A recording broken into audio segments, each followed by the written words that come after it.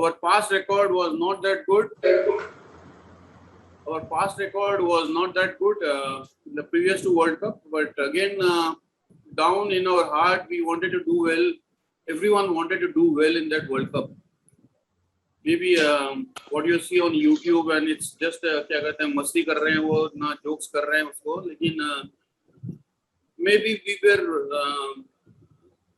jokes कर रहे हैं अभी लेकिन I think we all were wanted to do well in that World Cup better than what we have done in the previous World Cup. So that was it. And before going to West Indies, I had given an interview to Anand Bajar Patrika that if our team can score around 240 runs, 240 to 50 runs, we got a good chance to do well in this World Cup.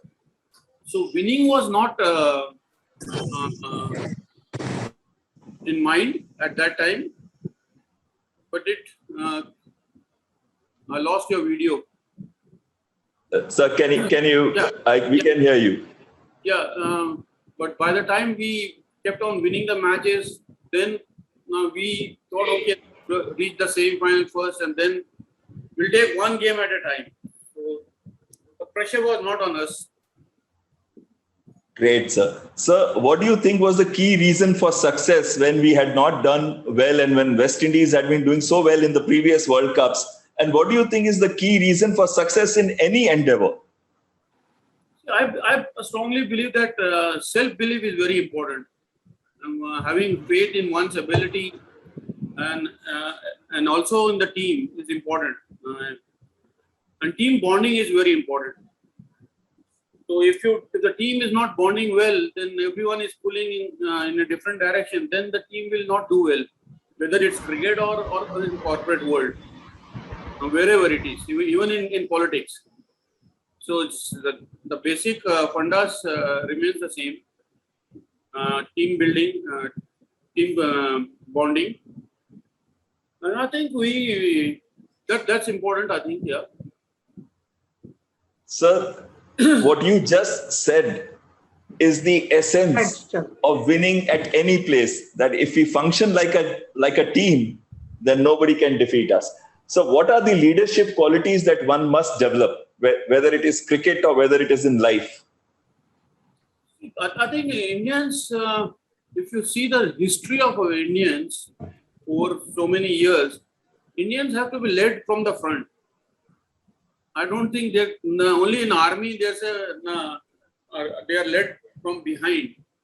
The generals are sitting behind and the soldiers are right up front and they are fighting and dying for the country and winning wars and battles up front. But only that happens only in army. But in all other aspects, I think people in basic Indians have to be led from the front. If you take corporate world also, it has to be led from the front. Ratan Tata and Ambani's and all these are big examples of even Narayan Murthy.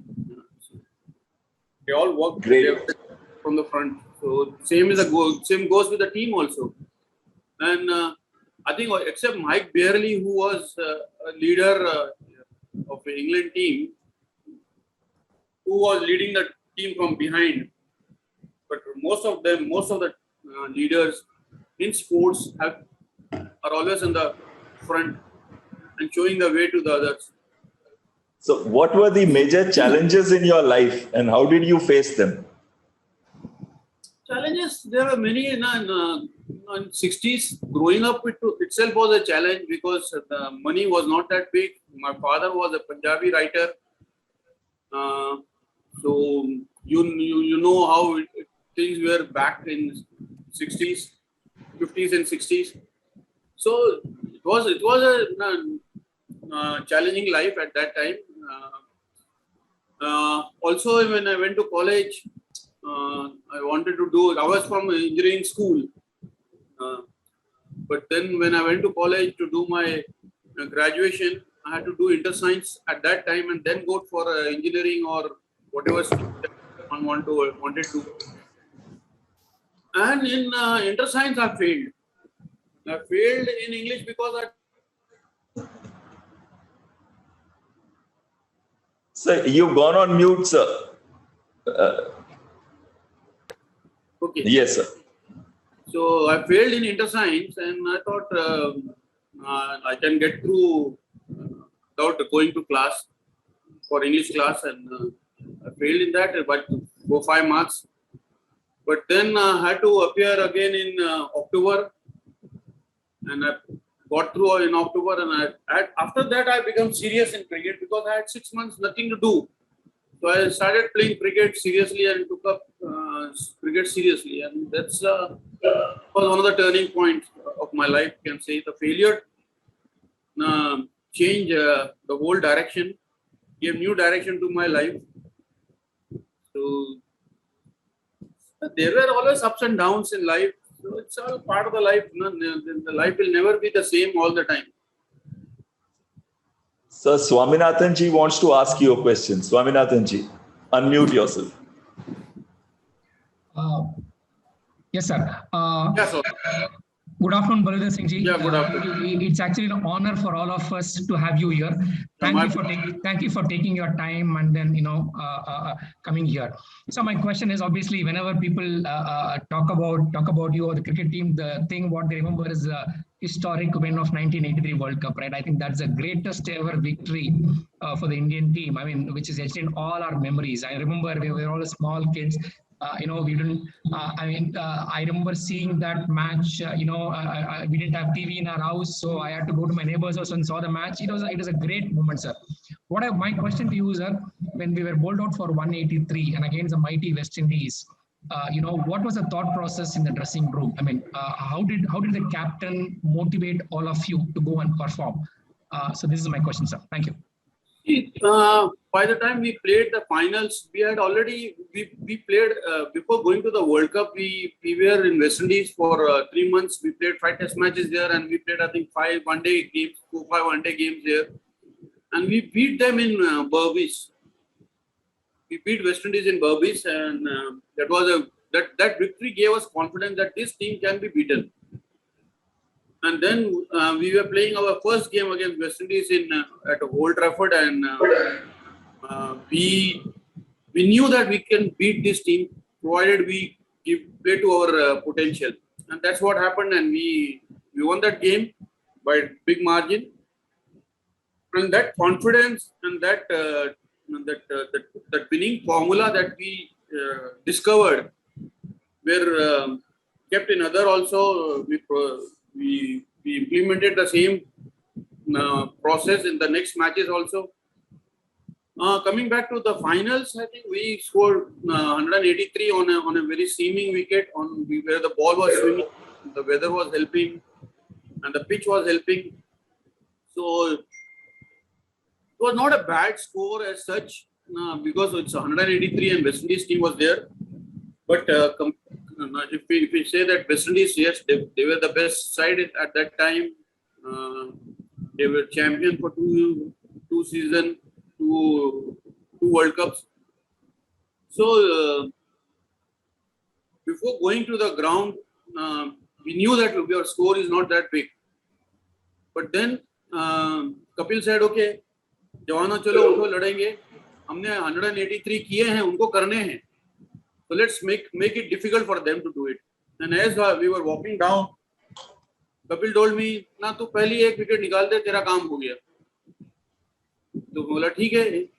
So he put me in a very positive frame of mind that I should not be defensive because the score is less. So if you are defensive in a low scoring game, if you are defensive, then you have less chance of winning the game. So he put me in a very positive frame of mind. Okay, my job is to get the first wicket, and so my job is done. So I was happy. So I had to focus only on 4-5 overs where I had to get the first wicket. And luckily for me, I got it in the second over, first ball, because the first over that I bowled, I was bowling only outswinger, and Gordon was watching from the non-striker. The ball was swinging a lot. And when he came in, that was the first ball I bowled in swinger close to a stump, and he thought it's going downhill. Left it, yeah. He left the ball. He got bowled. So in a low scoring game, the first wicket is very important. If you see even the test matches now, what's happened in some the test matches that we won in a low scoring game again, the first 2 wickets, we quickly got 2 wickets and we were in the driver's seat against England also. So it always helped. Then the whole, क्या कहते हैं ना, पहली wicket से उम्मीदें जाग जाती हैं, hopes आ जाती हैं कि yes, we can do well. So everyone is motivated and everyone is keen, and the energy starts flowing in the right same direction. So it helps to make everyone look positively to the game. So first wicket आ गई तो फिर दूसरी आ गई, फिर ऐसे wicket गिर के गई तो फिर West Indies now we're not sure whether to attack or defend. And that's where they are vulnerable. When they become over defensive, then they are vulnerable. So they make more mistakes. So we put them into a spot where they kept on making mistakes. So your strategy was perfect, sir. Sapan Agarwal ji. Absolutely. Thank you, sir. Thank you, sir. Thanks a lot. Yeah. Thank you, sir. Sat Sri Akal, Pravinder ji. Thank you is not a word which I'll say and just give the blessings. World Cup means a lot for us. When I was born, India was already holding a title of World Cup winning. So it's like an amazing feeling. My question to you is, sir, I can see a beautiful sketch behind you. Can you please take us through what's this sketch?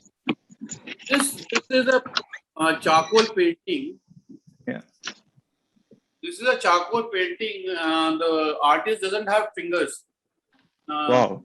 Only of the right hand, he has only small cut. And he painted this picture, this painting.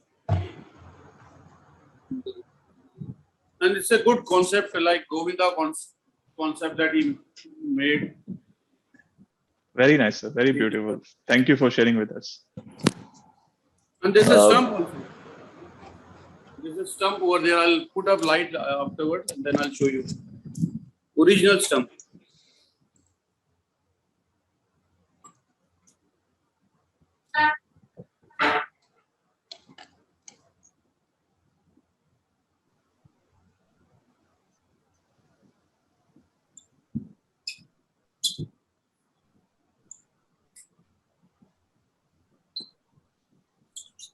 I'll show you the stump.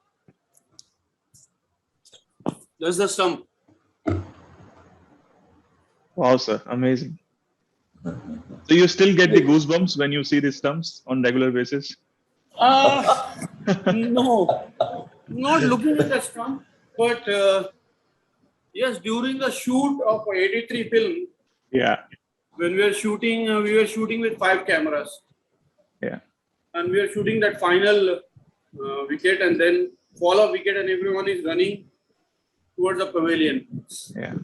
And I was watching the monitors and sitting behind Kabir and watching the monitors, and when Kabir said cut, that was the time it hit me. The winning the World Cup, what it means, because I've never saw the World Cup from outside in. I always saw the World Cup from inside out. Yes. So I'm on the ground and I'm looking outside. So that was the first time I saw World Cup from outside and watching how things were happened and how excited people were there. And that really hit me, and I was in tears, and I just went out of the tent after once Kabir called cut. I went out and all the actors were running towards the tent at that time. That was a pavilion for them. So they saw me, tears in my eyes, and they came and hugged me.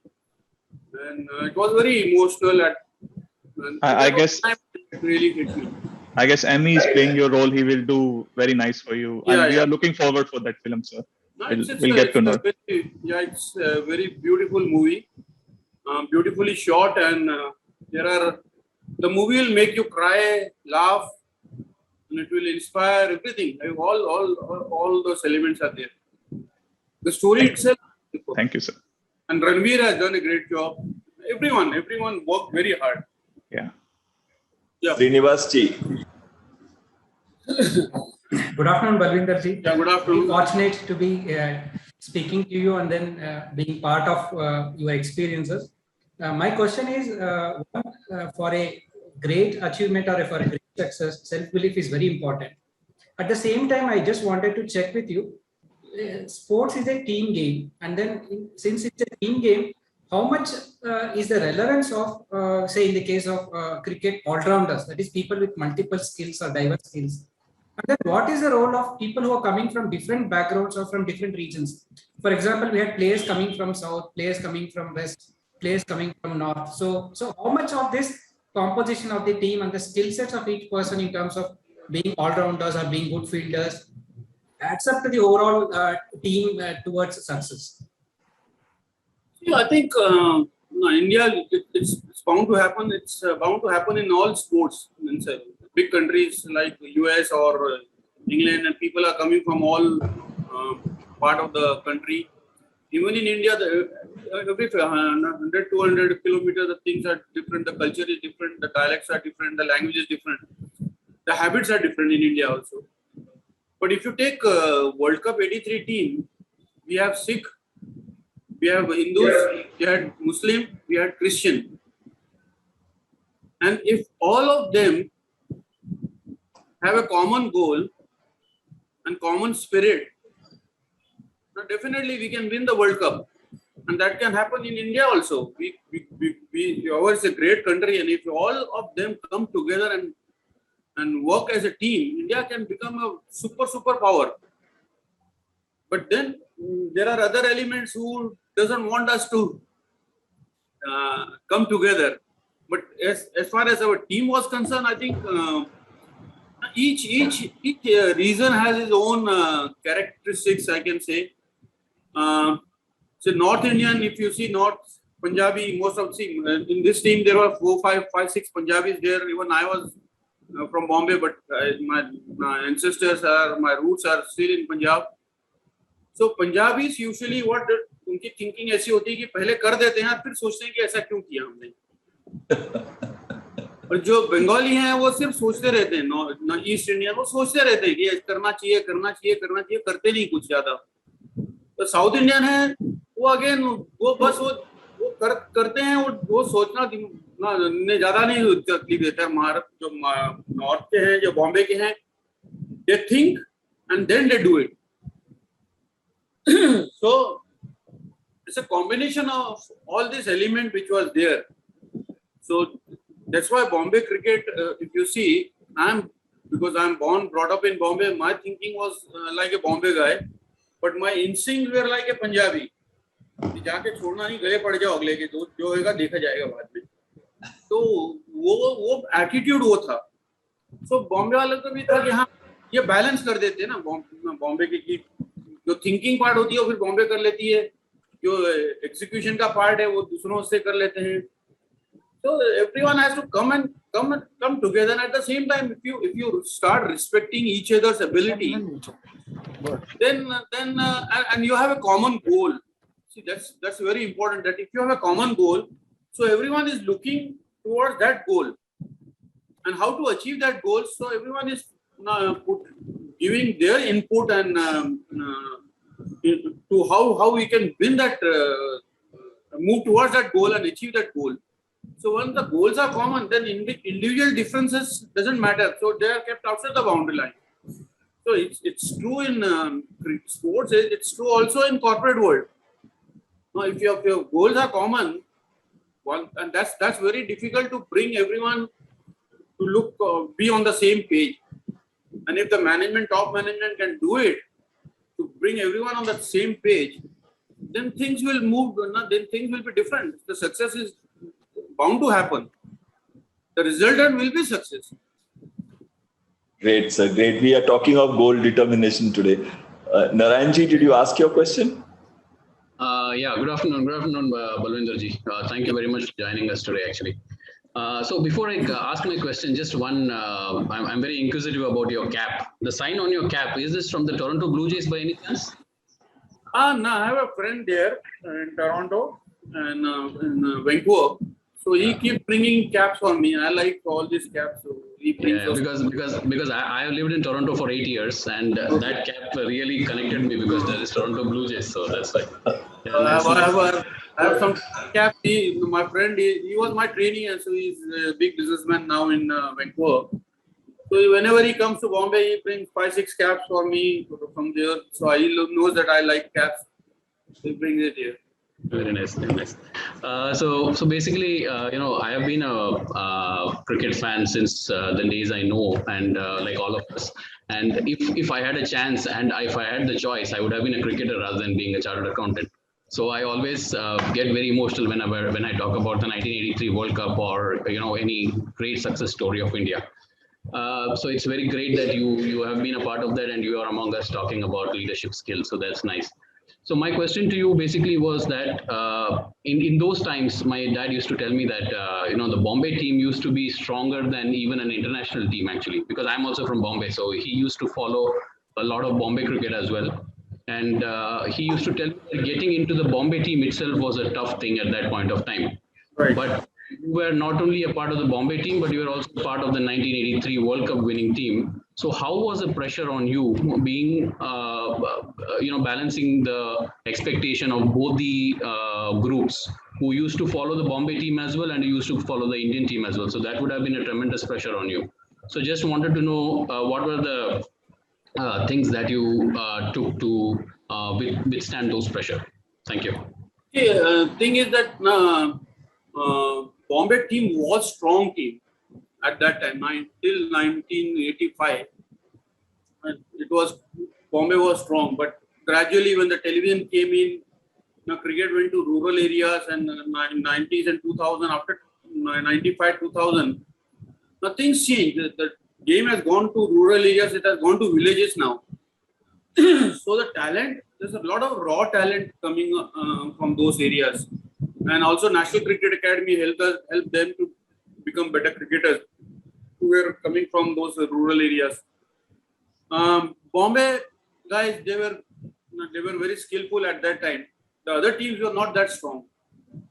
So Bombay looked much bigger than what it was, I can say, by today's standard. Today, there are 6, 7 teams, 8 teams which are challenging Bombay for the title. So the others have caught up, and because the cricket has gone to rural areas, and that's helping the pool of cricketers. If you see the Indian pool of cricketers, it's much bigger.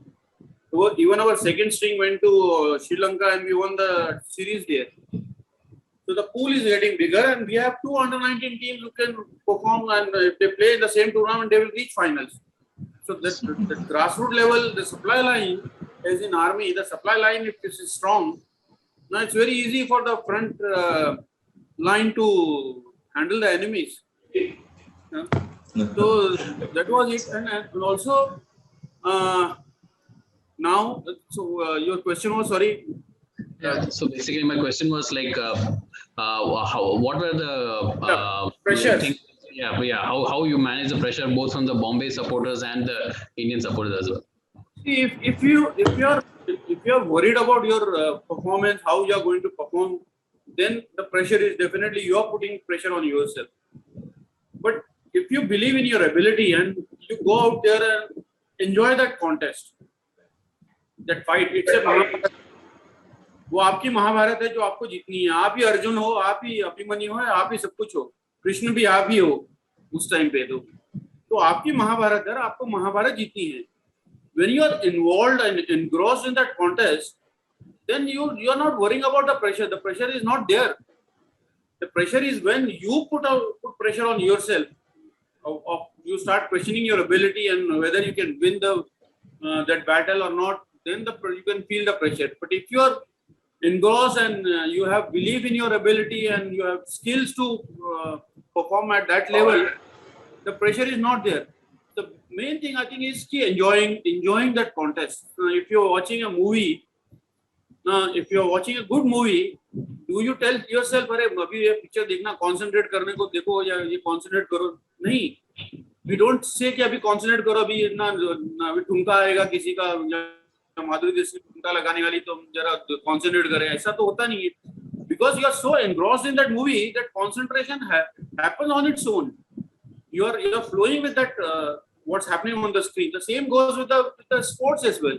When you are engrossed in that battle, you are flowing with that battle, and you are reacting to those battle, and you are solving problems during that battle. So by reacting to that battle positively. But if your mind is on winning and losing, then you have lost the game. And if you are thinking of that, you lose the game before it's lost, then तुम वो तो ऐसे ही होगा कि मरने से पहले कोई मर नहीं सकता, मौत तो एक ही बार आनी है, तो उसके बारे में सोचते रहोगे तो तुम रोज मर रहे हो. तो हारने के बारे में सोचना नहीं चाहिए. हार होगी तो एंड ऑफ द गेम एक जीतेगा एक हारेगा. But if you are so engrossed in that contest, the possibility is even if the other team is strong, you can lift your performance up and you can beat them the way we beat West Indies. So it's how you face that battle and how you face those challenges. That's important. If your mind and focus is on that challenges, then the pressure is not there. Pressure is there. You make your opponent look too big. आप एक रावण है, रावण तो एक ही था, उसकी 10 मुंडियां थी. तो रावण को आप बड़ा बनाते जाओगे तो बहुत बड़ा हो जाएगा, फिर आप उसके साथ लड़ नहीं सकते. लेकिन रावण को आप अपने आप को इतना बड़ा समझो कि मैं इससे लड़ सकता हूँ, तो फिर वो छोटा हो जाएगा. Then you can fight. So all you doing is you're making your enemy bigger in your mind. Then the pressure will come. But if you say that that enemy is equal to you and I can fight, if I fight hard, I can win this battle, or I make him smaller in your mind that I am bigger, stronger, then the pressure is not there because your mind is so occupied in that contest that the pressure you don't think of pressure at all. Yes, that's pressure is that you put on yourself. Nobody else put pressure on you. Yeah. At the same time, I just want to add, at the same time, if you are living in the past, you are bringing past problem into present because past में हम हार गए थे, तो उसको आज लेके आओगे, then the pressure is there. And if you go into future, then future problem you are bringing into present, then again you are spoiling your present. So the only thing is when we are fighting a battle, at that point, if you are in the present and you have to win that present battle, then you can win the war. So focus should be on present. Great, sir. So today we are learning a lot of leadership skills from cricketing field. And Vasudev ji, if you could ask your question. Yes. Namaste, sir. Namaste. It's such a great feeling, such an honor to have you here. I'm 83 born, so I also feel proud of that. There are many. So watch our movie. You will enjoy that movie. Of course, sir. Sir, my question is, of course, cricket is God, and we have the other sports. And presently, India's doing very well. Take example of Tokyo Olympics, Paralympics, and we have really proved better. Now I am in the African continent, and here the football is also very prominent. And we being 1.35 billion population, we don't have, we don't have a stand where our football team or the other sports are that great. Since you are a sports person, so what is that which you see that holding back India to shine with the other sports? Because we are equivalent to China. China is 1.4 billion, we are 1.3. What is that which is holding us and not shining in the sports front to the world, though we are progressing? See, the thing is, if you see 1960, football was number one, and we qualified. I think we qualified for that World Cup also, and I think the government was not rich enough to provide shoes to the players. We were a very good team in football team in 60s. Hockey team was brilliant at that time, top team till 1975 when my uncle played in the last World Cup, and 1980 we were, I think we won the Olympics also. So now football, table tennis was very big in before 80s, 70s, 60s, 70s. Table tennis was there was superstars in table tennis. There was badminton was right on top. Cricket was not that popular at that time. But after 1983 win and 1971 win by Wadekar team, and then later on that 83 win, and the television came in, and then the whole India saw that game. The things changed. At the same time, the administrators, the cricket administrators, they encashed cricket popularity. They brought in World Cup to India, and our administrators were honest to promote the game and develop the game in India. Now, so पैसे तो हमारे सभी जगह siphon out करते हैं, but cricket में गल से 90% वेर ईमानदार, 10% इधर उधर जाता होगा. लेकिन that brought cricket popularity very high, and it also started working on the development of the game, promotion of the game, spending money. Sponsors came in. When you start winning, the sponsor will also like to be with the winners. So the sponsors came in. But the problem with other sports is that they look at government to fund them. But the funding aati hai, that is handed out by most administrators. That's where now other sports suffered. When the team is doing well, all those teams which are doing well, they should take. I think cricket is a great template for Indian sports. Now we started ICL, and then IPL happened, and things are in a different league now. It's one of the richest league in the world now. So other sports should also take a leap out of this template, and they should start implementing it. But for that, you need to have some honest administrators who want to develop the game, promote the game, and market the game in a right way so that the players are there. See, in cricket, I may be a World Cup winner, but today if some youngsters come and who just played few games, now I'll show a lot of respect to him. He's a new superstar, and we treat him like a star, and we treat him like a superstar instead of running them down. With the other sports, they don't want any star. They don't make stars.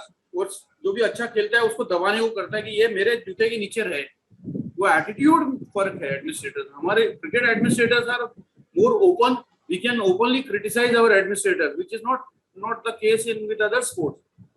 So वो दबा के रखते हैं, and that's the problem. Now I think in last this Olympic we have done brilliantly. Hockey has done brilliantly because things are changing now. The new generation is changing, and the change is happening for positive. It's not only sports but also on the political front, and also their expectation of the government is also high from them.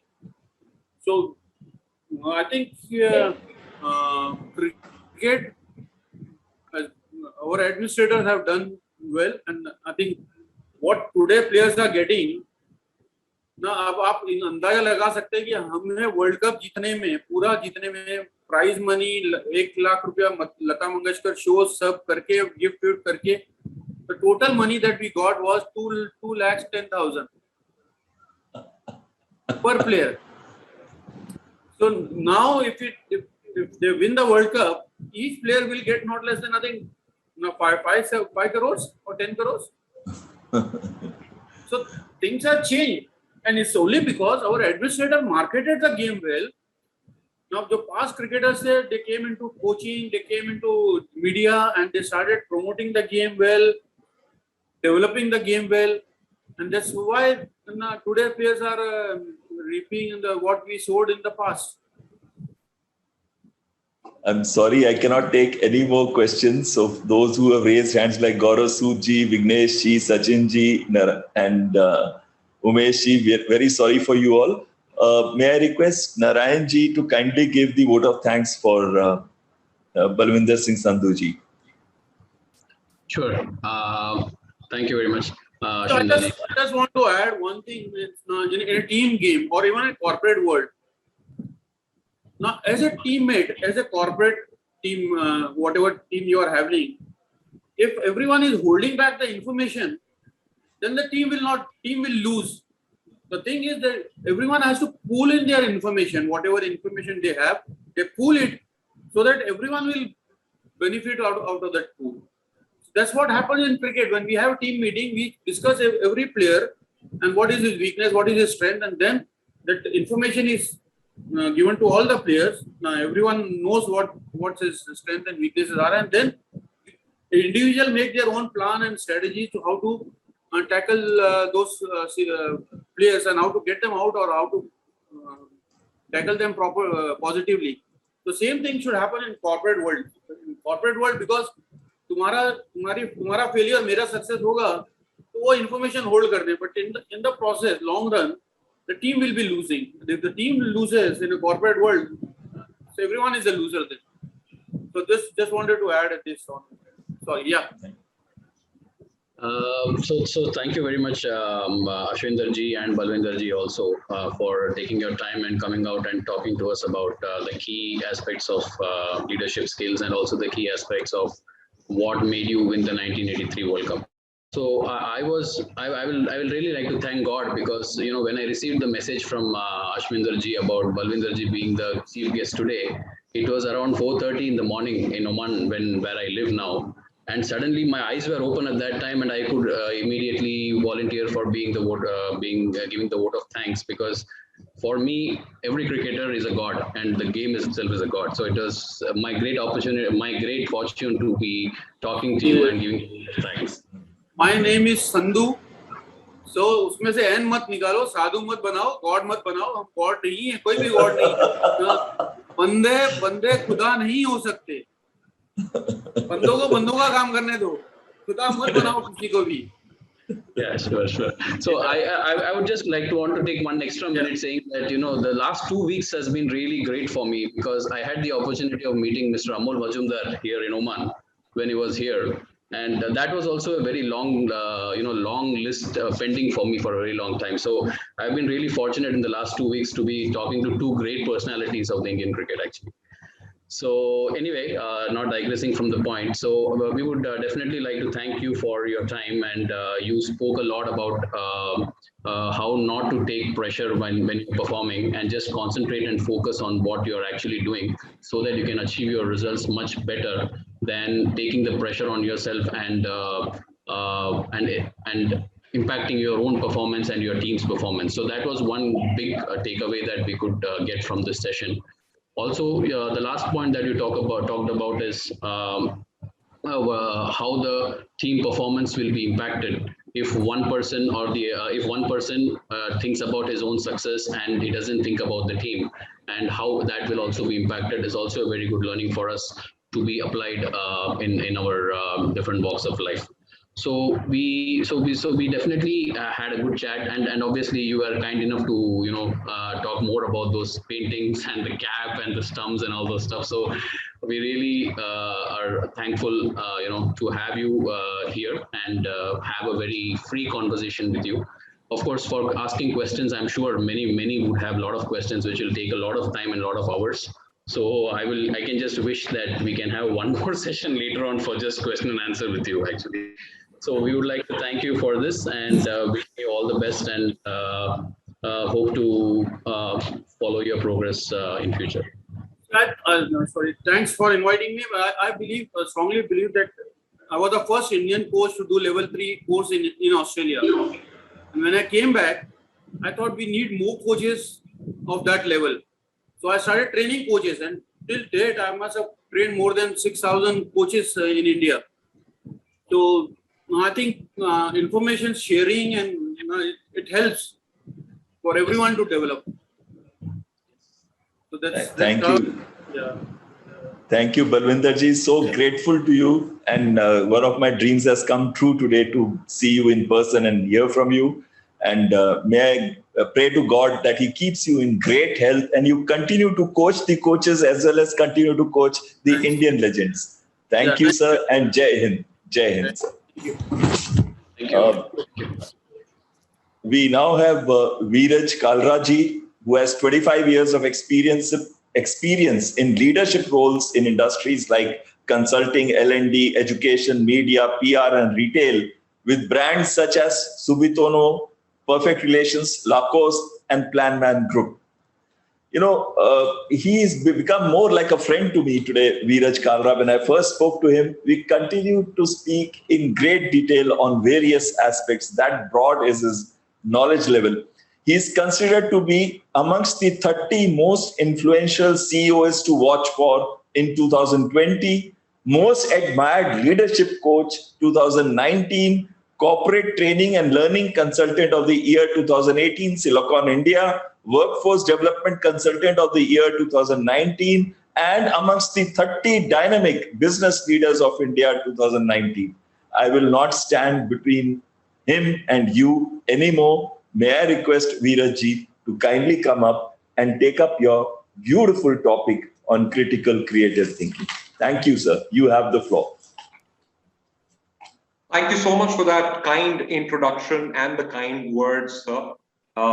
You're always too kind, actually. And yes, I cherish the relationship and the friendship that we've been able to form over the last very little time that we've known each other, but it is strong nonetheless. And everybody on this session today, warm welcome.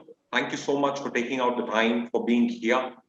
It's a pleasure and an honor to get the opportunity to interact with all of you.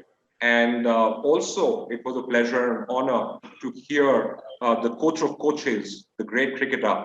I'm glad that I was here for the last 15 minutes of that session, because one of the key takeaways for me, and I can see that somebody has jotted that down also in the chat, Gaurav has written, that the key takeaway for me, we have to win our own Mahabharata. And I really think that that's a good starting point also for my session with you here today. I think a lot is in the mind, a lot is what character and role you choose to play in that Mahabharata, and with what outlook, with what thinking, with what mindset.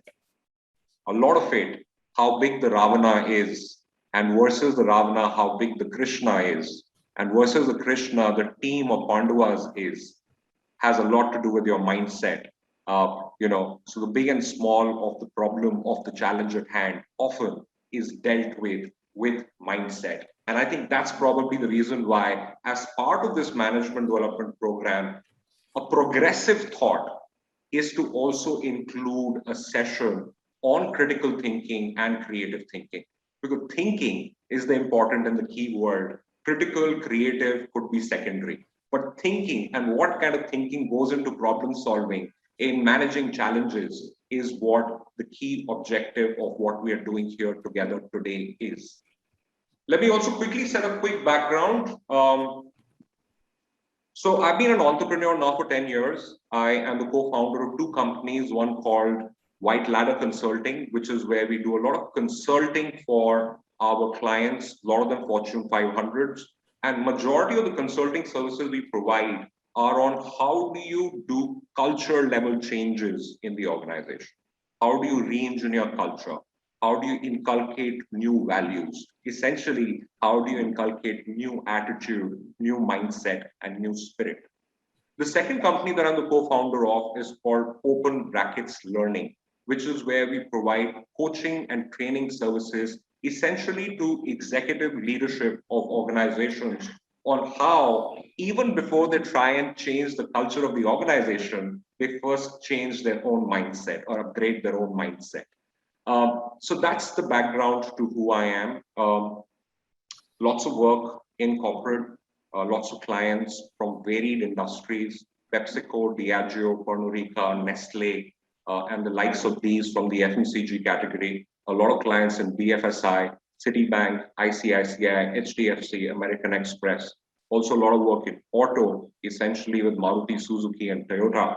Also a lot of work in the new age ITES companies, culture re-engineering project for Accenture, the largest division in India, which is called IDC, which is the International Development Corporation, for Cognizant, NIIT's takeover and becoming Coforge. So these are some of the clients and case studies that I've worked on. I'm only building this background to remind you that the topic that we are doing together today, essentially, I have a lot of hands-on, not conceptual, but contextual experience in helping corporates enable this entire thinking gamut. That having been said, if that's the background to me, I'd like to understand a little bit more about all of you here. I'll ask you a few questions which will help me get a little idea of the mix of people on this call. All right. Let's start with you putting on chat for me. What is it that you're doing today? Are you an entrepreneur? Are you an employee? If you're an employee, leave me a designation. If you're an entrepreneur, write founder. If you're a partner, write partner. But essentially, give me a little perspective to what is it that you're doing today. You can use the chat to send me your answers. Very nice. I see there's a good mix of entrepreneurs and intrapreneurs. Nice. Nice.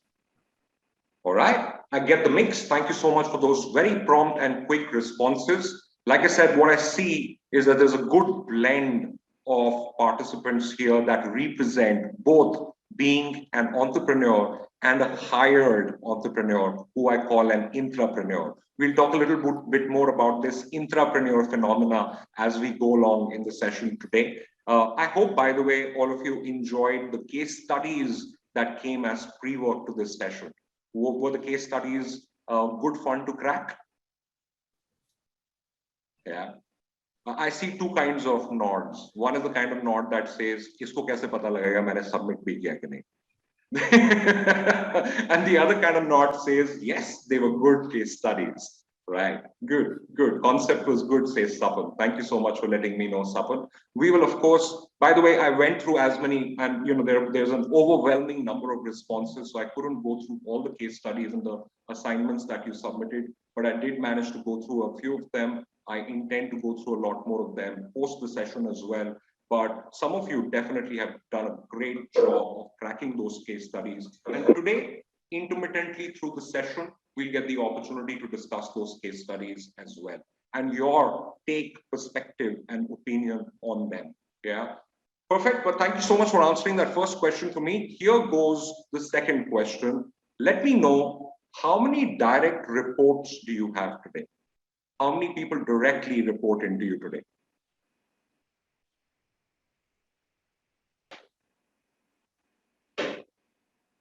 Nice. I see a broad range of between 2 to 60, and that is a broad range. But essentially, what I see is that majority of us on this session right now have some direct reports. Now, here is a submission right up front while we get started, that whatever we talk about today, there are two filters with which you will look at how will you contextualize it to your workplace. Filter number one is that whatever Viraj is talking about, how do I apply it to myself? Yeah, that's an easy filter. The only thing involved in that is your own mindset, right? The second filter is, how do I apply this to my team? Because you're here not just to upgrade your thinking, but you're here also to see what input can you gather that will help upgrade the thinking of the teams that you directly work with. All right. So a lot of what we will talk about today will also apply to that second filter. That, how do I enable my teams to pick up the same spirit and attitude? All right. So keep those two filters on. What we will do is that at every juncture, we will take a break, and I'll ask you to reflect and tell me that, do you think whatever we spoke about can be applied to you and your team? And if you think that there is a little gap in what I'm saying and what you're feeling, then I'd like you to ask me questions on it so that we can actually keep contextualizing as we go along. Is that okay with everybody? Show me a thumbs up if that works. Fantastic. Thank you very much. All right. So on that note, then, let me jump straight in. I'm sharing my screen with you now for a session which is called Forget the Box. Now, my question up front from all of you is, why do you think the session is called Forget the Box? You have to think outside the box. So then why not think outside the box? Why forget the box? Because the popular term, like you rightly said, is think outside the box. So I'm saying forget the box. Come out of comfort zone. Come out of your comfort zone. Yes, which in a way also still is, think out of the box. Stretch yourself to think out of the box. Do not stay within your limits. Do not stay within your limits. Don't even define those limits. Don't even confine to saying that there is a box that you need to think out of. There is no box. Forget the box. Box banaoge to automatically limitation hoga. If you don't think of a box only, then there is no limitation. That is one perspective to this as to why it is called forget the box. I'm also seeing some responses that are coming in on chat, some interesting responses there. Need to think out of the box. We always create a framework, forget the box and see applicability in our field. You have moved out of your boundary. Don't stay within your limits. We are not okay with taking risks, so we want to be in the box. Absolutely. All of those. So Viraj, the one point would be that, look at the larger picture, because when you have your box, then you are confined to a particular area or outlook.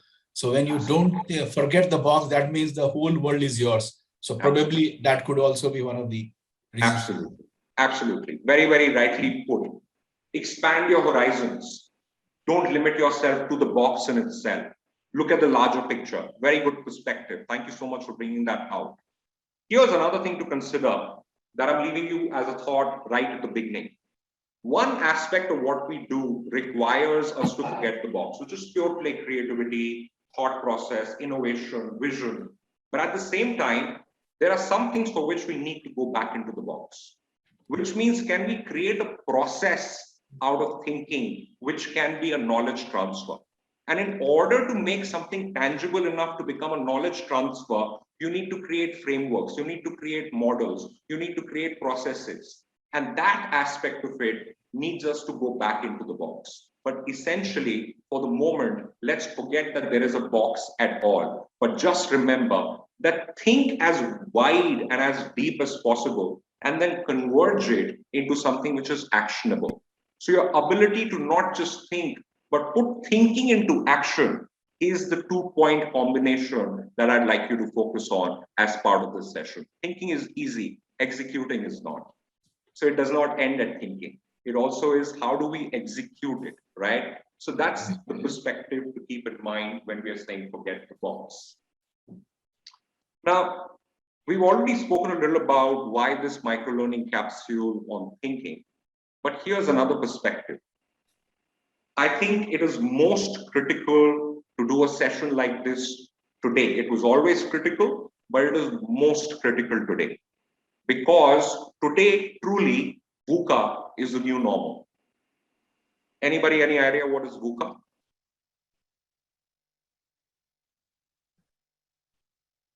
V means virus. Volatile, uncertain, complex, ambiguous. Am I right, sir? Absolutely, Krishnan, you're bang on. Volatile, uncertain, complex, and ambiguous. That answer is spot on. VUCA, the acronym or the abbreviation, stands for volatile, uncertain, complex, and ambiguous. And that's the time that we are most living through today. Somebody else also said virus. Absolutely. COVID, post-COVID, post-second wave, maybe a third wave coming in, maybe the vaccine is working, maybe it is not working. The time gap between two vaccines should be 2 months, 1.5 months, 1 month.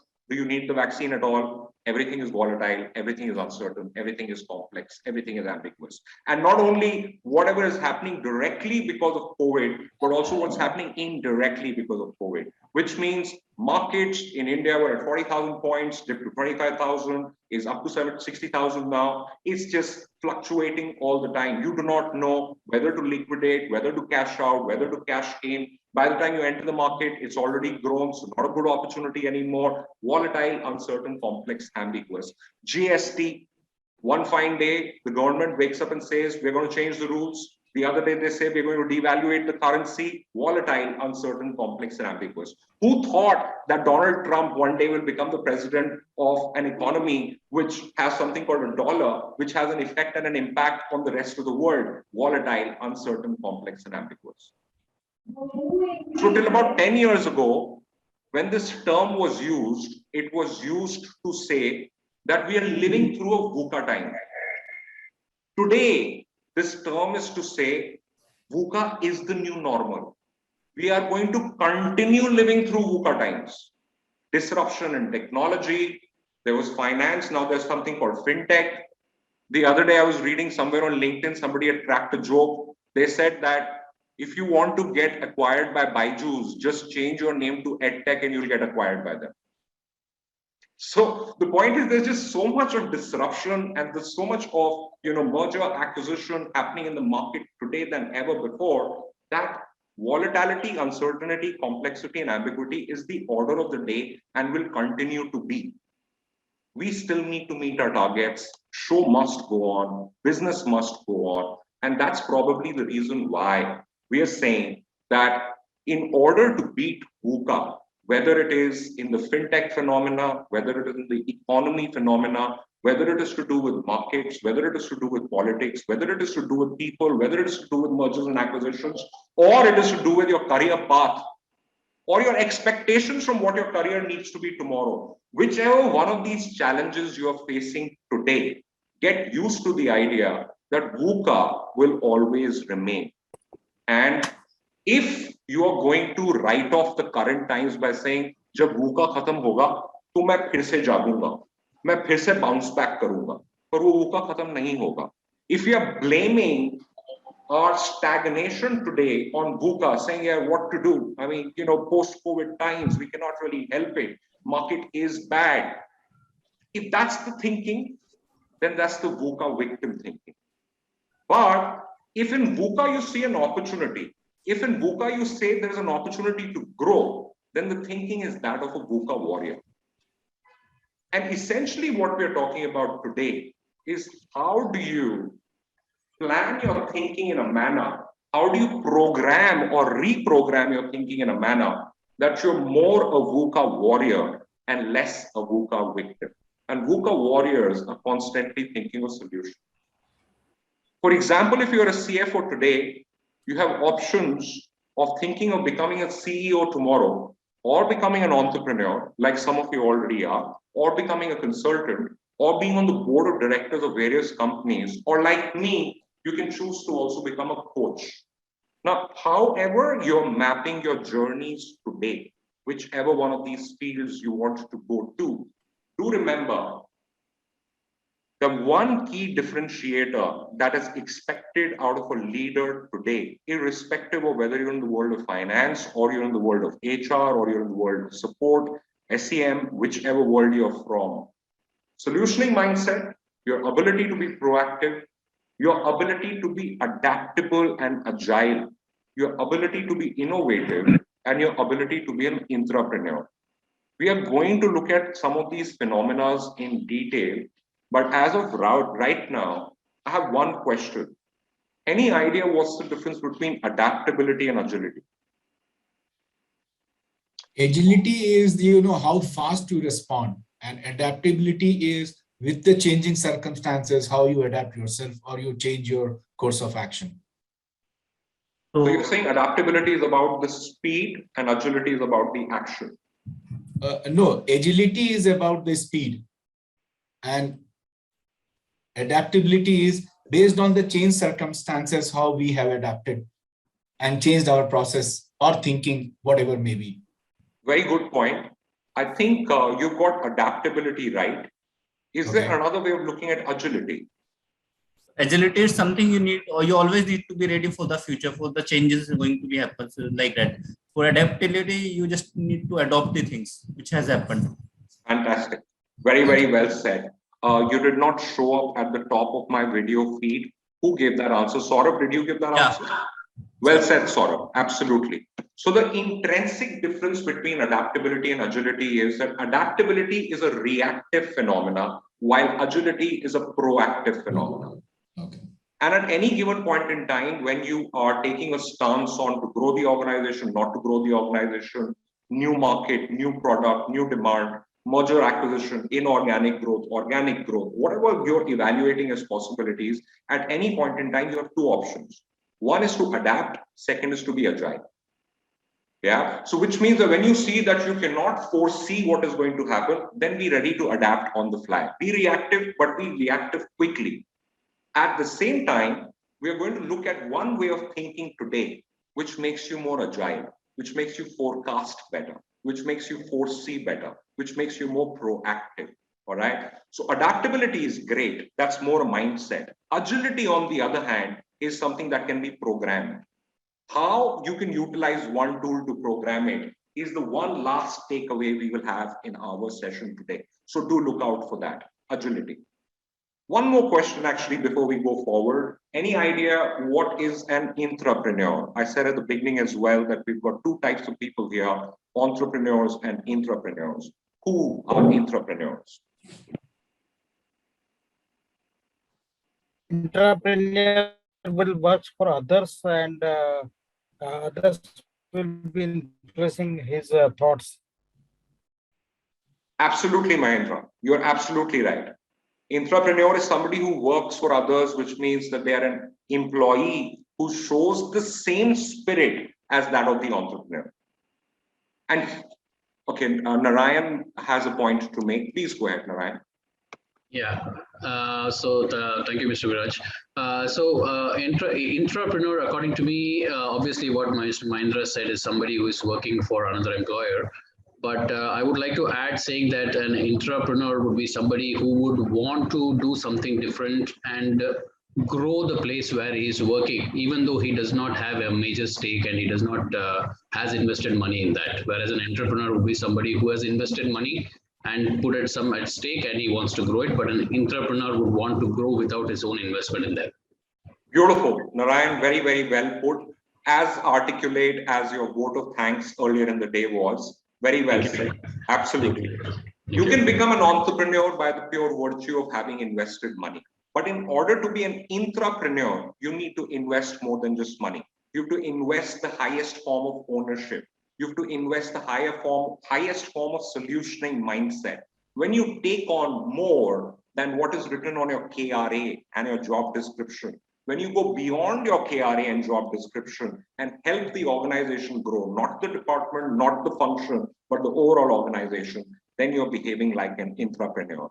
An interesting thing, the reason why I brought this out as a VUCA warrior quality, and this is something as an entrepreneur you can apply to yourself. This is also something as an entrepreneur you can apply to the people that you're hiring today. Increasingly today, when you look at executive level mandates, when people are hiring executive profiles, my wife is a headhunter. So in her recruitment company, when she gets mandates to hire CFOs, CEOs, CHROs, the C-suite essentially, till a few years ago, the word ownership was extremely important, that the person we want to hire should show ownership. Increasingly, that word ownership is being replaced by intrapreneurship. Because today, you don't want people who just feel bad, because ownership would essentially mean you feel the pain of the organization's loss, organization stagnation. If you feel the pain of it and you feel partly responsible for it, that's ownership. But intrapreneurship says, don't just feel the pain, give me a solution to that pain. There are many people who show ownership, but we want you to go one step forward and take the ownership of solution to the problem, which means intrapreneurship. Increasingly, I think today that word ownership is being replaced by intrapreneurship, because a lot of organizations are saying we need that much more innovative thinking, that much more creative thinking, that much more problem-solving thinking in all our employees. Not just in one cadre of our employees, but in all our leaders. Everybody needs to take part ownership of solutioning. Yeah. So those are some things in the background to keep in mind. And with that in mind, let me just quickly, we can skip this slide, we've spoken about it. Let's think about how we can utilize some different forms of thinking, not just creative thinking, not just critical thinking, but at the workplace, what are the various types of thinkings we can apply in order to be more agile and in order to be more entrepreneurial or intrapreneurial. Yeah, that's what essentially we are looking at today. And from that perspective, do know that what we are talking about today are 5 types of thinking that every new age leader, every new age entrepreneur slash intrapreneur is expected to apply. And while we look at each of these 5, like I said, after introducing one, we'll take a break. We'll let you reflect on how you can utilize it for yourself and for your team. And wherever you see there's a disconnect, we can discuss it and contextualize it better. Is that a good enough plan for everybody? Yeah? All right, super. Good to know. Good to know. So to get us started, let me also remind you that there could be some synonyms to these types of thinkings that you may have heard of. A lot of leaders talk about deep thinking, which is similar to investigative thinking. A lot of times you would hear management philosophy talking about your ability to be inquisitive and curious. That is covered under creative thinking. A lot of times we say that while you think deep, you should also be able to think broad. That's what design thinking enables. Also, often a time we hear about predictive thinking, which is that agile approach, which is that proactive approach. That is also something that we'll cover with design thinking. So that's the broad spectrum of what concepts we will contextualize today. All right. Without much ado then, let's get into the very first one, which is acquired thinking. And in order to bring that to life, here's a quick challenge. I would request all of you to have your eyes on the screen and your hands on your keyboard, because the first person to give the correct answer, I'm going to send out a gift to you. All right. So the first person with the correct answer gets a gift. All right. Do also remember that the moment the slide turns now, the challenge would start. I'm leaving you with 2 hints to crack this challenge. Hint number 1, it's a 2-part answer. It's not a 1-part answer. It's a 2-part answer. All right. Hint number 2, the final answer is a longish English word. Fair enough? It's a VUCA word. So I'm not going to ask you a very direct question, and I'm not going to give you a very direct answer. In this VUCA world, be a warrior and crack the question on the next slide. Do remember, the moment this slide turns, the challenge starts. Here we go. Leave your answer on the chat. Don't say it out loud. Put your answer on the chat.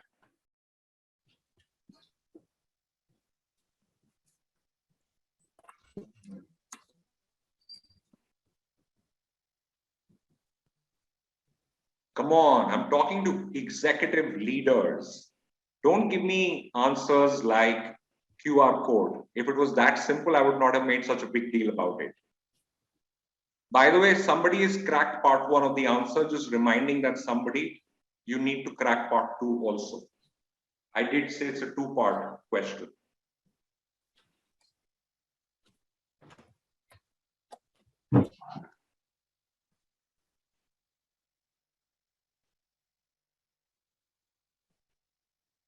Very good. There are 2 people who cracked the first part of the question in less than a minute.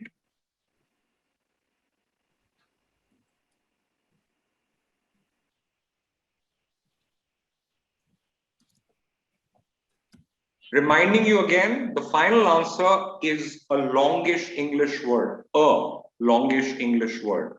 And you will get to the answer in 2 parts. I've seen the first part already cracked by 2 people. But I haven't seen the second part crack yet.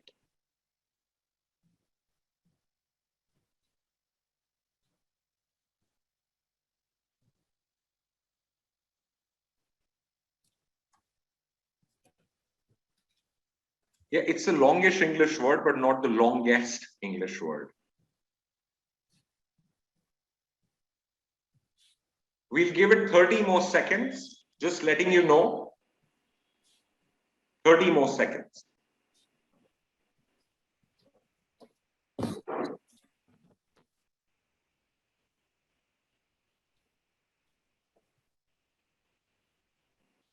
The last 10 seconds. Just letting you know, there is one person who's cracked the answer. And we stop now. All right. Thank you, everybody, for participating. And I'm just scrolling up to see who was the first person to crack it.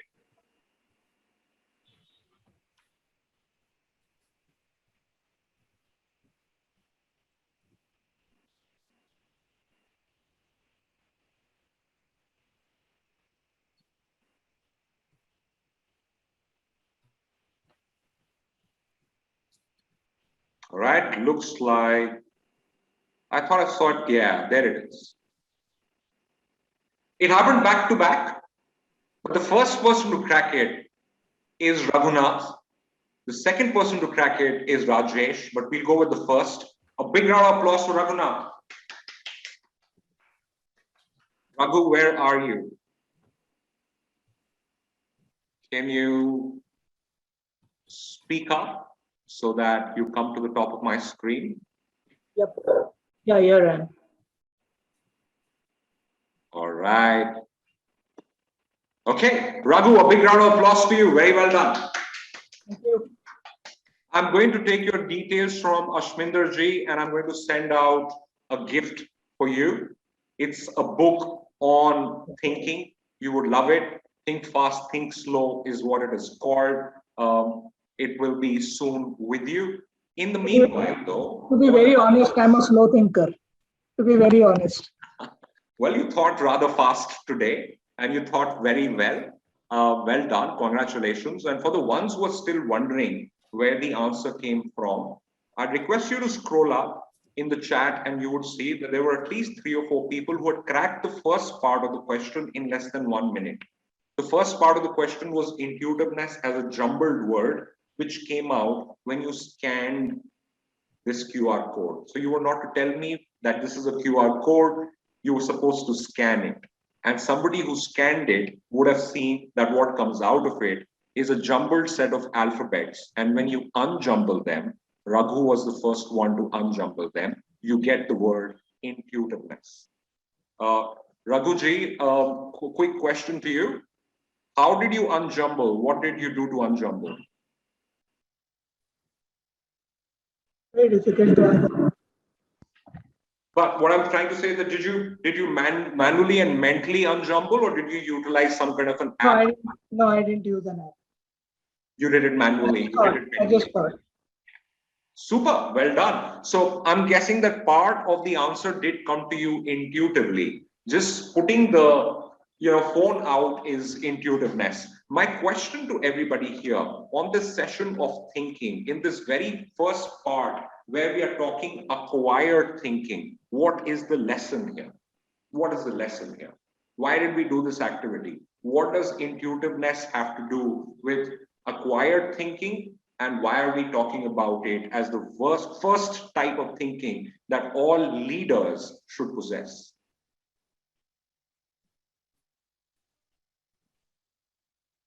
I think look at the resources which is available. So we had to scan the QR code and get some meaning out of it, and then unjumble it and make it a proper word. So I think that's my thought, Viraj. It's a good thought, absolutely, that resources are always limited, including time. How best you utilize those resources makes a big difference to the final outcome. Everybody who's in the world of finance probably understands that even more than the other parties involved. In fact, you are the ones who keep reminding everybody that, listen, do something about cost, do something about return on investment. That is one part of it. Here is a hint so that we are thinking in the right direction. The hint is, when I do this exercise with executive leaders, such as all of you on this call, I usually get the first correct answer. When there are 70 people, I usually get the first correct answer at about the 90-second mark. But when I do this exercise with 70 people who are still in college, either doing engineering or doing law or doing media or doing MBA, they crack this. At least 10 or 15 out of 70 people crack this in less than 60 seconds. I usually get the first correct answer in less than 30 seconds. So this new piece of information and insight, basis that, what do you think is the learning here?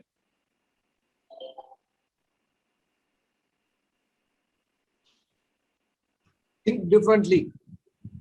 Think differently. Fantastic. That's one way of looking at it. Think differently. What else? By experience, we hear less to our intuition and more to the experience.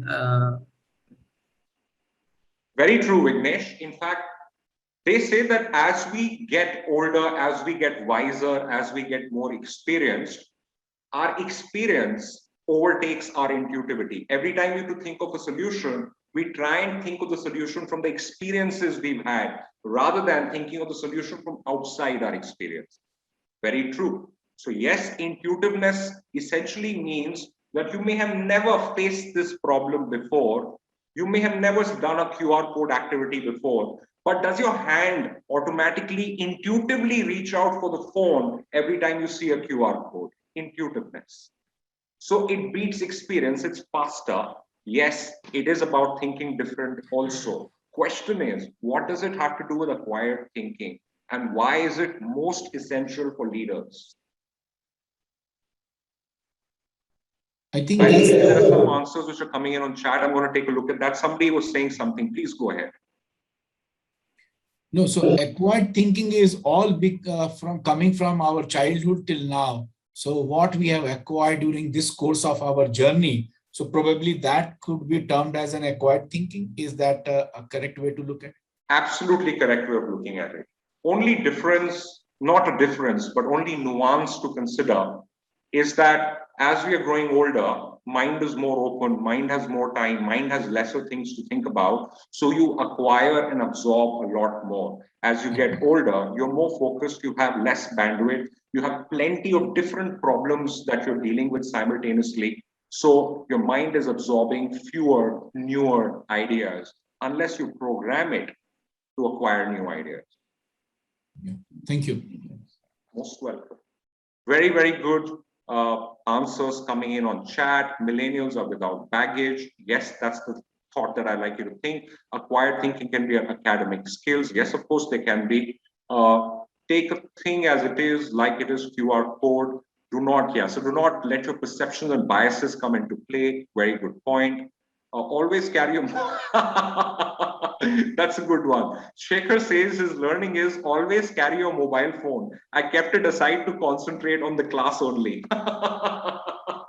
Well, good one. That's one lesson too, maybe, that keep your phone handy. Right side of mind functionality. Absolutely. All of you are coming up with great ideas. Let me ask a follow-up question, and immediately what I want you to focus on, you would start thinking about that. We would all like to be more intuitive. We'd all like to be more creative. We'd all like to be more innovative. We'd all like to think differently. But always at will, that is not possible. On the other hand, there is one thing which is possible at will. What is that?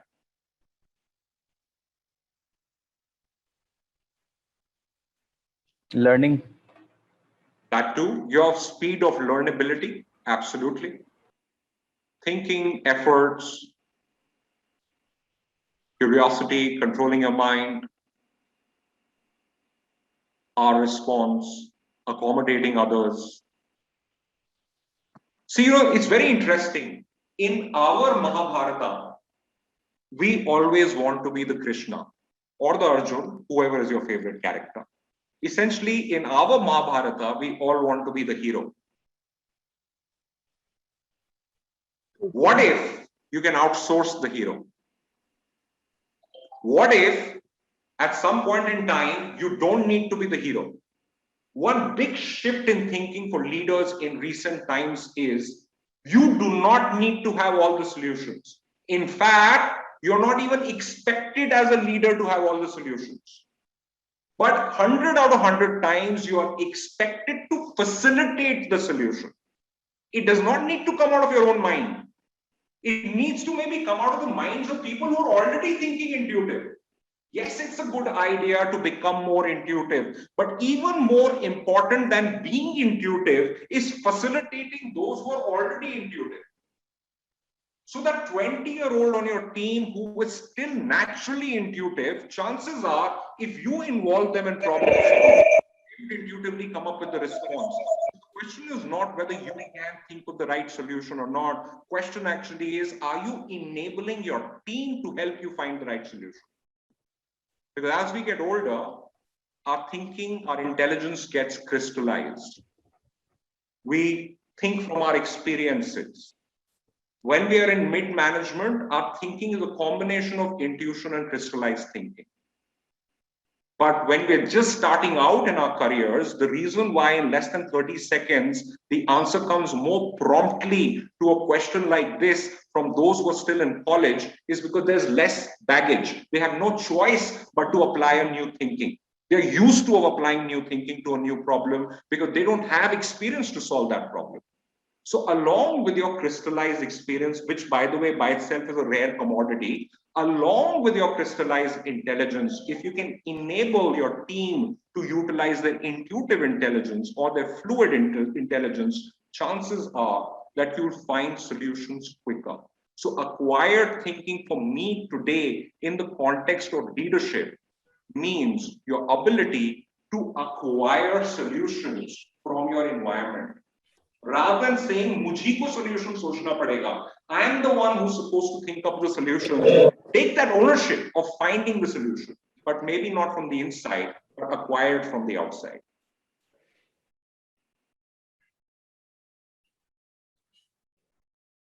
Before we move forward, a quick question. Viraj, can you repeat the last line? You said that the ability to acquire solutions from the environment, and what was the last sentence?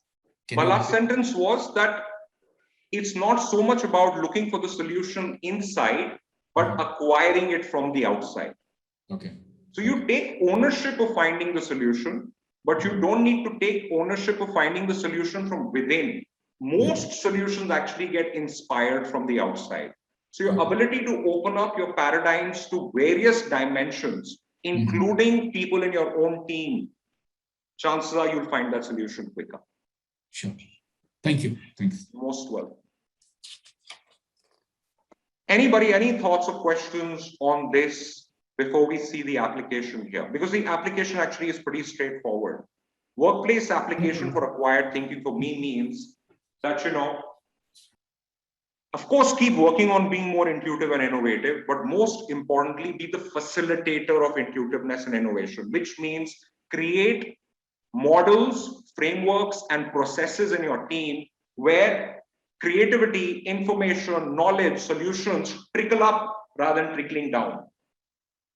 More town halls, more broad brainstorming sessions, more stand-up meetings. We're living in the world of agile.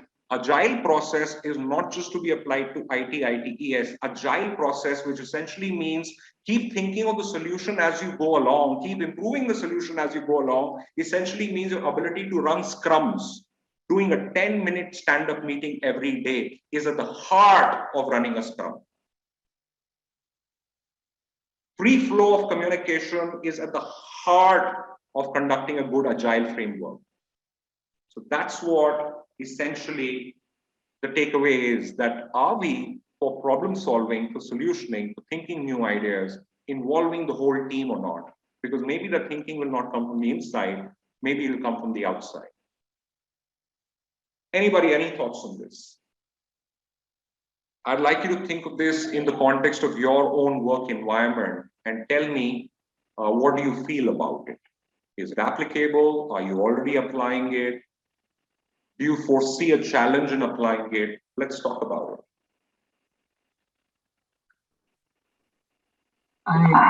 I feel in the organization, when you look at assembling a team or recruitments or gathering a team for the project, you need to look at diversity. Diversity from the region, diversity from the culture, diversity in the gender, diversity in the age. A big round of applause for Rajesh.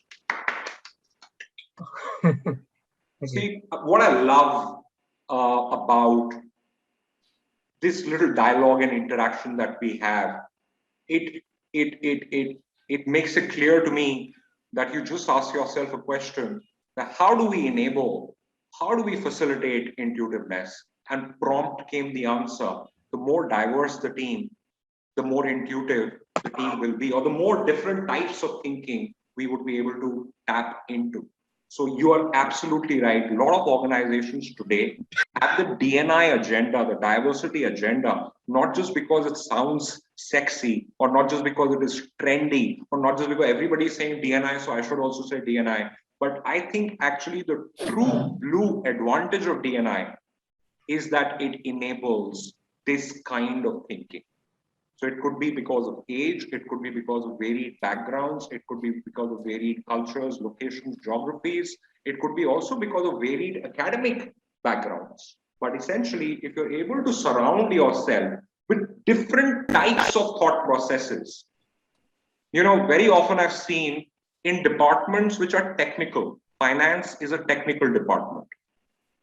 There are some departments which are more managerial, more admin, but finance is a technicality. Very often, the lens under which a person gets looked at is how much work experience do they have in the world of finance? How much work experience do they have in the domain that we do majority of our work in?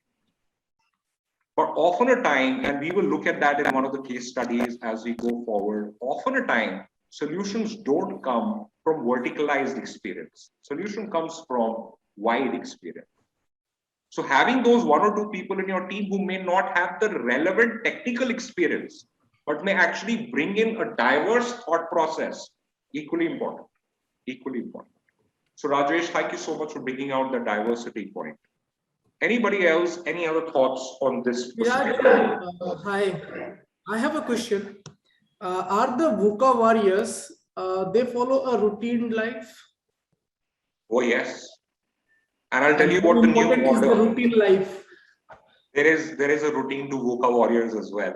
It's not as if they are constantly at war.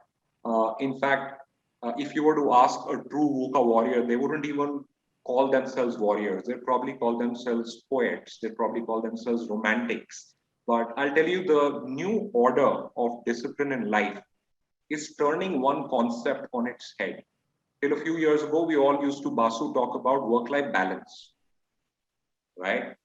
In the VUCA world, work-life balance is an old philosophy and an old concept. Today, you talk about work-life harmony. We are all working out of home. Home continues around us while we are working.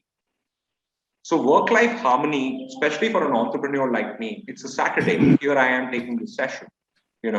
Across the world, the concept of a weekend from a 2.5 days is increasingly becoming, it's not just about fun, entertainment, and family. Weekends are also for self-development.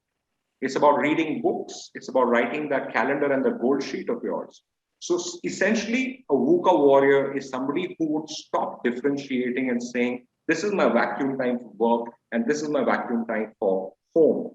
It will blend in with each other, and you'll find harmonies. When there is work, you will do it.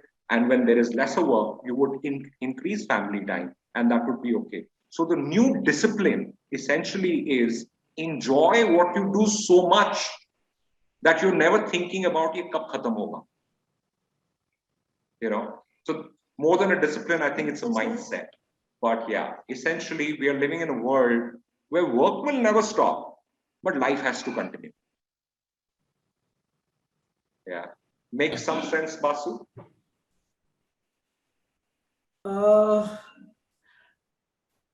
Confused. Because okay. I believe routine life is important. That doesn't mean that you are inside the box or outside the box. But with that, there are possibilities that you follow the VUCA principles and you perform and being in present. Totally. If that's the perspective with which you were talking about a routine, which essentially could mean a structure. If a structure is what you're talking about, 100%. For example, just structuring your mind to pick up more from the outside is a structure. To say that every time you come up against a problem, you don't only involve your mind in answering it, but also involve others in answering it, is a structure. It's a discipline. So being a VUCA warrior doesn't require a higher level of discipline. Of course it does. Of course it does. Any for that matter, actually, not just from a VUCA warrior point of view, but I think that any change in mindset, any change in behavior would require you to be more disciplined than you were before. They say that a new habit takes 90 days to form. those 90 days are days of pain and discipline. So yeah, 100%.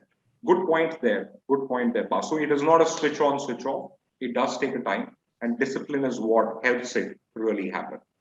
Totally. One more thing to make clear. In general, we are taught and we are following also learn, unlearn, and relearn.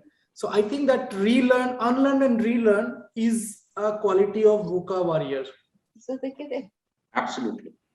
Although having said that, learnability is the quality of a VUCA warrior. And learnability superimposes itself on learn, unlearn, and relearn. Because there are some learnings that we need to acquire today which are not even within the purview of unlearn and relearn. They are new learnings. They're completely new learnings. So we cannot avoid learning and say that right now I'm relearning or unlearning. We need to also learn new. So what you're saying is correct. It's more about unlearning and relearning. But let's also remember there are completely new learnings to be had. So learnability, which means the speed of learning, is the important criteria. Yeah. All right. Those are some good points there. In the interest of time, moving it one step forward and moving to investigative thinking. This is a second thinking paradigm of the day. And within this, let's bring to life a case study that all of you cracked, which was the bagpiper challenge. I'd like some of you to tell me what was the key learning for you from this challenge? How did bagpipers solve this challenge? And what is your learning from having solved that challenge? Anybody? Sir, the first thing was there a challenge? Was there a challenge? Just to go for the Tetra Pak, okay, we read a lot since it was very new. And basically, I did not get it, though I have prepared it nicely and presented it, everything. But still, what was the need of going to the Tetra Pak? Because that might, if it is a Tetra Pak way of doing the business, if I'm right there. So what was the reason for that? And because that will also bring an environmental challenge in future. So was it really a good tactic? Of course, I was in Bangalore and for 10 years and all, and I've seen people, I know those pack, but still, I'm not sure, was this needed? And what is the success story for that? Right. So let's go to that in the second part of discussing it. In case I forget, Basu, please bring this question up again. But first, let's talk about what do you think was the challenge? And yes, Basu's right, Tetra Pak was the solution. But what was the challenge in the very first place? Can somebody give us a challenge statement? There were not many bottlers around, and so that was one of the reasons. The cost was going up. So that was from my side what I thought about when I read the case. Super. So Pankaj is saying that one of the maybe reasons to increase why the they were market looking share. for a change, or one of the challenges was that bottlers were nowhere close by, and just bottling itself was getting the costs to go up, overheads to go up. Good point. Logistic and transportation. Logistic and transportation was another challenge. How did they solve that with the Tetra Pak? Okay, because these were the glass bottles where you need the proper packaging requirements, and with the Tetra Pak, this being easy to handle, and maybe the packaging is relaxed there, so that has solved the cost saving as well as the purpose of spoilage and other aspects, which was very clear in the I mean, when it said all in one solution. So the thing was very clear. What are the 5-6 areas? Right. So how they solve the real logistic and transportation problem is that the cost of logistic and transportation came down by a good 10 to 12%, essentially because when you're transporting bottles take more space to get across lesser volume. Because bottles are not geometrical, right? On the other hand, Tetra Paks are geometrical. So you can stack more on top of each other. So even when you're putting in the carton, you can actually pack more liters in that carton compared to what you would be able to do when you're doing bottles. And these bottles didn't have individual cases because the cost point at which the bagpiper bottle sells, you could not give it its own casing. It wouldn't have mattered, it wouldn't have matched the pricing. So you had to put it inside a carton. But in the same carton, you could carry more liters of alcohol, more volume of alcohol, and that's what got the cost down. Mr. Rao, you were saying something. Could it be a case where the bottles had to be brought back to the factory to refill and send it across, and Tetra Packs did not have that thing to be done? No, so that was not a challenge. The bottles in this case weren't being recycled. And if they were not being recycled at the factory level. So no, that was not the concern. Again, back to Mr. Rao, you're on mute. You were saying something at some point.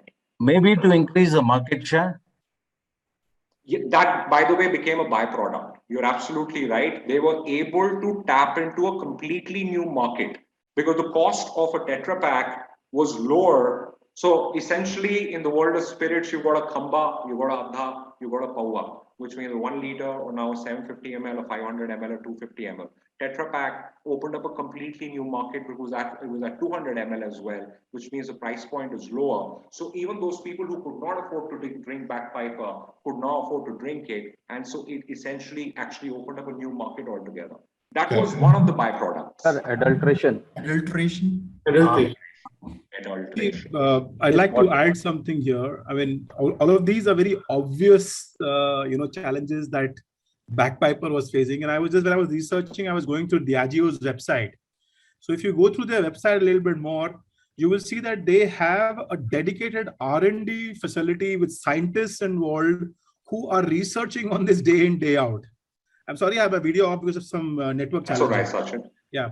So, I mean, I think it was more to do with the sustainability aspect of the whole story, along with being able to solve these obvious challenges. Because if you see, they are even going step further, collaborating with, packaging industry experts to find out newer and more technology-friendly ways of doing it. So I think, to me, it appeared to be more of a step towards the next step to have a sustainable business growth, along with challenging these obvious challenges. Okay. So, Sachin, one thing that you're absolutely right about, that what we are still tackling as a learning outcome of this case study are the obvious solutions. I'd like you to think one step deeper as to why are we really doing this as part of a thinking called investigative thinking. But to start with, this was not purely because the thought was progressive and come up with a better packaging idea. There was a real challenge that they were facing that is solved with this. Actually, they had a manufacturing factory somewhere, investment being done at only one factory, which is a little far away. Not because in the research time, I didn't get this information, I read somewhere else. I don't know where is the factory also. They had a factory, a single place where they had to supply to all the other locations, and there was a long, there were demands too, but they were not able to have the bottle in place at the store location. So they went on to have the transportation, other things were very important for them to meet in line with the demand. So the transportation was involved in challenge. That too. And we spoke about this just a bit ago, Vignesh, but you're right. That was one part of it. I'm quickly also looking at some of the answers which have come in on chat. One of the challenges is excise duty, because liquor attract the taxation quite a lot. So damage in a bottle is like paying excise duty to the government. So that was one of it. Absolutely. So spoilage and adulteration were two central challenges, but there was an even bigger challenge. I'll come to that in a minute. It happens sometimes you have no more work. There's no, okay, these are for the previous one. Too much adulteration, huge logistic cost breakage. Jignesh, so you've identified and correctly voiced the problem. Breakage, spoilage, adulteration. Those were the three big challenges that got them thinking about changing the packaging. Sustainability is definitely one outcome. Reachability, maybe to increase the market share, that too. Breakage and leakage, again, says Surajit, absolutely. Reduce wastage, absolutely. Maintain profitability, yeah. Reaching the mass at affordable price, yes. Tetra Pak was squeezable, etc. I'm the same mechanism has been applied in case of many other industries like mineral water, fruit juices, absolutely, especially fruit juices, you're right. For backpiper low cost, they have to think alternatively to, which is very true too, Rohit, that when you're playing a bloodbath market, you have to constantly think alternate routes of keeping your value proposition alive, to keep your bottom line intact in one way or the other. So you're right. But here was the big challenge. Some of you voiced it. I'm just articulating it further for you. Yes, Royal Challenger now belongs to the Diageo portfolio. It came to them from the Royal Challenger portfolio. Within Royal Challenger, Backpiper's biggest issue was, especially states like Karnataka, that liquor retail is done by Kekas, is done by retail outlets. And these retail outlets essentially are goons. They are all politically motivated. They are all political outlets. So they call the shots. And in calling of those shots, one shot that they called in this bloodbath category of Backpiper was that we are going to take stock on consignment. We are not going to pay you upfront for it. We'll only pay you for what sells. What does not sell before its date of expiry, we'll send it back to you. And within this, and this is where the biggest pain point was, within this, the stock that we are sending back to you, which is unsold, any breakage or spoilage cost is borne by the company, by the manufacturer, and not the retail outlet. So they said that so much of breakage and spoilage, whatever little margin we've got left, even that gets polished off. So how do we solve for this problem of breakage and spoilage? They came up with various incentive schemes to incentivize the retailer, not just to sell more, but to handle the stock, store the stock more carefully so that there is less breakage and spoilage. But even then, a large chunk of the bottles were being reported as broken or spoiled. And that's when came the solution of the Tetra Pak. And yes, anybody who's lived in Bangalore for some time, the Tetra Paks are doing very well. They're doing the best in Karnataka, but there is an uptake of Tetra Paks elsewhere also. But for me, this case study, the real learning is less to do with the fact that they came up with a Tetra Pak. But the bigger learning is how, remember, investigative thinking. So I'm now getting you to start thinking more investigatively. How did they come up with the solution? Who came up with the solution? The why, I think, is evident by now. I'd like you to focus for a few minutes in all the research that you did. Did you find out how and who of this solution?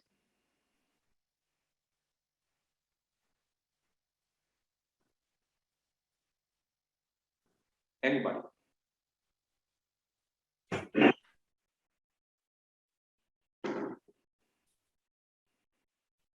Probably having collaborative arrangements with partners to improve the innovative capability and sustainability of the products.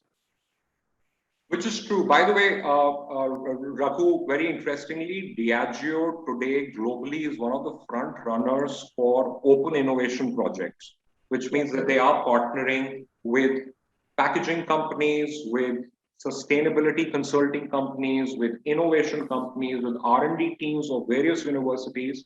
And they've picked up a lot of these open innovation projects where you throw a problem like, how do you make a Tetra Pak more biodegradable or more recyclable? And then you work on it together in an open innovation engine to find solutions. Actually, this was one of my key learnings which I had put in my. It's a good learning to take away, definitely. But actually, and this is going to be interesting for you, the solution was suggested for the first time that why don't we just simply make Tetra Paks, came from a finance intern at Royal Challenge. At UB Group, a finance intern gave a packaging solution, gave a solution which R&D should have thought of, gave a solution that retail should have thought of, gave a solution that marketing should have thought of, maybe sales should have thought of, or maybe transportation and logistics should have thought of. Because for many years now, the UB Group has always had this practice that irrespective of whichever department you join the company in, if you're coming fresh from college, for one straight month, you will spend time at retail outlets. You will shadow the sales team going from retail outlet to retail outlet and be investigative in your approach. What is going wrong? How can we solve for it? Is there something that we are not thinking of? Is there something that we can do better? So even if there is no problem, even if nothing is broken, try and ask questions which will help you get a solution which you weren't even thinking of.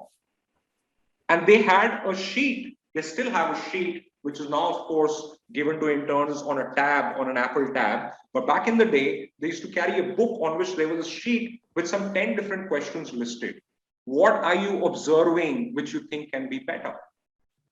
Do you think that there is something which we can do to improve our relationship with the retailer? Do you think we can get better OOF solutions at the retailer, so on and so forth? And while those questions were being thought of from a fresh mind, because this is an intern who has no baggage, is still thinking intuitively, they were hoping that there would be one solution which is brand new that will come out of a combination of investigative approach and intuitive approach.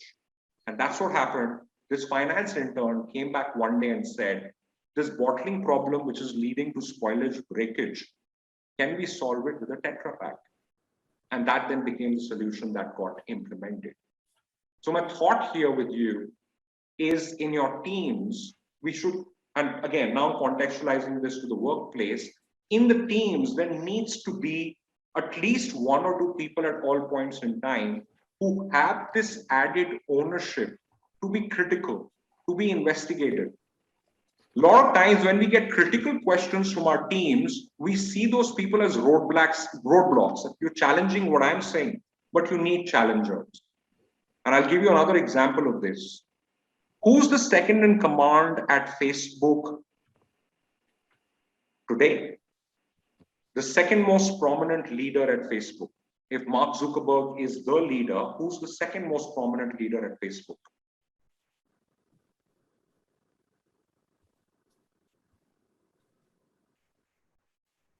A quick hint, she has written a book called Lean In.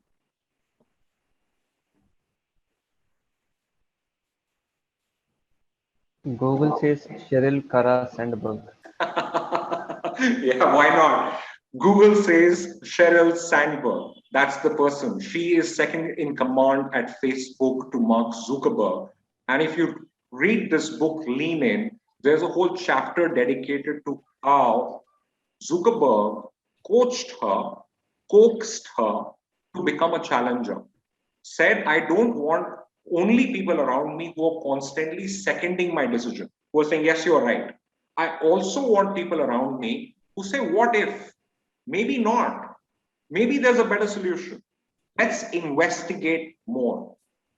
So while you're enabling intuitive thinking in your team, also enable this investigative thinking in your team. Various tools to do so. When you go from symptom to cause, essentially when you go to the real problem identification, there are various ways of going about it. One of those ways, of course, is root cause analysis. Are you doing enough root cause analysis? Because often a time we're solving the wrong problem, we're not even solving the right problem. The problem that was to be spoiled, the problem that Backpiper was trying to solve was, how do we improve our relationship with the retail outlets so that there is less breakage and spoilage? But if the problem statement was not improving relationship with retail outlets, if the problem statement was, can we do something with the packaging to do less spoilage and breakage? They would have been solving to something else altogether. So root cause analysis starts with saying, identify the right problem. Before you start investigating solutions, start by investigating the right problem identification.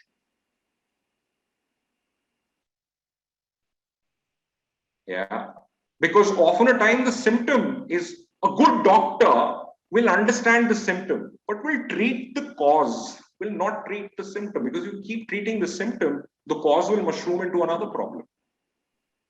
You know, So that's at the heart of investigative thinking. It starts with saying, identify the problem right, and then ask so many different types of questions. 5 whys, 4 W's and 1 H, or 4 wives and 1 husband. Why, who, what, where, how. Ask those questions to get to the real solution. Yeah. So that's at the heart of root cause analysis and investigative thinking. Anybody, any thoughts on this? So Viraj, if you look at the organization, probably the question that you said right now, that the question was, how do they bagpiper manage the retailer so that there is a less impact on the organization? So that is from the top management. But then there are different sections into the organization. So there, I think the goals might be different as well. I mean, even if you break this problem, the other department will have a different challenge to the same question. So how do we, in that scenario, do the brainstorming? So Pankaj, very good question. And again, I like the fact that you're thinking about how does it really become contextual at the workplace, because workplace challenges are very different from what is on concept and paper. Okay. So I've seen often a time what works extremely well is this scrum meeting that I'm talking about. If habitually once a week you say, hey, listen, this is what happened in the market last week. Basis this, these are the observations that the team has. Number one are the documented observations. Second, if within those observations, one observation also is that maybe we need to rethink packaging, then it gets caught, because one, you're doing documentation, second, you're doing communication around documentation. Okay. So it does not remain ambiguous, or it does not remain in a silo. It comes forward in consciousness, and it also then becomes a point of conversation. The moment it becomes a point of conversation, chances of solution will come in a minute. For example, if I had given this case study at the beginning saying you need to think of how can you improve relationships with the retailer, everybody would be thinking on those lines. But if you say, hey, listen, we have to solve the problem of breakage and spoilage, how will you solve it? And then out of 5 responses, even one says packaging, rest is history. It'll solve in a minute.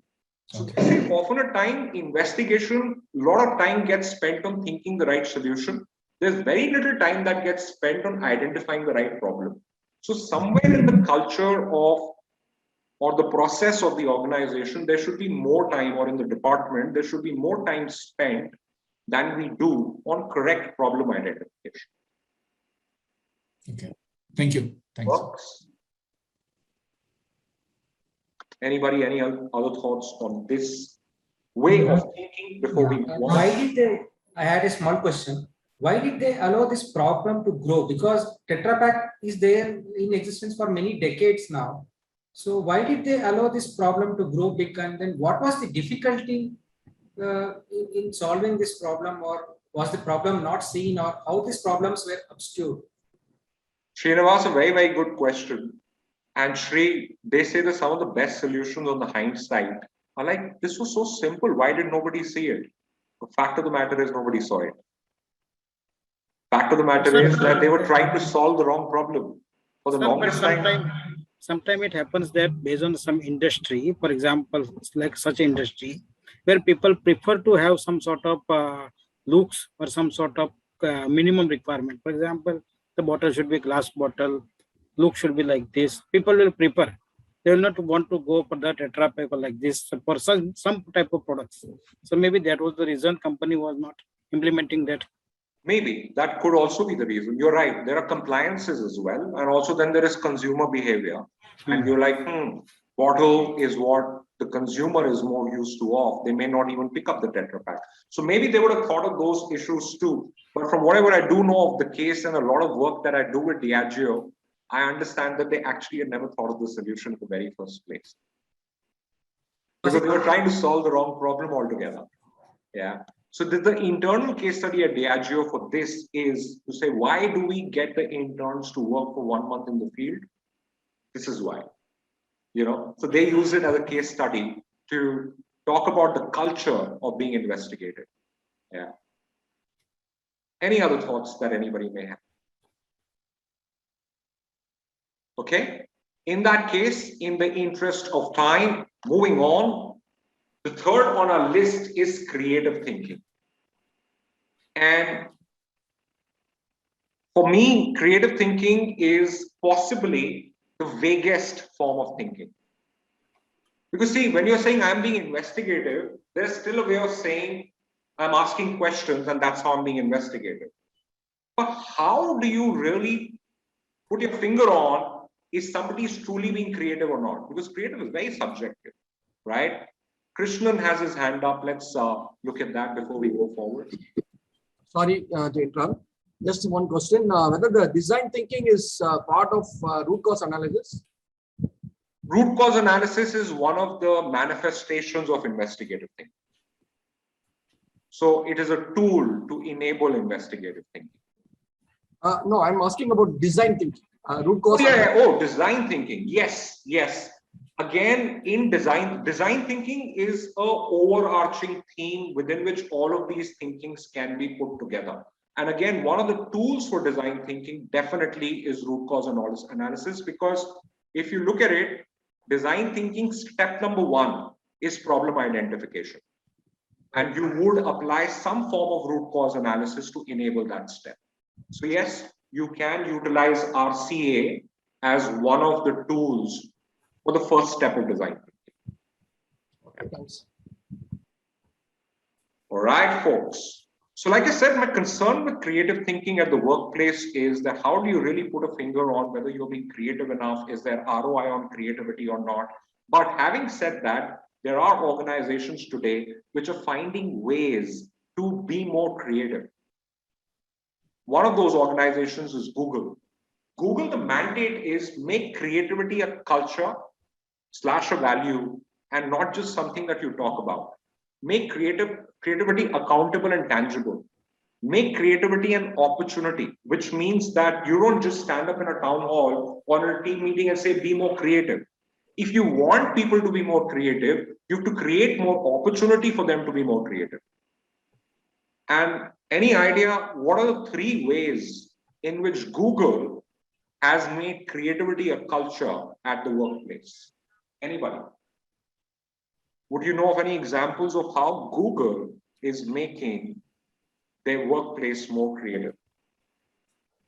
If you want people to work on one, they have completely, sorry. Go ahead. They allow you to work on one personal project. They allow you to work on one personal project. Beautiful. Who said that? I'm sorry, I missed who said that. Rajesh. Rajesh, well done. Absolutely. There is like I said, you have to go back into the box and create a process. Out of the box thinking enable karna hai. If you want to enable out of the box thinking, you need to have a process. And the process is that everybody is encouraged to have a parallel project running on the side, which is a personal project that they take on. Often a time that is to do with solutioning, often a time that is to do with investigation, often a time it is also a startup idea, but it is something which gets them to think differently. Very good point, Rajesh. Rajo, you had a point. The entire workplace encourages creative thinking. It doesn't have desks or anything. Everything about the Google place is innovative, creative, and that's how they kind of train the people, their mindsets to think differently than what's been normal. Absolutely. Very, very good point. You're saying that the ambience in the environment in itself has been created in a manner that it stimulates creativity. It reflects creativity. That too, very, very good point, Raju, that, you know, if you look at the Google, I have never been to the office, but if you look at the pictures, if you look at the videos, you know that it is an environment which appreciates and encourages creativity. Just the ambience in itself. Very true. Very well said. What else? Sir, maybe the hiring process. The hiring process. I'll just come there in a second, Mahendra. I heard Basu talking about the hiring process. What about the hiring process, Basu? Maybe the team which joins them, they do a very thorough and investigate on the candidate about their problem solving and critical thinking approach. And maybe they might be giving them some assignments or they're interviewing in such a way that they get the ability to get the insights of each candidate. And that's why that is one of the best place to work. And people come out with more creative ideas. Absolutely. You are so right about that. Their hiring process is extremely different from most conventional hiring processes. One, they don't hire you for a job. They hire you for whether you fit in with the Google values or not. There have been people who've been hired and being told, work with all divisions and departments and come back and tell me in 3 months, what project do you want to work on? What project do you want to take on? They've hired artists in the marketing team. They've hired CAs in the HR team. They've hired 50-year-old retiring entrepreneurs in their R&D team. Essentially, the hiring process is not based on a CV. It's not based on a job description. It's not based on a KRA. It's based on the values of Google and how you fit with it. Yeah. So that's a good point in itself. Mahindra, you were saying something earlier. Yes, sir. Sir, it's like an industry itself. For example, Google do not have to manufacture anything. So maybe the industry, their own industry itself, such a that they need something to have a creative or something different. They need to bring every day in front of customers. So they will be like keep visiting the Google. If they will not forget and they will not go to some other solution providers. Absolutely. Look within the organization for solutions, because after all, you're in the business of creativity. You're not making a tangible product. You have to keep thinking of new ideas all the time. That's why the need for higher creativity, which you're right about. Absolutely, Mahendra.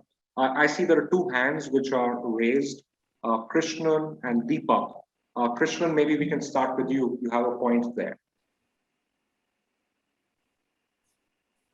Or Deepak, whichever one. So might be they have a vision and mission of the companies, to be in the long term. Like Google wants to be creative at its best, to keep us, away all other competitors way behind. So that might be they have a vision and their mission to have this kind of a thing.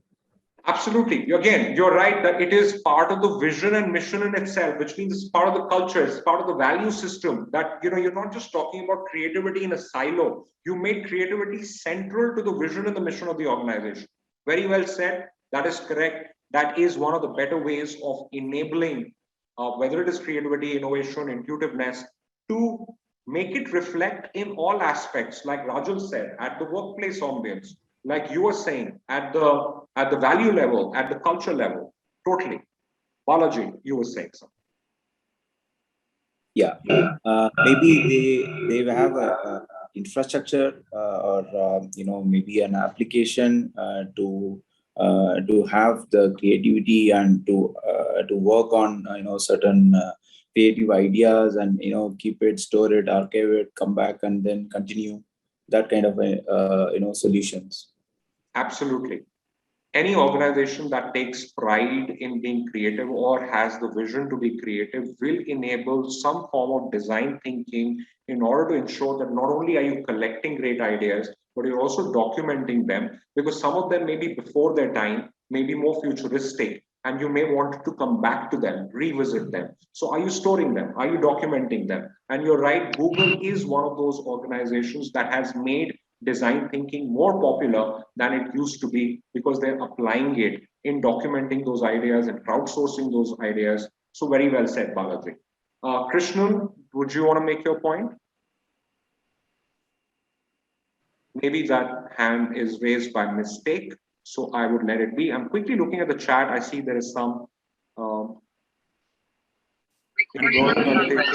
creative thinking is not. Sorry, there was something that somebody said. Mr. Viraj, sorry.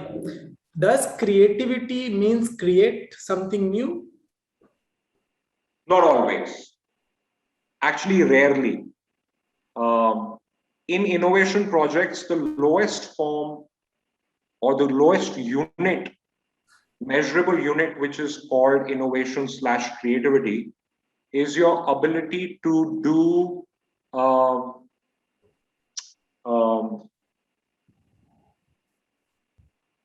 what's the daily process improvement called? There's a Japanese word for it. Yuka. Kaizen. Kaizen. Kaizen qualifies as the lowest unit of innovation and creativity, which means that even if you're making daily incremental improvements in what you do today, could be process, could be people, could be product, could be systems. So even that qualifies as creativity. So creativity does not necessarily need to mean create something new. At workplace, creativity would often mean incremental improvement. And that's what Agile also talks about. Your ability to improve things on the fly. So an improvement will also qualify as creativity. There was a article which I had read about the difference between American way of innovation, American way of creativity, and the Japanese way of creativity, in which the point about Japanese being incremental additions being made in the processes, value addition. Whereas as compared to that, the American way, which is beautifully represented by Google Alphabet, is they run not after incremental benefit, but they run after 10x improvement. Disruptive. Disruptive. Correct. Very true. Very true. And I think today organizations have found ways of embracing both. There was a time when the startup environment said that unless you come up with something disruptive, you'll not get funded. Then the startup environment also realized that actually an improved version of what already existed gets better funding, because there is already a proven track record of some amount of that product already existing. So a lot of investors said, I'm not going to invest in something which is so disruptive that there is absolutely no proof in the pudding. I'd much rather invest in something which exists and you've improved upon it. You know, Burp versus Zomato, right? So Burp already existed. Zomato just came up with a UI which is beating Burp in many of its market where it was a leader, right? So you're absolutely right that those were two different schools of thought. Now the school of thought is your ability to embrace both. Keep doing incremental while you keep searching for disruptive. But I think for me, the question here is, how do you apply it to your function, to your department, to the world of finance, to your organization? We are not Google, we may not be Alphabet. But what is the learning here that we can take to the workplace? Sir, before that, can you just clarify what is disruptive thinking? Disruptive thinking essentially means thinking of something which has never happened before, which completely disrupts the marketplace. It's a completely brilliantly new idea. You know, it's an idea which comes in and it disrupts the marketplace. So disruptive thinking would mean you don't go with the grain, you go against the grain. You think of something completely new. Yeah. How do we make our departments, our teams, our organizations, our functions more creative? What can we do in order to do so? What is it that we can learn from environments like Google that we can apply to our workplace? There was one way in which we had applied it earlier. The idea of the month, idea of the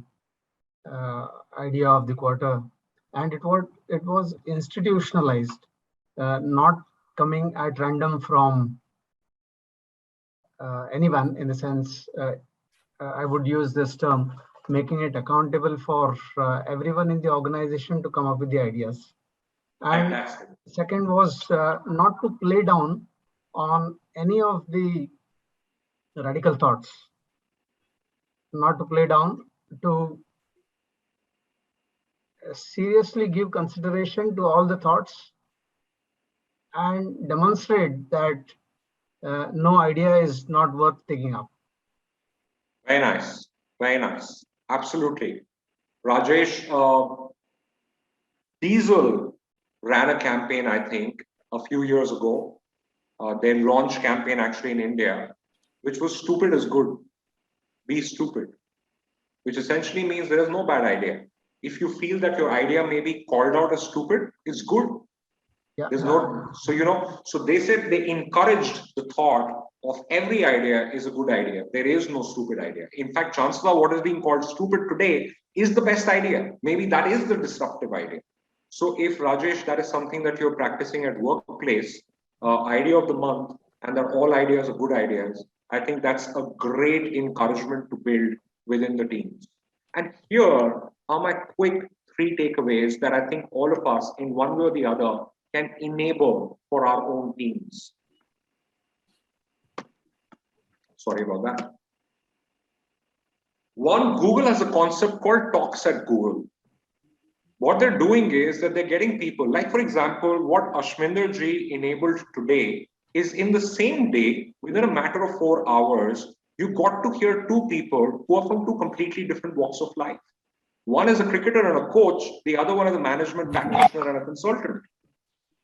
If you can create that experience for your team, where you can get your friends, where you can get your family, where you can get their friends and family, if you can make a calendar of people who come in and talk to your team once a month, but you make sure that these come from completely diverse fields, that by itself triggers creativity.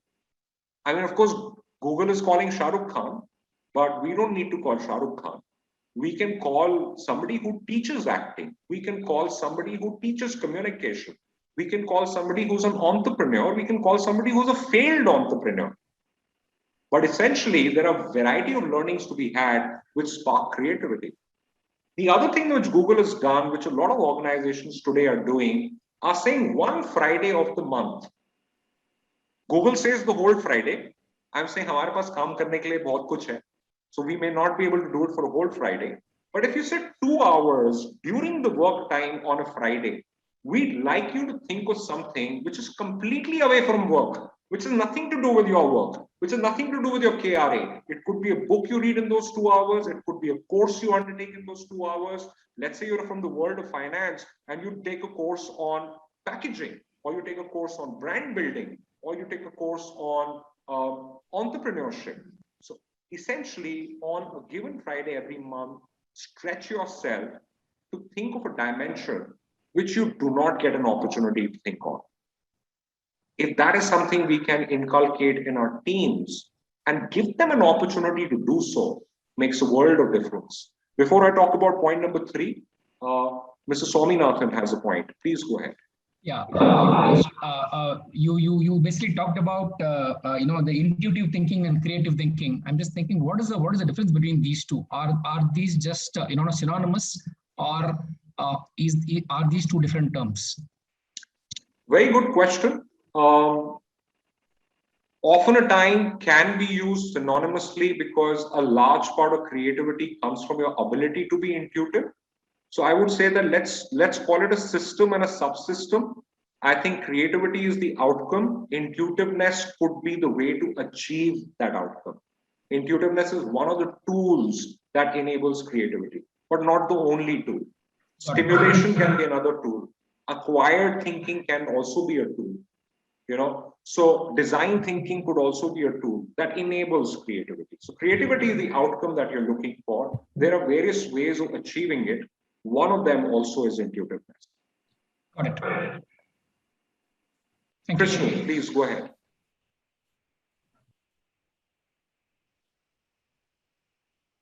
Krishna is up, wondering. Viraj, in the meanwhile, you've asked what can we do at the workplace to maybe motivate. So the 2 best way would be appreciation and the gratitude. Very, very true. There is nothing that works better than, so they say, what is one of the best ways of building culture? One of the best ways of building culture is rewarding and recognizing the behavior that you want should become culture. So yeah, gratitude and recognition go a long way in ensuring that what you want to see becoming culture becomes culture. Yeah. So yeah, that's a very good point. And my last but not the least point for this one is every team should find opportunities to pick up the mundane, to pick up everything which is right, to see how it can become better, and let your team poke holes in what exists and pick up projects to say, let's find ways of making it better. Because incremental journey towards excellence means that you don't have to find something broken to fix. You can pick up something which is working extremely well and see, can I still better it? So if you allow your teams to take on innovation projects, which they can do independently or in teams, teams of twos, teams of threes, and say, here is a process, see, even if it means our tax consultants and us, the relationship between us can be documented and map it in a way that it is more refined than it is today. So pick up various aspects of the workplace and see if you can create innovation project opportunities within that. When you create those opportunities, you're stimulating, you're coaxing your team to start thinking more creatively. One is to say creativity. Another is to say, where do I apply this creativity? So give them opportunities to apply that creativity to innovation projects that they identify and take on within the work environment. And you'll be surprised because a lot of you might be thinking, yeah, I don't think my teams are equipped to do this, or I don't think that my teams have the time to do this, or I'm not even sure if we need to fix anything. Try this if you haven't tried it, and you will, number one, see a lot of more solutions to problems that you have not even seen so far. Second, you'll see a much more motivated and excited and engaged team. You want to make your team more engaged, motivated, and excited, get them to start on an innovation project. There is nothing more exciting than that.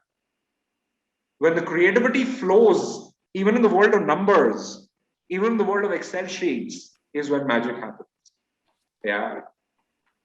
So that's the thought that I'm leaving you with on Google. Moving next up, we're going to critical thinking. And to enable this one, here's a quick challenge that I'd like all of you to undertake. Like the previous challenge, I'd like you to keep your eyes on the screen. As the slide turns, the challenge would begin. I'd like you to submit the answer to this privately to me. Do not write it on the chat for everybody to see. Submit your answer privately. All right. The moment the slide turns, the question begins. Okay. There's another book on offer. Let's see who walks away with this book. All right. So 1, 2, 3, here we go.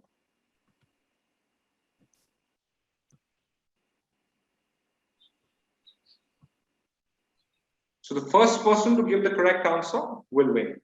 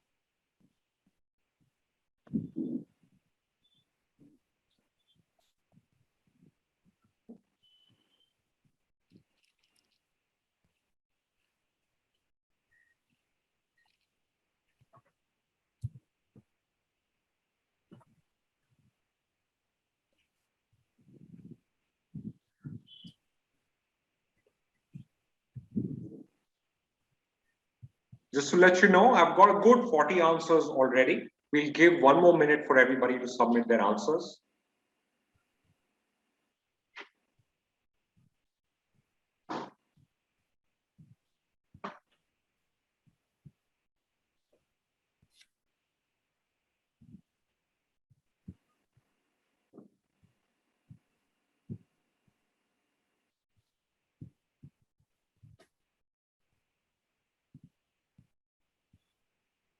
Very interesting.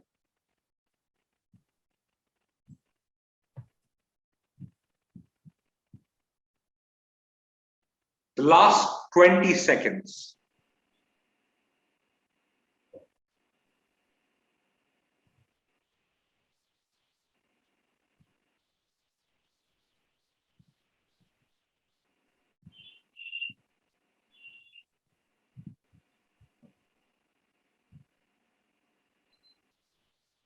And we will stop now.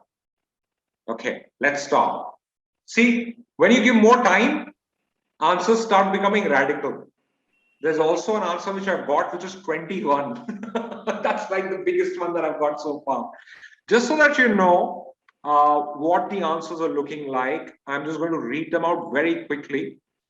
4, 4, 4, 5, 8, 10, 5, 8, sorry, 10, 9, 9, 8, 13, 1, 9, 1, 8, 12, 9, 13, 9, 9, 13, 10, 13, 9, 9, 15, 11, 9, 13, 13, 10, 10, A. Somebody is also giving the answer, which is A, which is interesting. I'd like to know more about that.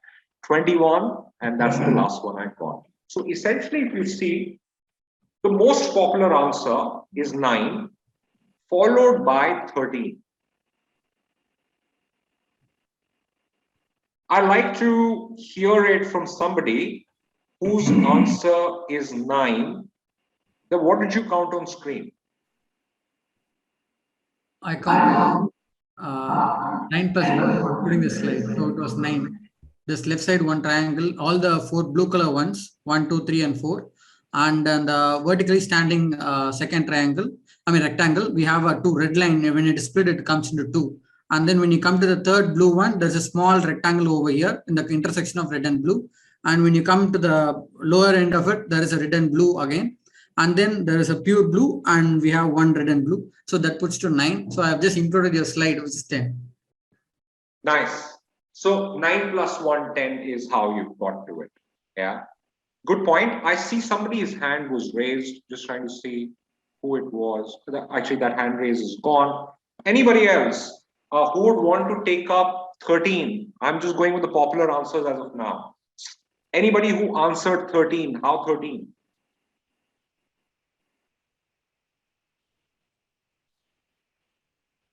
A lot of people answered 13.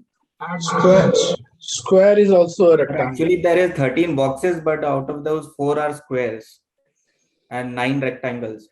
So Ashwarya, just hold on to that thought.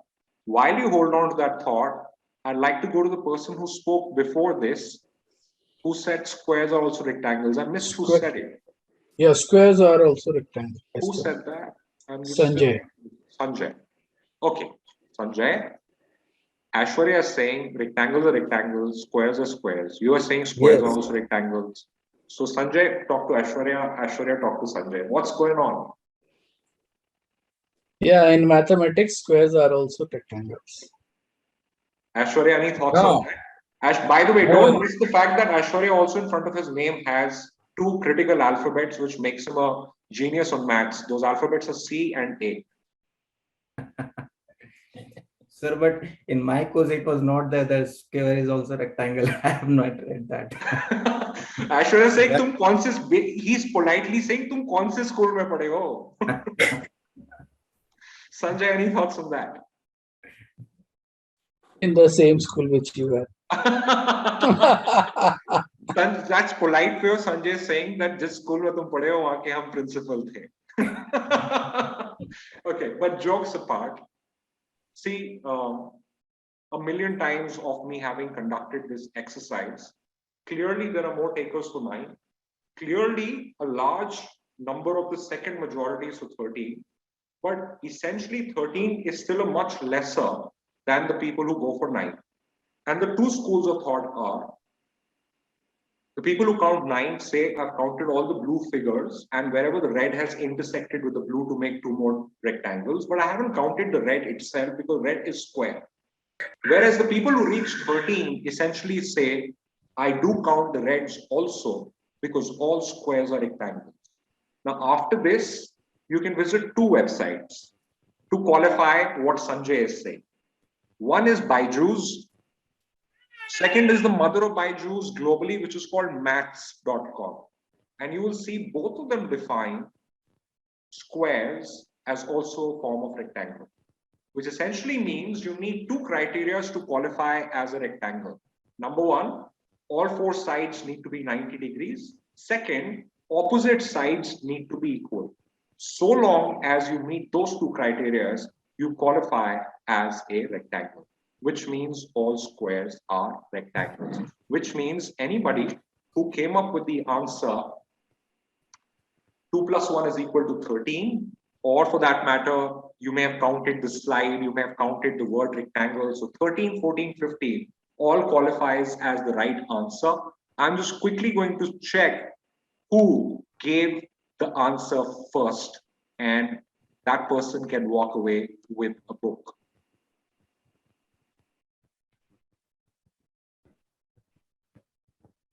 First, I think is a 13, which came in from Ajay Raj Acharya. Ajay, if you can please identify. Ajay, your answer was? Great, thanks. Your answer was 10. No, 13. 13, yeah, that's what I thought. So you were the first one to give that answer, 13. A big round of applause there for Ajay, well done. And I can bet you, and that's where this learning comes in. I can bet you that there are still a lot of people who are saying, but nahi, an answer to say 9 hai.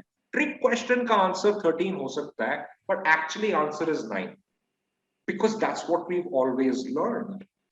And that's where the whole process of unlearning and relearning kicks in. With the realization that maybe, Surajit has a point. Surajit, please go ahead. Yeah, I mean, if the definition of rectangle is what you just gave, is all the sides are 90 degree and the opposite sides are equal, then what is the definition of a square? All four. I mean, is there any difference between the rectangle and square? All rectangles are not squares, but all squares are rectangles, because in order to be a square, you need one additional criteria, which means all 4 sides need to be equal, which does not mean that it does not make it a rectangle. So, Surajit, my thought here, my submission to anybody whose hand is raised right now to debate this, the prime objective of this particular section that we are in is mat karo yaar debate. छोड़ो ना यार, सुन लो किसी और की बात कभी कभी, हो सकता है फुली अग्री ना करो, बाद में कर लेना अपनी रिसर्च, बट अगले इंसान को ये बताना कि नहीं भाई तू तो गलत है, अभी मैं तेरे को प्रूफ करता है, is what works against creativity and innovation. Good. Your ability to agree in order to keep the other person motivated is more the spirit which is required today than your ability to prove them wrong. Absolutely. Spot on. Raju, please go ahead. I was just saying spot on. Spot on. All right. I'm glad. Yes. I'm glad. So all those hands which are up for that reason, wo to please niche kar lo, because that's against the spirit of innovation. Okay. If we still have a point to make, Shekhar, go ahead. Sir, actually, I applied my critical thinking. I have given the answer 1. So it's not about what is square, what is rectangle. I'm just sharing my way of thinking. I just looked at this slide as 1 square, 1 rectangle, and a set of complex picture. Nice. Nice. That's why I said 1 rectangle. Very nice. Very nice. I like that. I like that. So we see again, if you look at it, there would be a way for, and also understand this, the world of management is less about the theory and more about the story. You can use this somewhere if you want to. The world of management is less about theory, more about story, which essentially means that you can reach whatever answer. If you can justify it with the right narrative, the narrative is more important. So there are times when you're presenting and you're able to bring out a fresh perspective, like Shekhar just brought out a fresh perspective, and every perspective counts. Even an answer like A, there is merit in investigating कि भाई वो A कहाँ से आया. So here's my question to the person who submitted A. ये A कहाँ से आया? You can own I have given A because I'm thinking so many times. Every time I get multiple numbers, sometimes I count 11, sometimes it will come 12. So I put something random. Interesting. So yeah, see, one thing, see, if you look at it, poetic, humor, realism, rationalism, emotionalism, all of those have place. And the more place we make for it, the more wholesome things become. And from that perspective, where we are headed with this discussion and why we played this game is that often a time we are critical of what the others say if it does not fit into our thinking. But there should be also opportunities where we are critical of our own self and say maybe अगला इंसान सही हो सकता है. Maybe वो जो बोल रहा है या बोल रही है, there is merit in understanding that a little bit more. Maybe they are wrong, but let's at least understand where they are coming from. So apply critical thinking not just to external aspects, which we all do, apply as much critical thinking to internal aspects, and chances are you would come up with brighter solutions. And that's where comes in your ability to unlearn, your ability to be curious, most importantly. And I'm telling you this, ye hum kahin na kahin, we all suffer from this. The more experience we have, the more we think we know more than a person who's inexperienced. Be modest. हो सकता है आपको ज़्यादा पता हो. But the moment they feel that you're making them feel that you know more than they do, they'll be intimidated. They'll go back into their shell. So before you challenge them, challenge your beliefs. If you have to assume something, assume that maybe somebody else has a better idea. हो सकता है यार, हो सकता है. सोच के तो देखो. So for me, critical thinking is not about you being able to apply it to external factors. Often a time it is about applying it to your internal factors and challenging your own beliefs, challenging your own values, challenging your own learnings. Are we spending enough time challenging our own selves before we challenge others? That's the premise of critical thinking. Before we kind of move forward quickly, a workplace application for that, for me, is the shadow board case study. Tell me, what was the key learning here? Some of you identified and showed it very well. What is the key learning from Anand Mahendra's shadow board? It's the same one that, I don't know everything. There are other people who can have better ideas about solving a particular process or challenging a process. So that's the whole idea or the premise on which that came. Absolutely. Absolutely.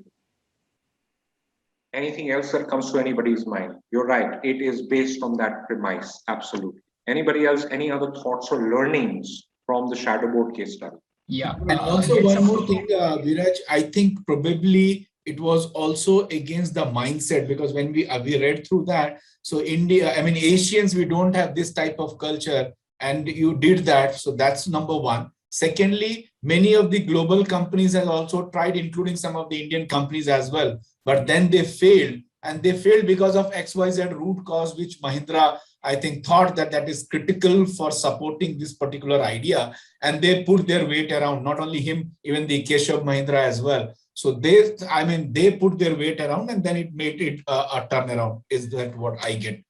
Absolutely. Very, very good point, and a good insight and analysis there, Pankaj. Very well said. Ashwarya, over to you.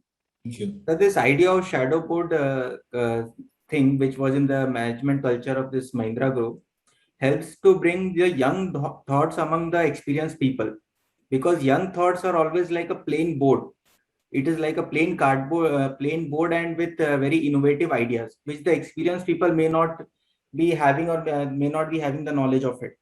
So very, very complex problems also get solved with a very simple and innovative idea of young people. So this helps in a lot way. Absolutely. Very well said. It was, you're right, at the heart of it, it was enabling fresh blood, young blood, to come up with those ideas which otherwise would have gone unheard. Great point. Chetan, over to you. I read somewhere saying that the members of the shadow board went on to lead the other positions in the company. They went on and took some other higher positions in the company. So this might be a case where it says Sachin Tendulkar, if it's Sachin Tendulkar, he did not go through under 15, under 17, under 19, and then come to the international team. He can be handpicked and put into the team national team directly. Very true. So Chetan, you're right. It also became the launch pad for their early riser program. which meant that a lot of people who proved themselves well in the shadow board got opportunities much before their time, as compared to the average age or average tenure. So yeah, absolutely that did happen too. Vignesh, over to you. So in each of the cases, the case and example which you have given is just the initial point. Say, for example, in critical thinking, it was not just critical thinking. He had enabled the intuitive thinking, and he had made them go through how. So it's not just, and he also had a design. As I said, there were mentors, and the mentors, how much they should involve, and not more than which, what is the limit, and how they should not, influence the thinker. So there was a design as well. So the case study which we see on the face of it, though it looks like only one case study, but then with 4 which we have already gone through, it looks like all the case applies, all the thinking has gone through. It's not just the creative thinking. Very true.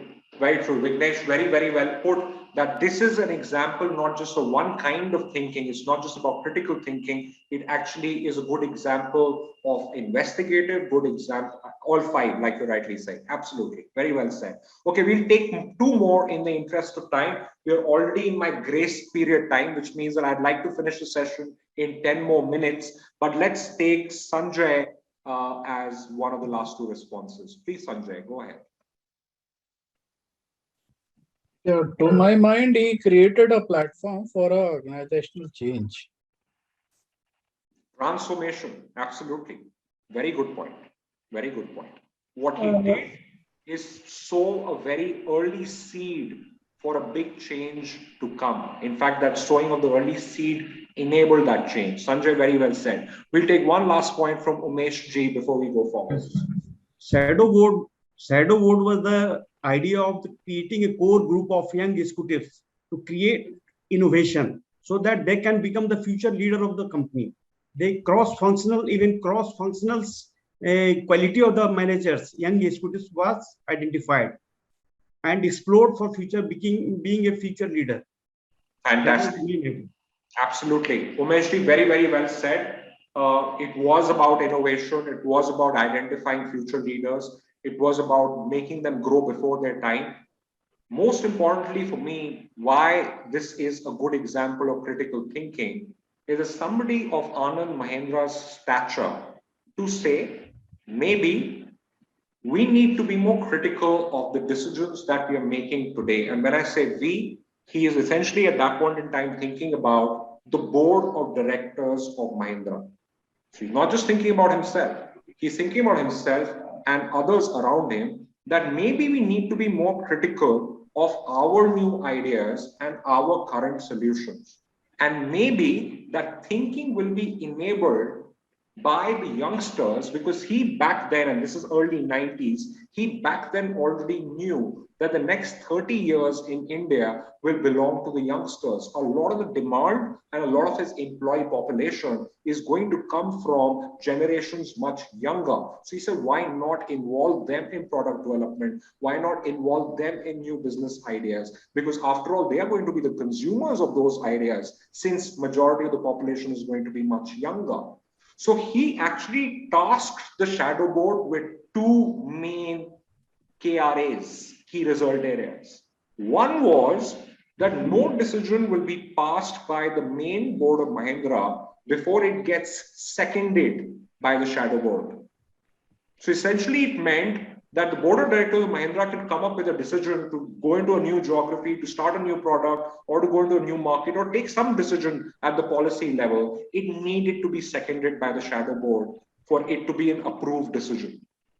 Second thing was, he said, and by the way, that was not at the beginning when the success of shadow board started showing. The second thing that the shadow board was tasked with was reverse mentoring and reverse coaching, which meant that every board of director had a shadow board member coaching them and mentoring them on new ways of the world, to be more tech savvy, to understand the new customer better, to be more communication, presentation savvy.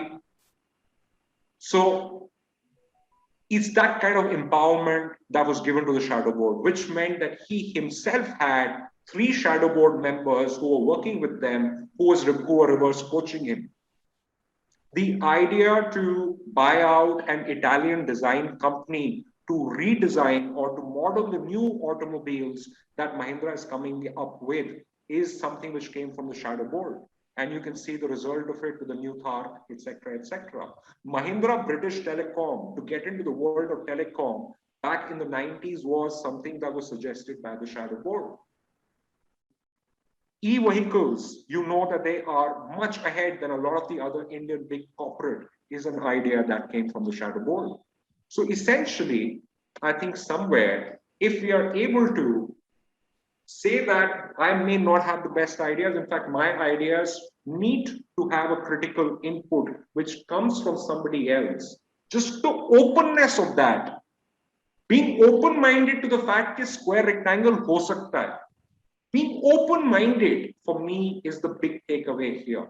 Somebody like him does not need to be as open-minded as he is, but he is open-minded is why Mahindra is still relevant as an organization. As leaders, our ability to be open-minded, let people be critical of our thinking. That for me is the real critical thinking. Your ability to be critical is already there. Let others be critical of your thinking. Be open-minded to feedback. That's the big one. Swaminathan, I see your hands up. Yeah, there is one thing which I want to add. I heard about this. I just wanted to share. Apparently, when Mahindra launched their, well, Mahindra is not a car manufacturer. When they came into the car manufacturing, when they launched their Scorpio, apparently they took all the top dealers, not into the boardroom, and then explained the process through a PowerPoint. Apparently, the head of marketing took them for a ride in their Mahindra Scorpio so that they could experience how the car looks like, rather than just showing them in a PowerPoint. So that I thought was a classic example of a critical thinking, so that people could believe what their actual product is, so that they can sell their car better. So that I heard about it from someone. I thought I should share. Very good example. Very good example. Thank you so much for sharing that with us. Raghu, please. Yeah, I'm part of the Mahindra Group. I'm a CFO at the educational institute, but I was also ex-Tech Mahindra. One of my friends had given a suggestion, who's on the shadow board, that I don't know whether it will be implemented, but he said that as they have entered in the electric vehicles segment, on how to optimize availability of charging points for EVs. Right. So this was one, probably it could go in, because that's not still a concept in India where we have charging points for electric companies. So probably he has suggested this idea. Maybe it may come through, we don't know. Correct. I completely agree. And that's a good example of how Mahindra shadow board functions. They have the visibility and also the ears of the top In fact, he was one of my juniors who's now heading one of the segments in that sector. Super. Very good to know. Thanks so much for sharing that. Folks, in the interest of time, Basu, we'll take one last point from you before we move forward. Okay. Is the shadow board and the main board works parallelly, or you mentioned that the main board's work is being reviewed by the shadow board? Is it a right approach? If they work parallelly, it's okay. But was that the approach? No, so it's more in spirit than in principle. I don't think that in principle there are certain critical decisions that even the shadow board is privy to. There could be certain decisions that they're not even aware of that get made in the boardroom. But I think more to do with filters like new market, new product, new ideas, new solutions. Those are the ones that they either work on together. Initially, maybe it was sequential, which means that the board first passes it, the shadow board seconds it. And by the way, seconding it is more democratic, not approving it, seconding it, right? So it was progressive, it was not regressive. And now, of course, it is more in parallel. There are certain decisions of the organization that completely rest with the shadow board. There are others which completely policy, mandate, market. When I say market, I mean share. All of those remain within the purview of the main directors. In the meanwhile, I had the backpiper question, which is okay. I have understood, and it's okay. Though I have not got the right answer, but I'm okay with that. Okay, we will discuss it. I'm happy to discuss it. Maybe not at the moment, but my email ID is there. My telephone number is there on the last slide. Happy to connect with you and take that forward. Works? All right, folks, then very quickly, moving on to the last aspect of what we're talking about, which is design thinking. Now, design thinking is a very vast concept. It enables two things for you. One, your ability to be more predictive. Second, your ability to think broad scope. And the example that we use to get design thinking into play, of course, design thinking also is about the left brain and the right brain. It's about process and system. At the same time, your ability and attitude to think lateral. But that aside, the system and the mindset part aside, the workplace application part of it, I think, comes in beautifully from the Lego case study. There are many takeaways from Lego. There is one takeaway that I'd like you to focus on.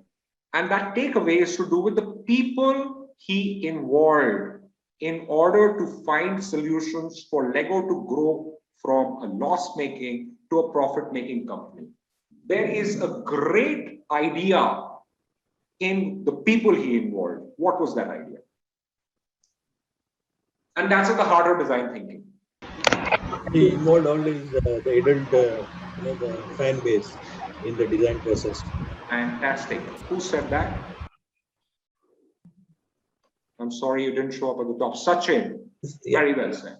Very well said. He involved the fans in the decision making or in the new ideas and suggestions and recommendations. What does that go to show? Padma, were you about to say something? First see the demand and try to create it after that. I'm sorry, I missed that. Come again?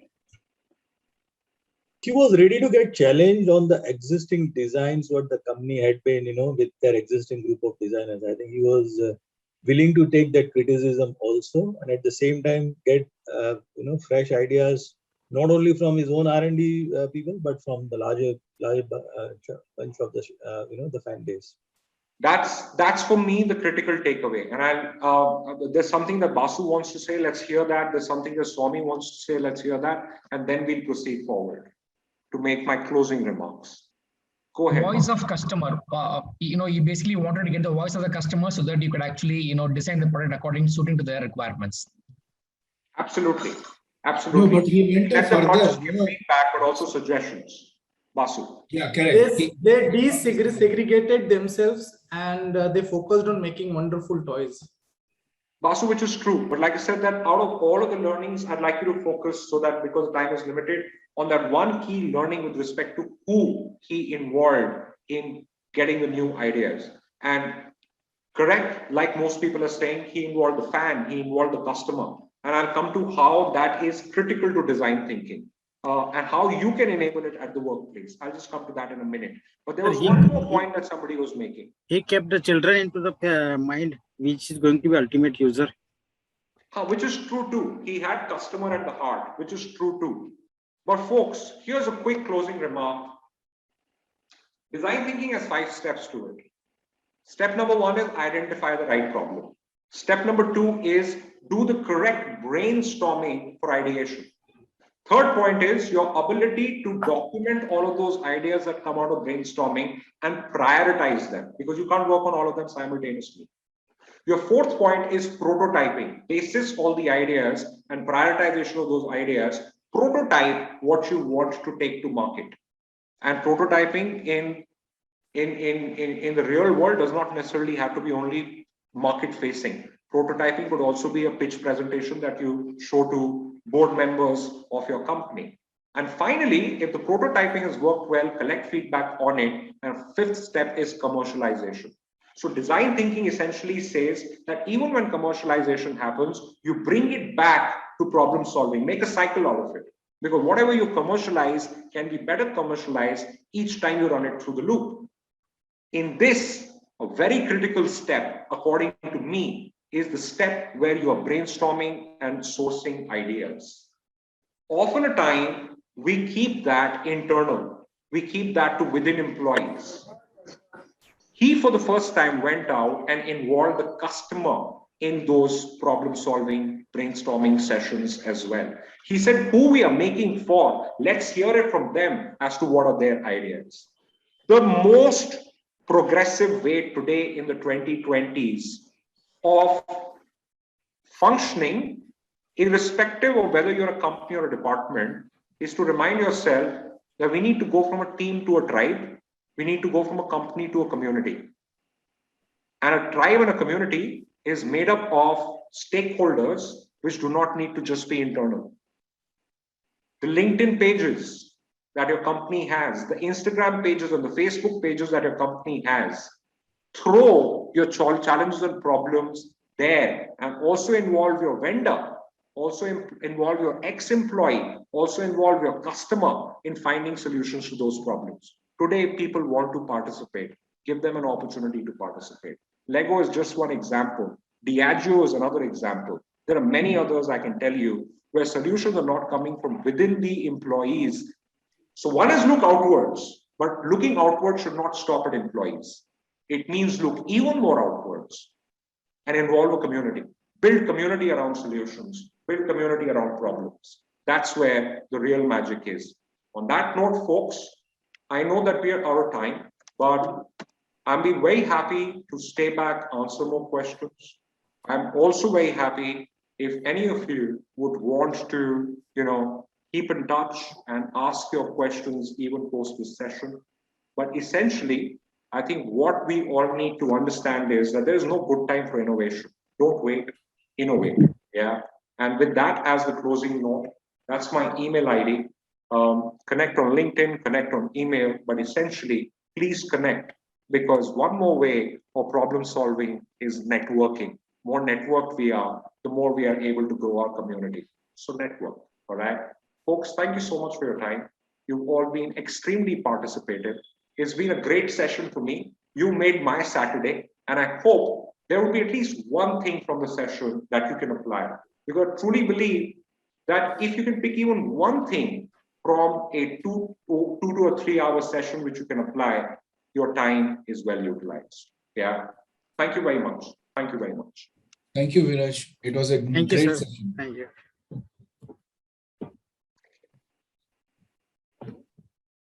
At least I have learned one thing: work-life harmony. Work-life harmony. Yeah, that's a big one. May I request CA Ravi Teja to kindly give the vote of thanks? Thank you, Ashwin sir, for giving me this opportunity. Yeah, it was an excellent session, sir. I thank Viraj Kalra sir, who is a great speaker and also a good trainer on various critical topics like leadership thinking, and also for taking your time and passing your knowledge with our team. Before starting off this session, I thought, how will the speaker able to handle this tough topic on this thinking? But you have took it in an extraordinary way, sir, and you have changed our mindset and the way we think. You told that a VUCA is a new normal, that is volatility, uncertainty, complexity, and ambiguous. If people find an opportunity in this time, they become VUCA warriors. You have shared as a thought and developed a feeling of entrepreneurship in us. You also explained beautifully about different types of thinking, that is acquired thinking, investigative thinking, critical thinking, and design thinking. Not only explaining about the topic, but you have explained it in detail how to apply the same in our workplaces to maintain our workplace harmony. The major takeaway from your session is give importance to everyone's thought, irrespective of whether it is correct or not, whether it is from experienced or young one. Thank you so much, sir, for taking up this session. Thank you so much. Thank you to everyone. Very, very well done, Ravi. Thank you so much for that. Thank you very much. Thank you, Viraj. Thank you very much. Brilliant session, sir. Brilliant. No, thanks to you. Thanks for the opportunity. Means a lot. Thank you very much. All of you have a great day. Keep in touch. Now, I will, before I give you a break for 15 minutes, I'll take just 5 minutes of the presentation that I wanted to show you. Nothing on context. It is basically on performance. Is the presentation visible? Yes. Yes, sir. Yes. Okay. And is it visible full screen? Yes. Okay.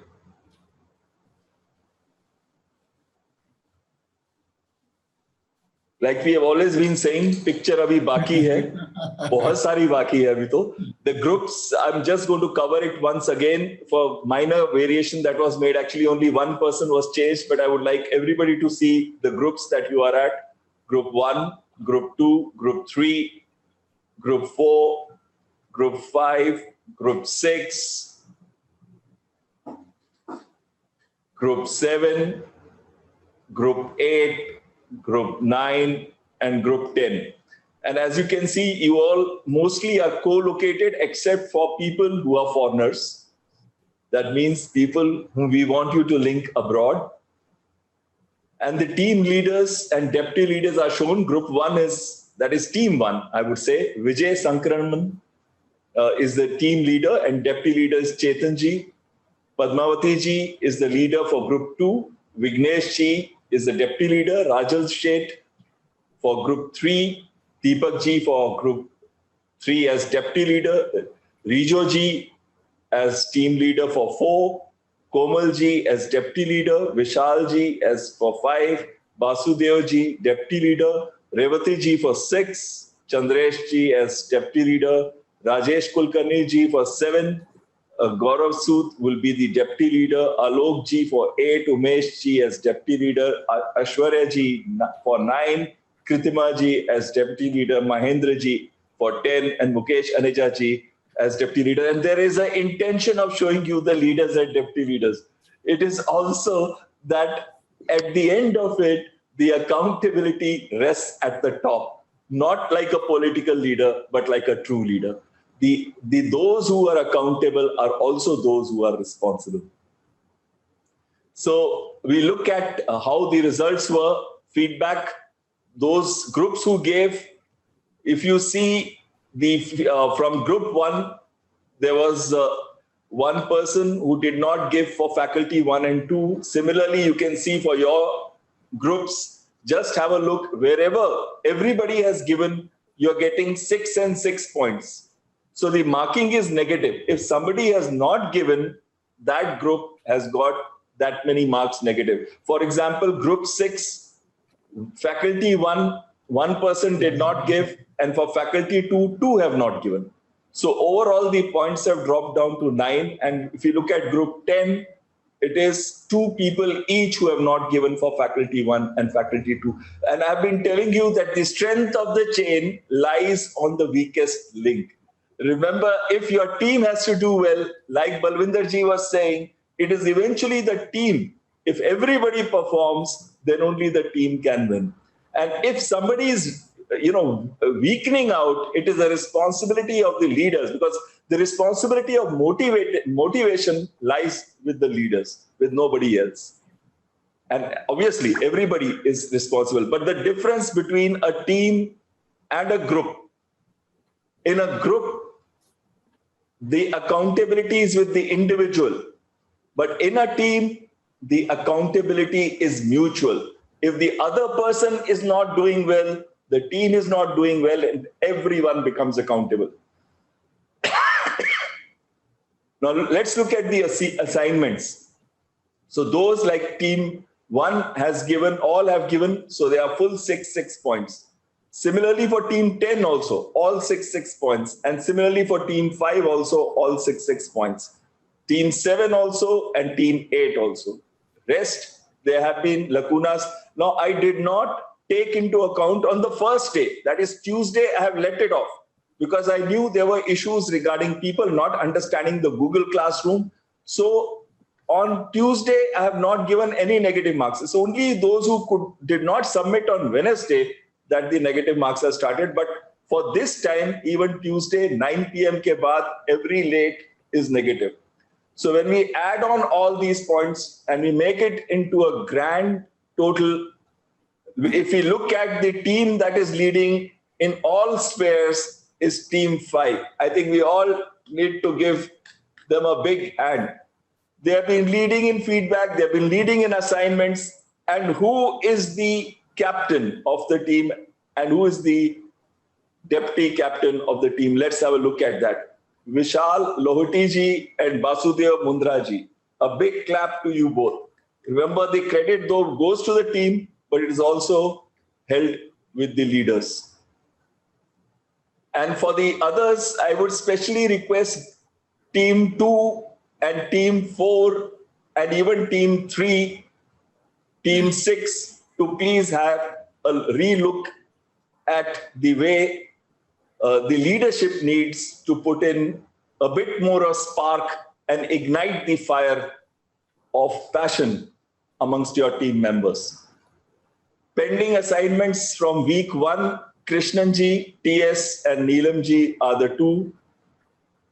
Pending assignments for week 2, Krishnanji for assignment 2, Manavanjanji for assignment 1 and 2, Neelamji for 1, Saurabhji for 2. And with this, I have finished. If anyone amongst them, has submitted it, and even by now, please do let me know on my private messaging. Another request I have is when you message, please message me privately. Do not message in a group, because we need to discuss a few things. Like if you are not sure of technology, if you are not sure whether you are submitted or not, if you're not sure if it is uploaded or not. So if all that is there, it is better to directly message me rather than in the group. And if any of these who have not submitted amongst the week 1 and week 2, even now, my request is kindly do submit, because for certificate, it is essential. Though your team has lost, but for certificate, at least it is essential. I have finished. If any questions are there on this part. Can we have a 15 minutes break now? And it's 4:28. So can we again come back at 4:40? Yes, I just need to see the thumbs up. I think the Josh is lacking today. Is the Josh lacking? No. No, sir. Even Josh is very high today. Josh is high. My Josh is high because the person who was supposed to join me today to help me out in my work did not join. So she says she can't join. So my Josh has come back in because now I got to put full 100% effort back again. So have a great day. Your life is always full of surprises. We'll join back at 4:40. Have a great day, sir. Thank you. Thank you. Thanks. Thank you, sir. NSC desk at Ashok Leyland. She became the head of operations at ALIS. Then she moved to Mata Securities as a director in 1998. Currently, she is a franchisee of Leadership Management International, as well as she has an additional role as Director Development for LMI India. She's got too many performance awards from LMI in 2016, 17, 18, and Star Performer Awards at the World Conventions in 2018 and 19. I will not take any more of your time, and I'll request Kadambari ji to kindly take on your session. You are the co-host now. Ma'am, you have the floor. Thank you. So, good evening, everyone. Before I start sharing my screen, let me just say hello to everyone and applaud all of you on the wonderful work you've done for the self-discovery worksheets that I sent you. In fact, because of that, I feel that I know each one of you. So we're going to have a great session. And let me share my screen now. So my question to you today is, why do you think goal setting is an essential component of leadership function? Starting with the title slide. Yes. Once we write, we remember to act. Okay. Great. Fantastic. So that's very good, because this whole session is going to be action based, and there's the process. You will be actually setting your goal, and I'll be taking you through the entire process. So you will be doing a lot of writing work as well. Yeah. Yes. Goal setting is important because it gives a path to both the organization as well as the individuals working in the organization in the direction in they have to move. Fantastic. But it always starts with you, right? Yeah. Yes. Great. Fantastic. Yes. To take organization to the next level. Absolutely. That's strategic goal setting. It helps us introspect where we are at the moment. Absolutely. And that's what you did in the exercise that I sent you, right? Where you are, because unless you know where you are, you won't know where you want to go and how you're headed there. Okay, great. So let's go ahead. So this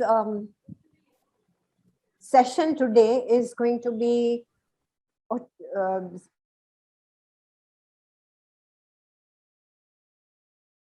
Ma'am, you are on mute.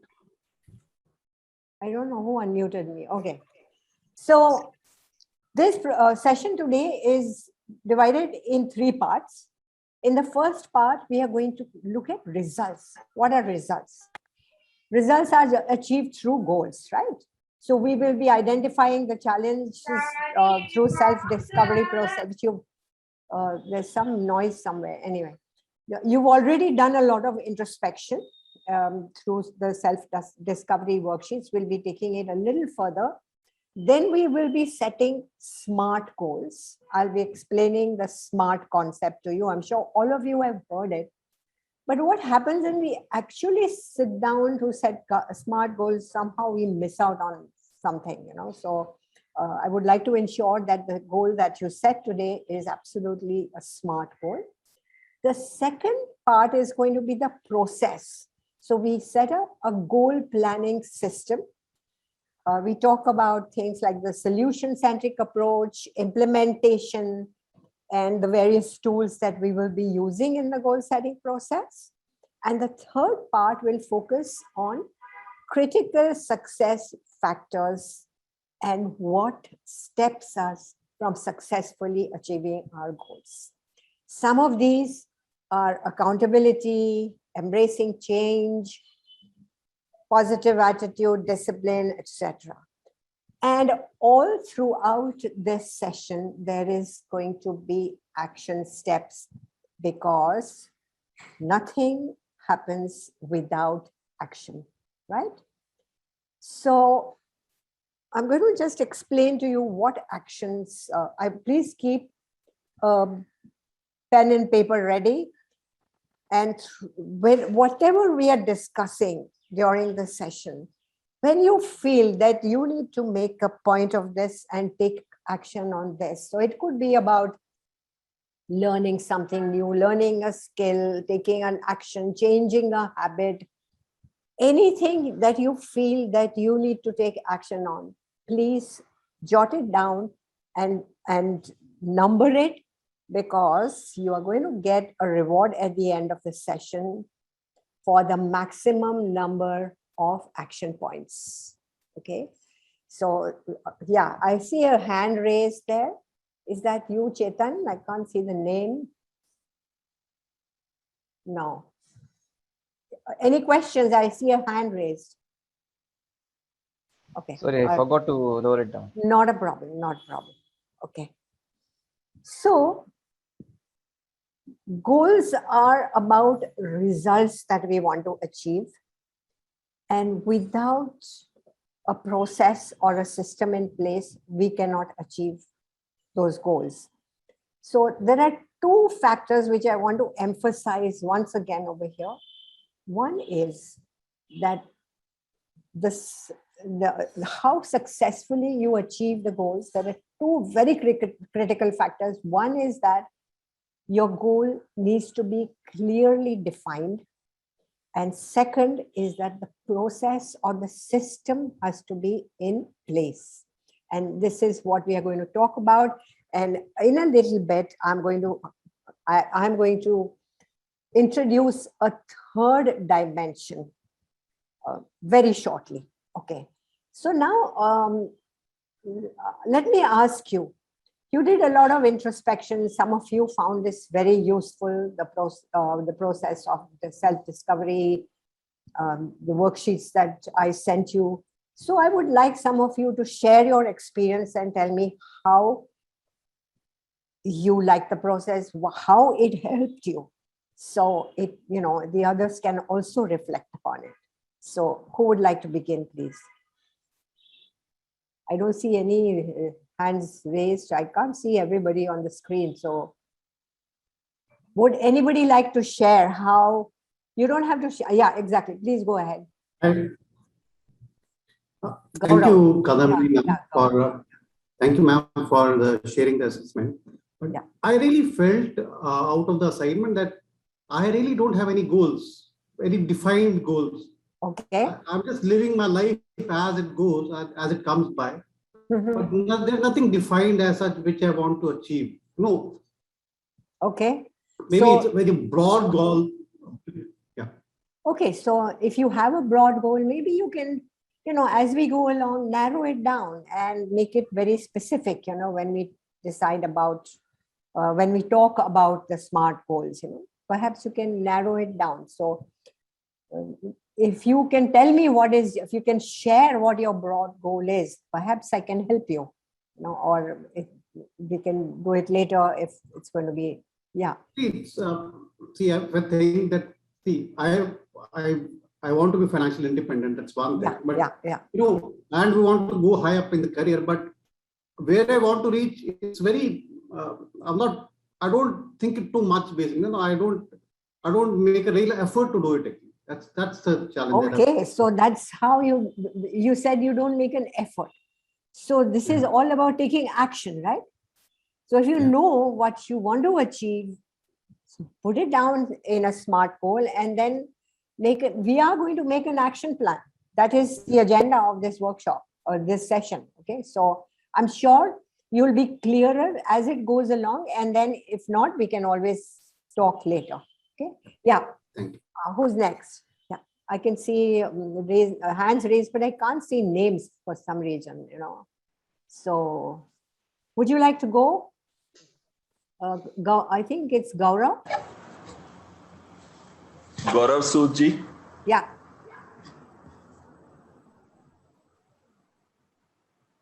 Gauravji, yes, I can't hear you. Gauravji is Ma'am, I just spoke, think, so maybe. Yeah, Mr. Surajit is next. Yeah. Surajit, yeah. I just spoke. Yeah, hi. Good afternoon to everybody.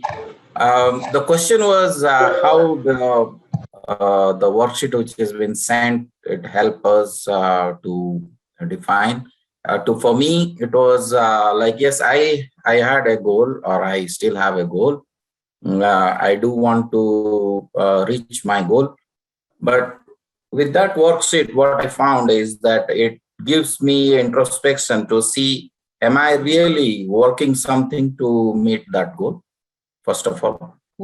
And am I ready to put a timeline to reach that goal? Because obviously none of the resources are unlimited. And for me, I'm coming to the far end of the career.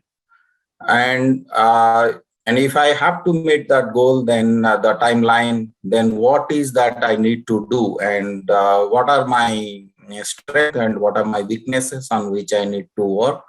So that worksheet really gives me a bullseye or a target to make a target practice for me to reach that goal.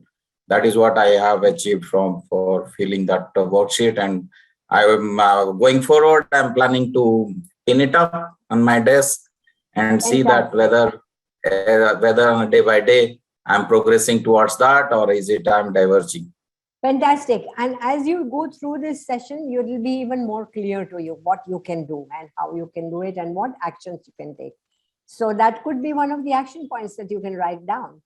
Yes, so I think we'll take only 2 more and then go ahead. I have lots of hands raised, but I think there will be more opportunity to share later on in the session as well. But I think Prashantji, is that you?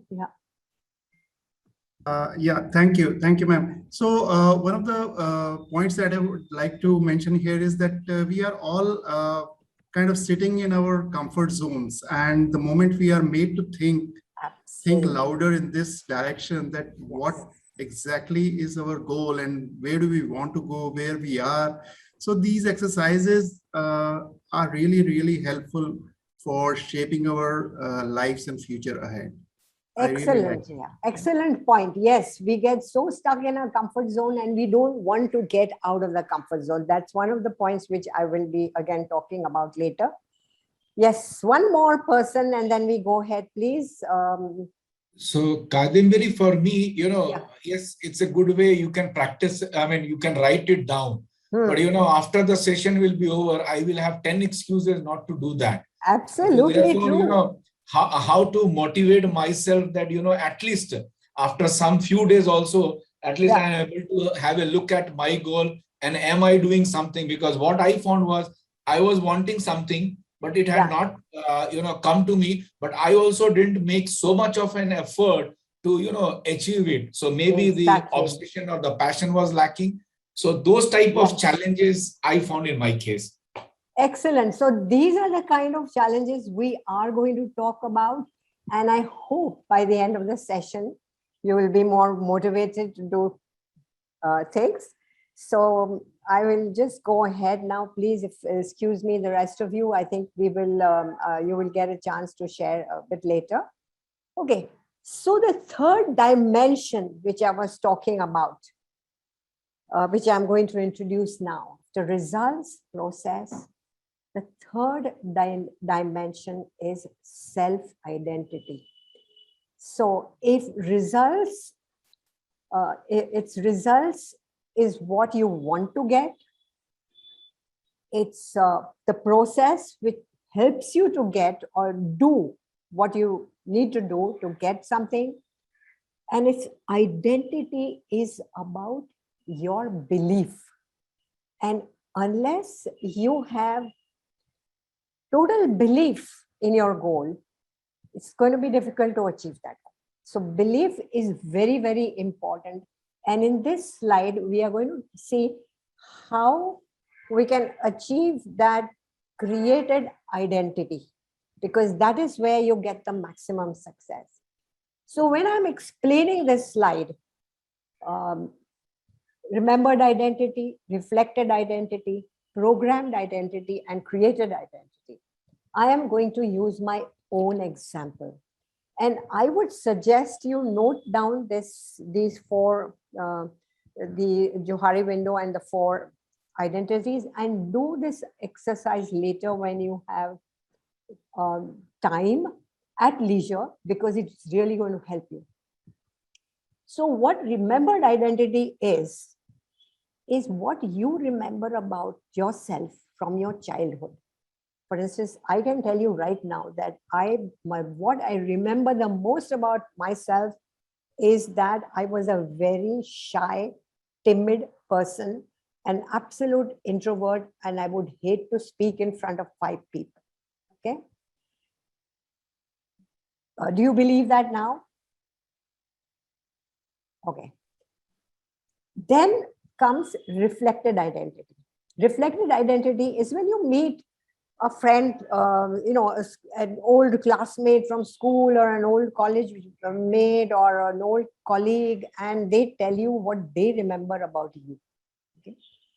So again, I'll give you my own example. When I was working with the financial services industry and I met this school friend of mine after many, many years. And yeah, there is a question from Umesh Kumar. You raise your hand. I can't hear you. You're on mute, sir. Yes, ma'am. My question is, goal also changes depending upon the circumstances and situation in the life. Of course it does. And yes, even after, say, after 10 years, I think to be that I will be so, I will reach to that level. But during that period, something has happened and I have changed my goal. Yes, definitely. That is the practical difficulties and practical issues. Okay. So even goal changes after the situation prevailing at that point of time. Of course it does. So we will and one has to adjust their goal depending upon the situation. Okay. Yes, I agree with you.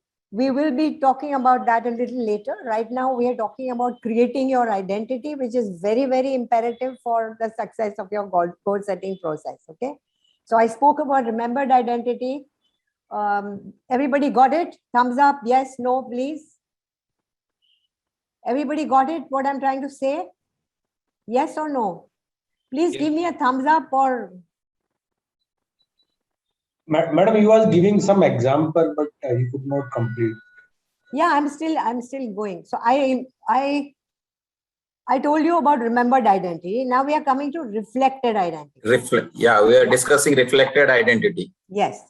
So reflected identity is when somebody from your past, a colleague or ex-colleague, a school friend, college mate, whatever, comes, meets you after many years, and they tell you that, oh, you know, you were like this.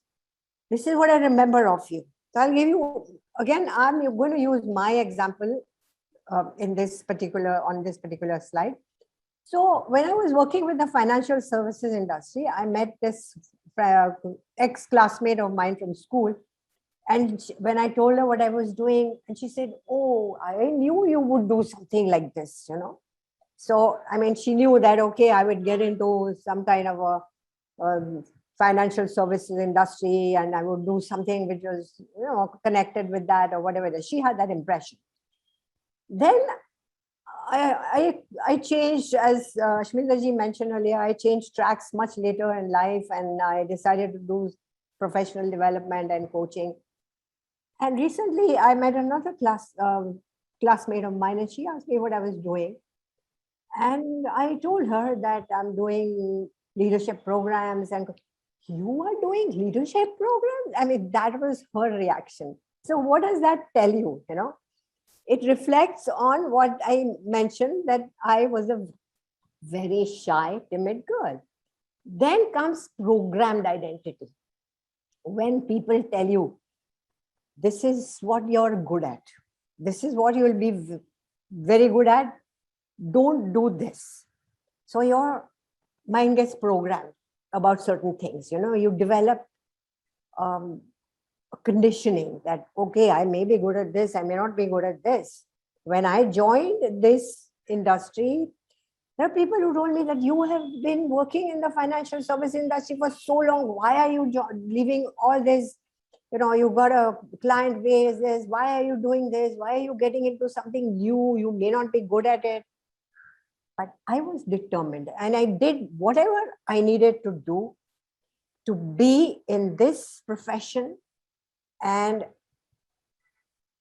from a shy, timid, introverted girl, I addressed a world convention a couple of years back with 400 people. That was my created identity. That was my created identity. And this is what happens. When you create your own identity, when you believe in something, that is when you attain success. Okay, any doubts here? Have I explained it clearly? Yes, no, thumbs up, whatever. I think I must look at the chat because, yeah, okay, great. So let's go ahead. Thank you. Okay. Then there was another sheet which had a self-assessment for productivity challenges. Now, productivity challenges, always, you know, all of us have something like communication skills, procrastination, delegation skills, time management. These are the typical planning skills, goals, goal setting and achievement. These are all the typical productivity challenges. So I would like you to note down 3 of your most important challenges which are affecting your productivity. So I'm going to give you some time, about a minute should be enough, to note down the 3 most important challenges which are affecting your productivity. So now I would like you to share with me, to share with everyone, if you had to address these challenges, what will be the result? what do you think will be the result on your productivity? Now, somebody who raised their hands first and didn't get a chance to speak. Anybody who would like to share? Okay, 2 participants have raised their, yes. I can't see the names, so unfortunately. Yeah, please go ahead. 3 participants, yeah. I'm Ashwarya Agarwal. Yeah, Ashwarya. Yeah, if I address my challenges and if I overcome it, then there will be a definitely increase in my productivity. How will it? What are the challenges? Can you do you mind sharing? Or is it? Yeah. Of course, I can share. The first challenge which I feel is time management. Yes, that's a very common one. Yeah. And second is mobile phone. Or social media. Yes. Again, very important. Not just social media, but the calls which keeps on interrupting. Okay. Okay. Interruptions. Yeah. Interruptions. Yeah. And third, I feel means actually could not get an exact one for the third, but I feel the third may be manpower. I see. Okay. Yeah. So handling manpower or getting getting manpower, getting proper manpower. Okay, great. Okay, so can you imagine if you had to address these challenges, how much your productivity will go up, right? Okay, so yeah, who's next? I can't see the name Ashminder ji, for some reason. So good evening, ma'am. I'm Shekhar Sharad. Yeah, Shekhar. Like 3 challenges. One is procrastination. It's not always, but sometimes. Okay. Second is locational disadvantage. Yeah. Like Aishwarya shared, it is about getting manpower. I am also from a small place. Okay. But due to locational disadvantage, we don't get good manpower. I see. And third is a bit of lack of delegation skills. Okay. It's not complete lacking, but a bit of it can be improved. It is an area where it can be improved. Yes. So when we do goal setting, these challenges can also be converted into goals, Correct. Because we'll come to that later, and I think I'll talk about this when we do the process, because these can be converted into goals, and you can always find a solution. If there is a problem, there is a solution. If there is no solution, then it is not your problem. Okay, so let's go ahead. There's some, yeah. Yes, would you like to share? I can't see your name. Yeah. Good evening, ma'am. I'm Vijay here. Yeah. Some of the challenges are, as Aishwarya told, this time management is the first thing. The second thing is the fear and the anxiety. What others will feel or something like this. That is the one which affects my productivity. Okay. And then since I am working in the Middle East, the people management is one of the biggest tasks. Okay. So, all right. That's okay. Who's coming in next? Good evening. Yeah, Manish. Yeah, thank you, ma'am. Good evening, ma'am. This is Manish here. Yeah, actually, I am managing the team from last many years, and there is no issue in time management, planning, delegation, and at all. But the big problem for me is the system, the current system, basically. Okay. The happiness index of my team. I am handling around, I think, 25 to 30 people or people and all. And due to the system issues and all, my team is not comfortable. And due to that, the attrition rate is very high. And every time I have developed my team, and due to the system issues and all, and I have basically lose my team. Okay. So whenever I have set up a goal or with the organization growth and all, I have always achieved it.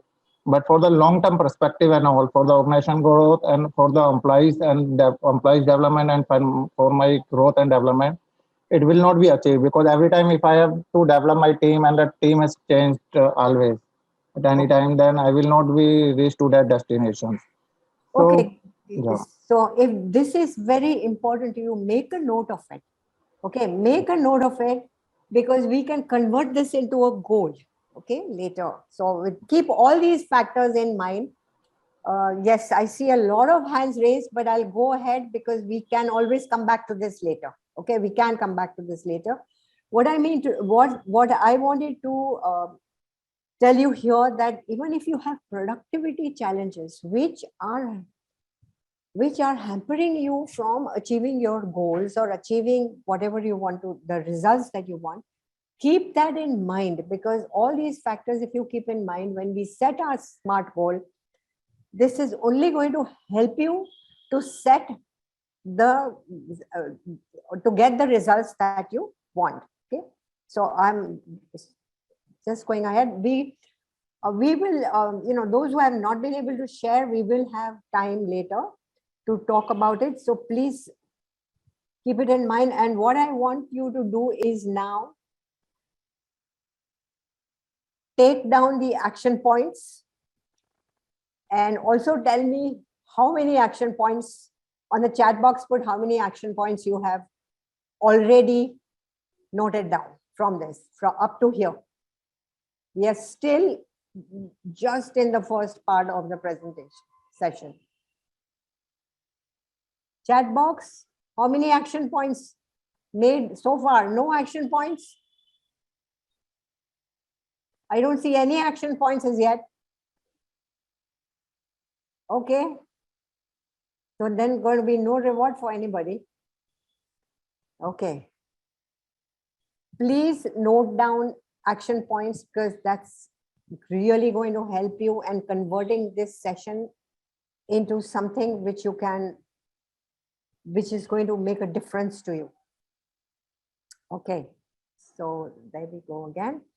Okay. So now what I'm going to talk about is, there are two types.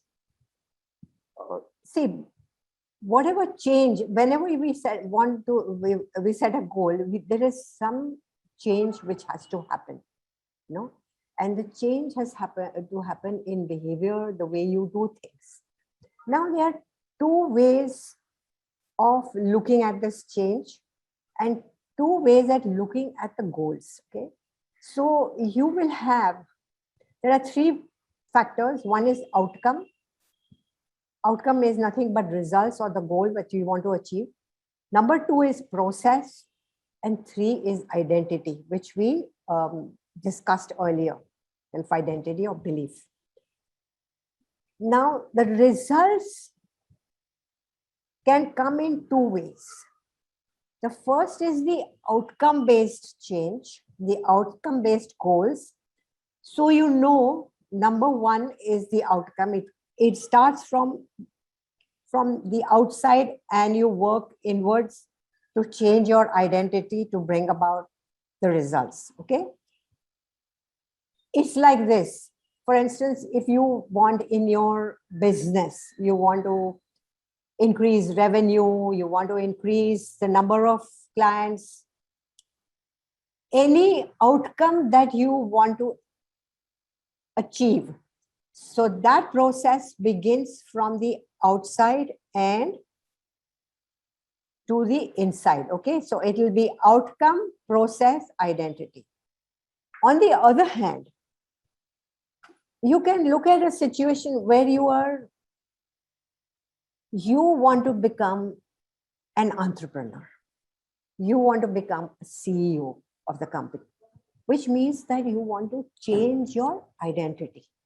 So here the process begins from inside to outside. It is an identity-based change. So what do you have to do to change this identity? That will be built into the process. So here you'll be working from inside to outside. So it will be identity, process, and outcome. Am I clear? Any questions? Any questions? Yeah, please ask, because I can't see your names. So I can't, I mean, I see a lot of hands raised, but I don't see your names. So please. So Kadambari, if I have to understand the example that you gave, so identity is basically an individual goal. Are you talking about then? Identity is, yes, it is an individual goal, but if you are the leader of the organization, it is also relevant for the entire organization, right? Okay. So, but if you want to become an entrepreneur, means you are not an entrepreneur as yet, but you want to become an entrepreneur. So you start from there. You may be doing something else right now, but you want to become an entrepreneur, or you may be working with an organization in a finance function and you want to become the CEO of that company. So obviously that identity has to start from you. And and you have to have that belief that yes, you can do it. So it starts from there and then it goes on. So that, yes, it is definitely a more personal kind of a bond. If that is your Kadambari ji, yeah. Sorry, you said that you are not able to see the name of the candidate. Yeah. Can you fix up that first? Sorry? So it will be easy for you to. Yeah, so I don't, why I'm not able or to. you want to re-log in or just see what are the No, technical. re-log in. Ma'am, Sapan here. If you give me permission, I can volunteer and help you reading Yeah, the names. please. That would be wonderful. Yes, yes. I'll do that. Thank you, Since you Sapan. say then some questions, I can help you with the person in the. Thank you very much, Sapan. So, who would like? Who would? Sujata is next. Sujata. Okay. Yeah. Okay, Sujata. Yes. Sujata, you are on mute. I had raised it for the previous slide. Oh, I'm so sorry, but yeah, I'm sorry. I'll keep it in mind, and we will discuss this later when we have. Saurabh is next. Saurabh, yeah, Saurabh, you can go ahead. Saurabh? He lowered his hand. Vijay is next. Vijay Shankaranam. No, that is also for my previous thing. Okay, last hand is from Mr. Umesh Kumar. Okay, so all those who I could not, I could not, all those who could not share the last question, we can come back to it later because there will Mr. Umesh, if you can lower your hand so that ma'am can continue. Okay. Just a small quick question, Vignesh here. So you said it's out to in and into out. It's like as an individual who takes changes from out to in, or it's about an organization where the changes has to come from outside to in. How it works? See, let me tell you one thing. A goal always begins with yourself. It's all about you. Because you cannot work on other people's goals. You can work on your own goals, So your goals could be your personal, you could be for the organization, but you have to, this is a point which I'll be coming and which Ashwinder ji also mentioned, it's always about what's in it for me. So a goal, unless it is your goal and it is in sync with the, what we do is when we are doing goal setting for an organization and a whole lot of participants from the organization, we align the organization goals to the individual goals. There has to be an alignment because you will not work on your goal. You will not put in the effort unless it is, what's in it for you. I'll be coming to that point a little later. Does that answer? Yeah. Yeah, small question. So see the outcome, say for example, I decide, as an entity, we need to grow this much, or we need to have our offices at so many places. That's an outcome based. Absolutely. But it is also decided by the self, say be the entrepreneur, be the partner, leader, whoever it is. Yes. And be the identity change also. I decide I want to be known for this and not for this. Something like that. So that's also changes happens from within. So then what is basically the difference between out to in and into out? It's basically in to out, right? No. See, where are you starting from? You could be having two parallel goals, one an outcome based goal and one an identity based goal, right? Okay. Yeah.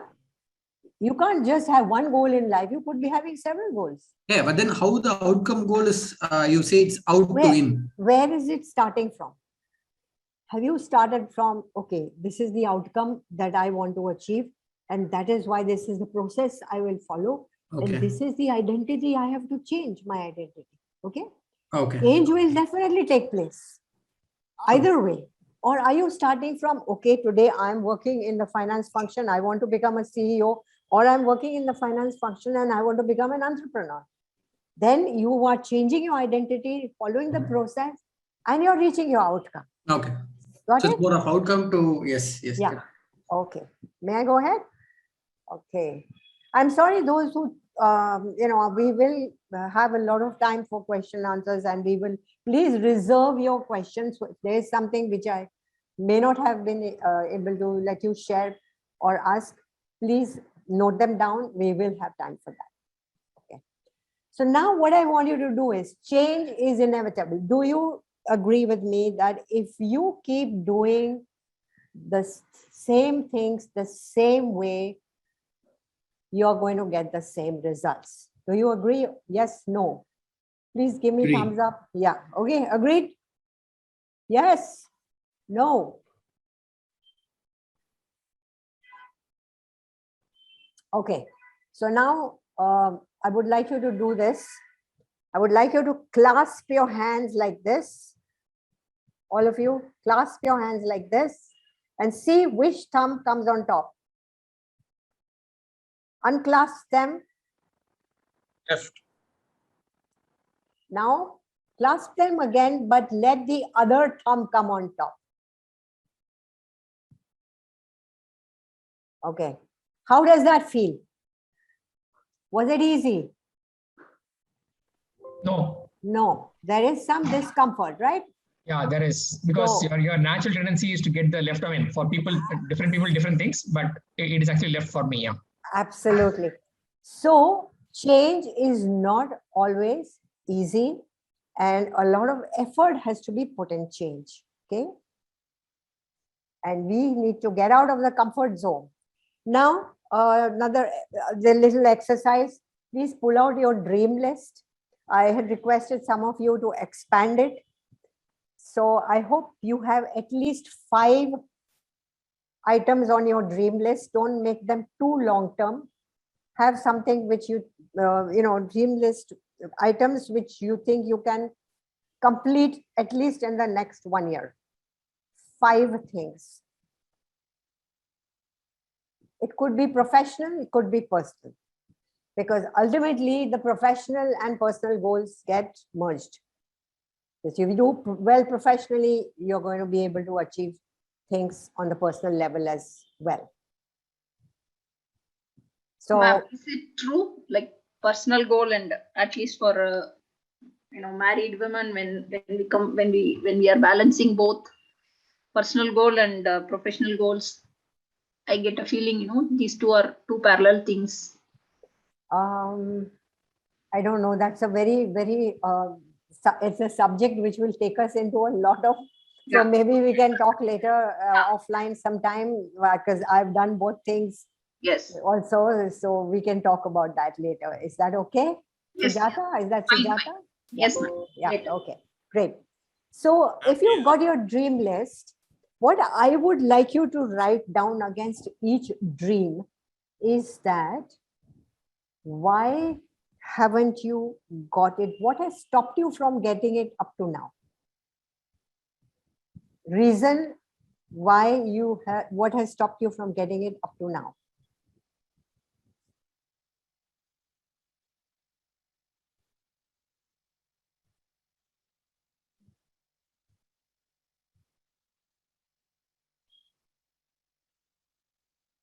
I'm giving you about 45 seconds for that.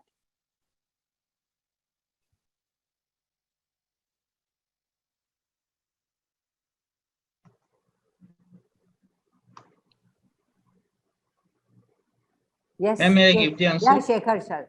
Shekhar. You have a question? May I give the answer? Yes, certainly. Your own beliefs, my own beliefs. Okay. Okay. So this is for all of them. How many goals did you write down, Shekhar? Ma'am, actually, Rakesh, I think Rakesh ji is giving the answer. Rakesh ji, you have given the answer. I saw the name. Which I have raised hand, but Rakesh ji, I think he has. Okay, Rakesh ji, because the name popping up here is different.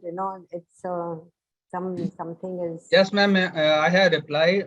My own belief has stopped me up to now. Okay. To do whatever I have dreamt of. Yeah. So, anybody else? It's mainly for all of them. How many did you have? Ma'am, can I go ahead? Yes, please. Okay, I mentioned 5 of them Yeah. in the assignment. Yeah. The one of them was attempt to be a CFO of the company. That was a Okay. professional goal. Huh. So I believe that it's a step-by-step process, and I am on that path. So I'm actually would be achieving that fit maybe soon. The Okay. second one was completion of at least 2 certification courses from maybe ICAI, from the other institute, which was both like personal and professional, because that was for personal growth and as well as for the professional growth. Okay. Earlier I was less aware. I was not giving that much importance to certification courses. But yes, lately I realized last year that no, these are very important for the self-development.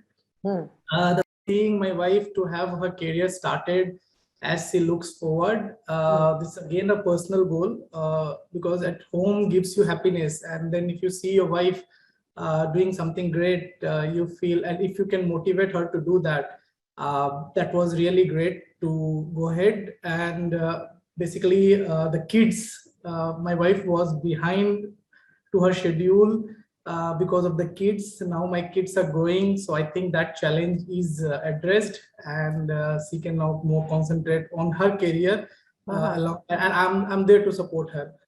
The fourth one was progress in my social groups. Again, that's a personal goal. Was not, if I mean, my work was not keeping me free for that. But then lately I realized that if you are in your social groups, there are so many issues, problems which you think like a problem which can be resolved which you need not spend hours together to resolve those. You get ideas, and you, with the discussions, you move forward with those challenges.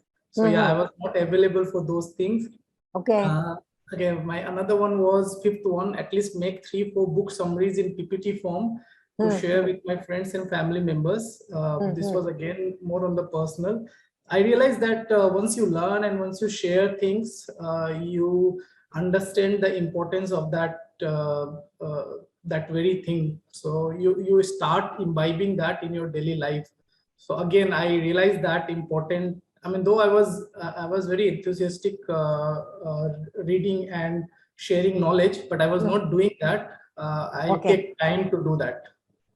Okay, great, big list. So now, who is responsible for all these things that you have not been able to attend? Yourself or others? Make against each point that you have noted down, against each dream, you have pointed out a reason why you don't have it up to now. Who is responsible?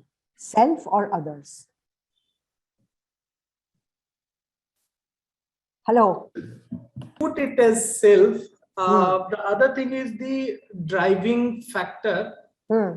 Maybe the okay, I don't want to blame the family background or anything, because it's again you who has to come out of the comfort zone to do all these things. Absolutely true. Yes.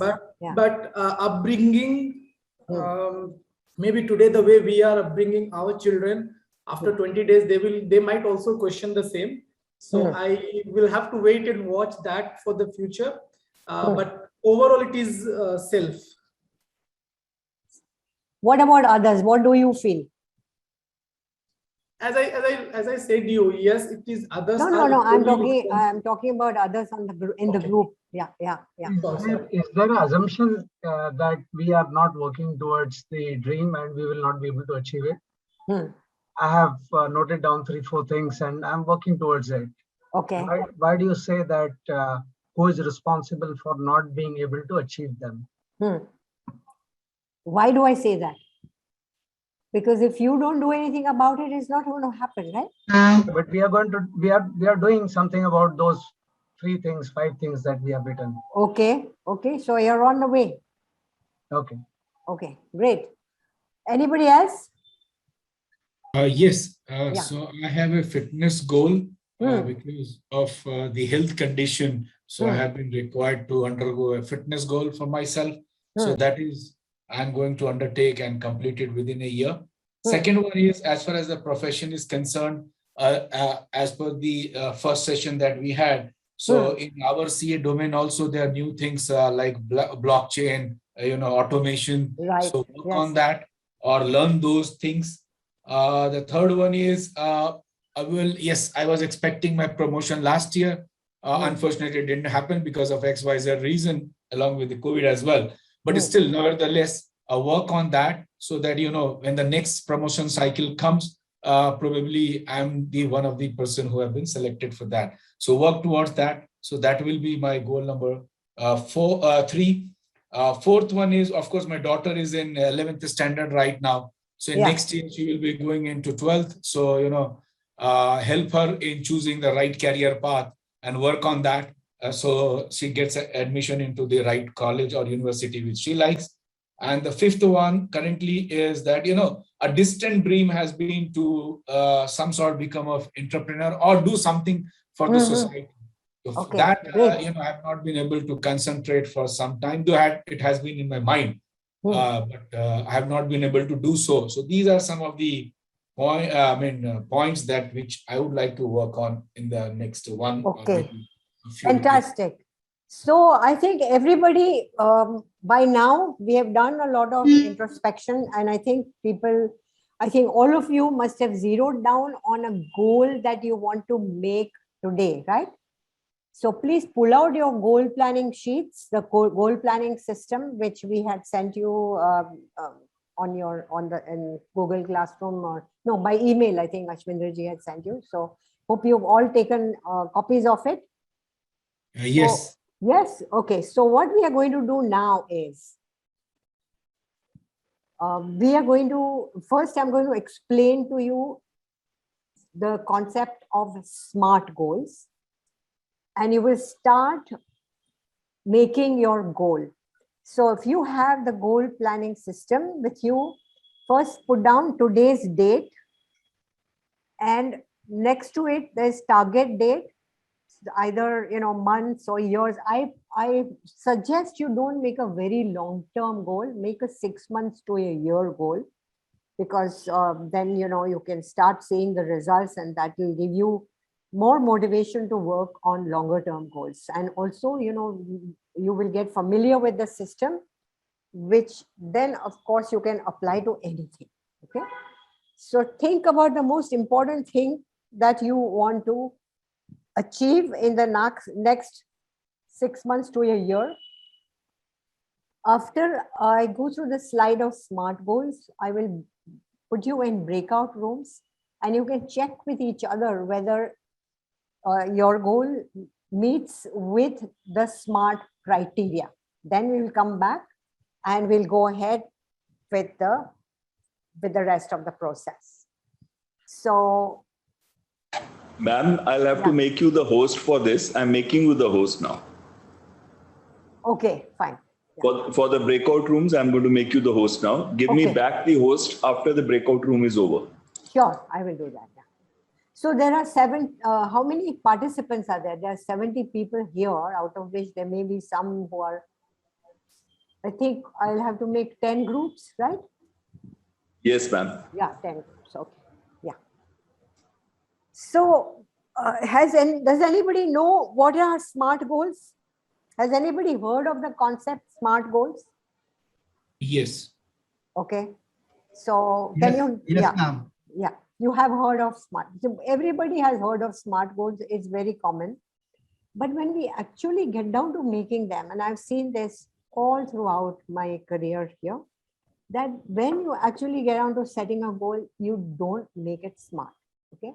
So I'm just going to go through how to make your goal SMART: specific, measurable, attainable, realistic, and tangible. So there are some questions you ask yourself at each stage. Now, I think Mr. Kalra must have spoken about the 5 whys, the 5 W's: who, what, where, when, why.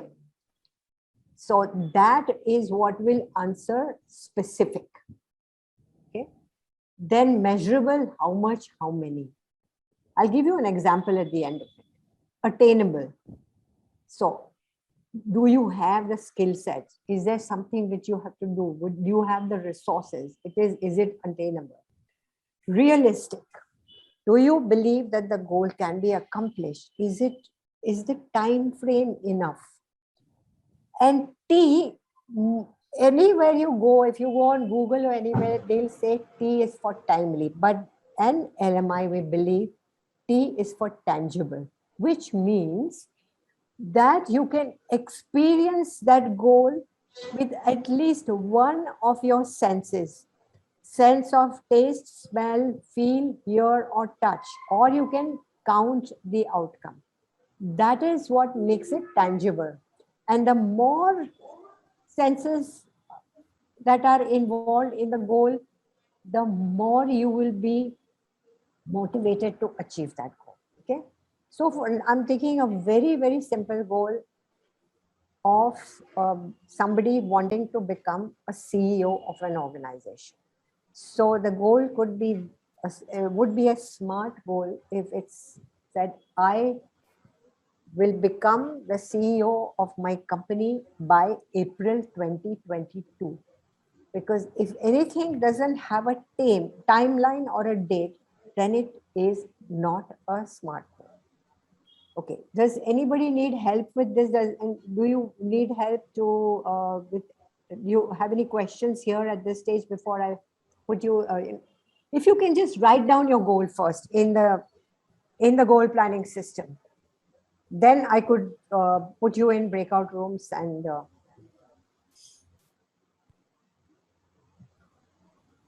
Sorry, I did not get it. Is the question that I want to be a CEO? No. Your goal could be different.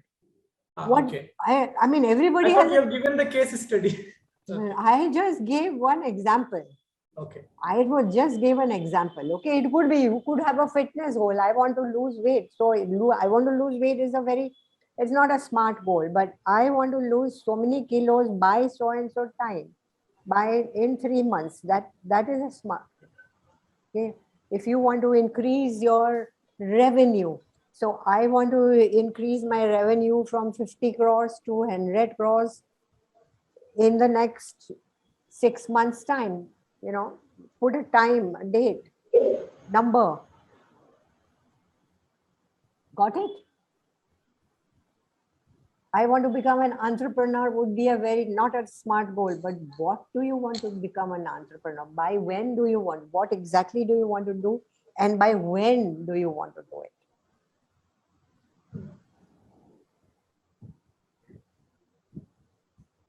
Is everybody ready with their SMART goals? Yes? Yes. Okay, great. So now then I'm going to put you in breakout rooms.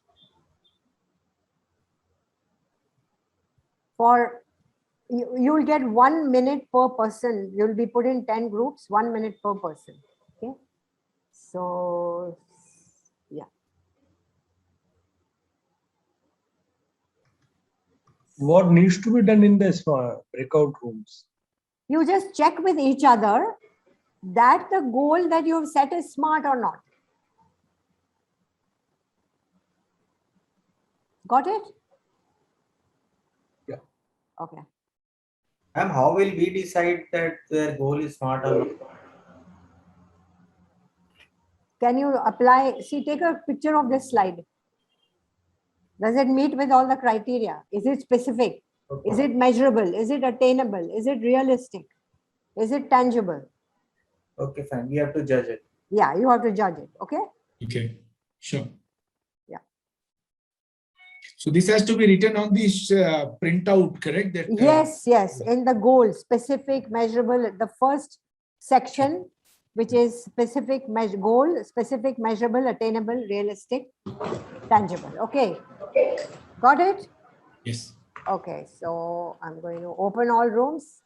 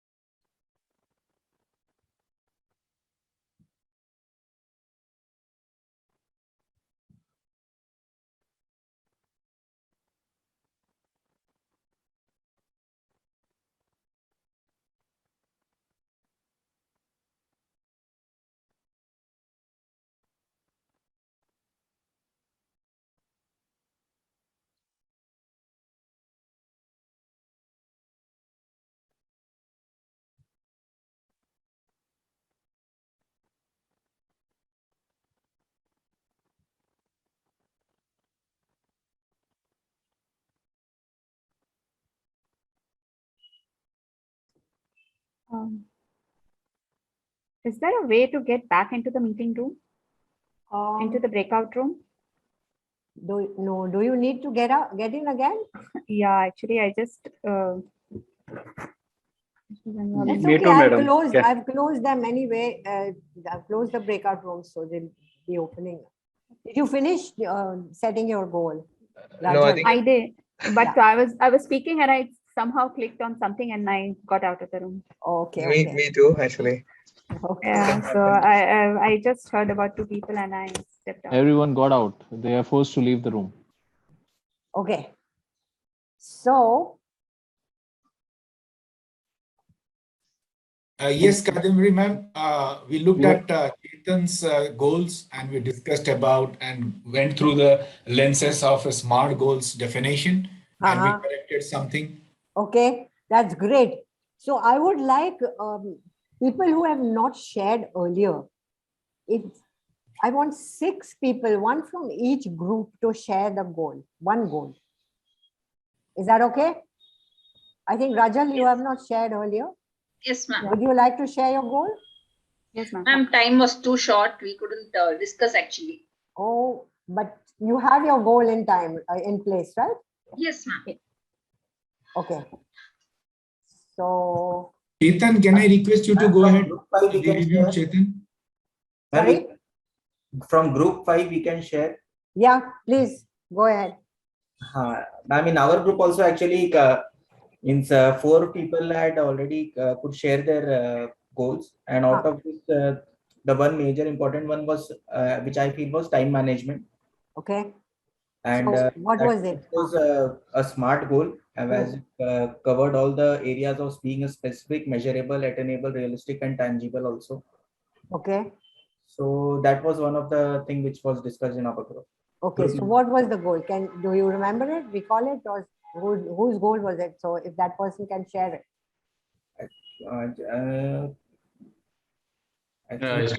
It was Mr. Sharma's goal, so probably we can talk on that. Yeah. Whose goal?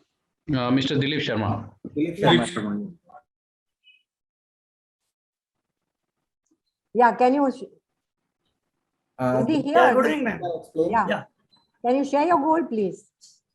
Yeah, ma'am. Time management is my goal, and I wanted to. My target date is by coming 6 months. I will work on that. No, but what was the goal? The time management. Time management. Yeah. Time management is the result you want, right? The SMART goal has to be, I will save so many minutes per day, or how much time you will save per day. Okay. So when will it be a SMART goal? When you make it like that, I would like to save 1 hour per day. That would be a SMART goal. Okay. How much? Unless it is defined. If you just say, no, I'm going to do time management and save time, that's not a SMART goal, right? Got it? Okay. So is the SMART concept clear? I want somebody to share a goal which is a SMART goal. So that, yeah. The goal discussed in our group was 1 goal, which is I'm there in Indonesia. I work with the Indonesian people, and there is a need for learning Bahasa language. Okay. So my goal is to learn. I've been here since last 2 years. I know the basics. I want to go up to the proficiency of intermediate level. Okay. Where you can connect with people. Yeah. And you can understand people, and you can read newspaper and understand. Go to the proficiency of intermediate level. In 1 year's time, why I want to do it, what I want to do it is very, very specific. Yeah. It is very realistic. Within 3 years, people can definitely learn and go to the intermediate level. Yeah. Whether it is achievable, realistic, yes, with the resources that I've got about the books or the ecosystem, I will certainly be able to achieve it. Whether it is timely, yes, within 1 year, I want to achieve it. Excellent. So you have given it That is called a SMART goal. Yeah, you have given a time frame, you've given a date, you know specifically what you want to achieve. You want to learn the language within a certain period, and that is a SMART goal. Okay, anybody else can give an example? Ma'am, I would like to share. Yeah. I'm Shekhar. Yeah, I have two goals, short-term goals in next 6 months. Yeah. First is professionally, I want to make my office 100% remote and paperless office. Very good. Excellent. Yeah. I have also already started working since last pandemic crept in. We have started work from home culture, and it was very difficult at the beginning, but now we have achieved a quite level of comfort. Okay, and now I have to educate just my clients to send all their communication by emails only. So that way I'll be able to achieve it. My second goal is to run a marathon by March 22. I have also already completed half marathon twice. So I'm quite confident that I'll be able to run a marathon also.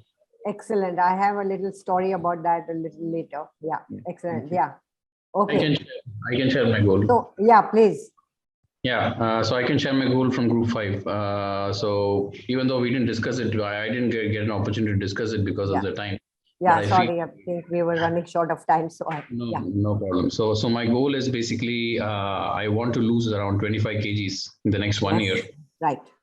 Because if you see here, I have a problem with my neck because of my overweight, and I need to do that as soon as possible. How much 25 kgs by, and how many?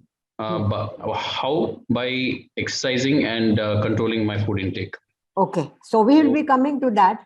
Okay, yeah, but great. That is a very, very specific goal. Okay. Yeah. So, ma'am, we have Mr. Sanjay Bharti, last person. Yeah, Mr. Sanjay Bharti, please. Yeah, I couldn't get time to discuss with my team. I am general manager in ONGC. Okay. We have got 4 group companies with us: MRPL, HPCL, ONGC, and ONGC Videsh. Yeah. And there is a vacancy which is going to occur in all these 4 companies in next 6 months for CFO. Okay. And for becoming a CFO, there is a minimum requirement of 10 years experience in corporate accounts, startup management, foreign exchange, treasury operation, and systems. So I have done all of those except for startup, which I have recently joined. Okay. So I am into startup financing, and maybe by next 6 months to 1 year, I try to be the CFO in any one of these group companies. Excellent. Yeah. Okay. That's a very specific goal, Mr. Sanjay ji. Yeah. Okay. Yes, ma'am. Can I share mine? Yeah. Yes, please. Rajali. Just a moment. I'll switch my video on. Yeah. Hi, ma'am. Avantika this side. Hi, Avantika. I had mentioned my goal as owning a mansion in Scotland. Yes, I remember that. Yeah, that had been my dream because Scotland was the first international destination I visited during my college days. Yeah. And I have been working on that goal. It is my target to get it done by my 55th birthday. Okay. Which is some 20 odd years from now. Okay. And I have calculated how much cost it is right now. Yeah. And 15 years hence, expectedly, if it becomes threefold from what it is now, I need to earn some 7.5 million dirhams. I am based in Dubai. Okay. So I calculate in that term. Excellent. That's basis that if the property price multiplies 3 times by that time. So I'm working on the target for the last 10 years that I'm in practice. Excellent. And I don't know if this is a smart goal or not. Is it realistic in your opinion? You know all the calculations, you've done all the calculations. So do you think it's realistic? Yes, I think I can do it. Okay, then fantastic. See, what you need is passion. I must give you an example of, in fact, somebody from your fraternity, Mr. Deepak Mundra, who is working, he's the Vice President of Resource Mobilization with Edelweiss Group. Okay. And he told me, I spoke to him last week before sharing this story. I wanted to get his permission and he said, go ahead. So he said he was quite a foodie. He loved food. And because of that, put on a lot of weight. So during the pandemic time, he said, now let me do something about it. So he got into cooking and he started a YouTube channel called Tasty, Healthy, Easy Recipes, The Recipes. Okay. He started the channel in October 2020. Today he has 1,59,000 subscribers. Wow. So it is, it's monetized for him as well. He still is VP Resource Mobilization for Edelweiss. This is his passion. And he told me that it doesn't take him more than 2% of his time. So if you have a passion and you have a dream, you can do it. Think about Falguni Nair. She was the CEO of Kodak Mahindra Finance, and she had the passion about a makeup business. And today, Nykaa is going to come out with an IPO. So there are so many examples. So that's why I wanted everybody to prepare a dream list, because when you have a dream and you have the passion, you can do if you work on it. So I wish you all the best for your goal. Thank you. Certainly, but would you like to have another short-term goal to go with it? Process. Yes, short term I have bifurcated it year-wise. Okay. So for this particular, the yes, goal planning system, you have put down the 5-year plan for each 5 years. How much I need to achieve in every 5 years.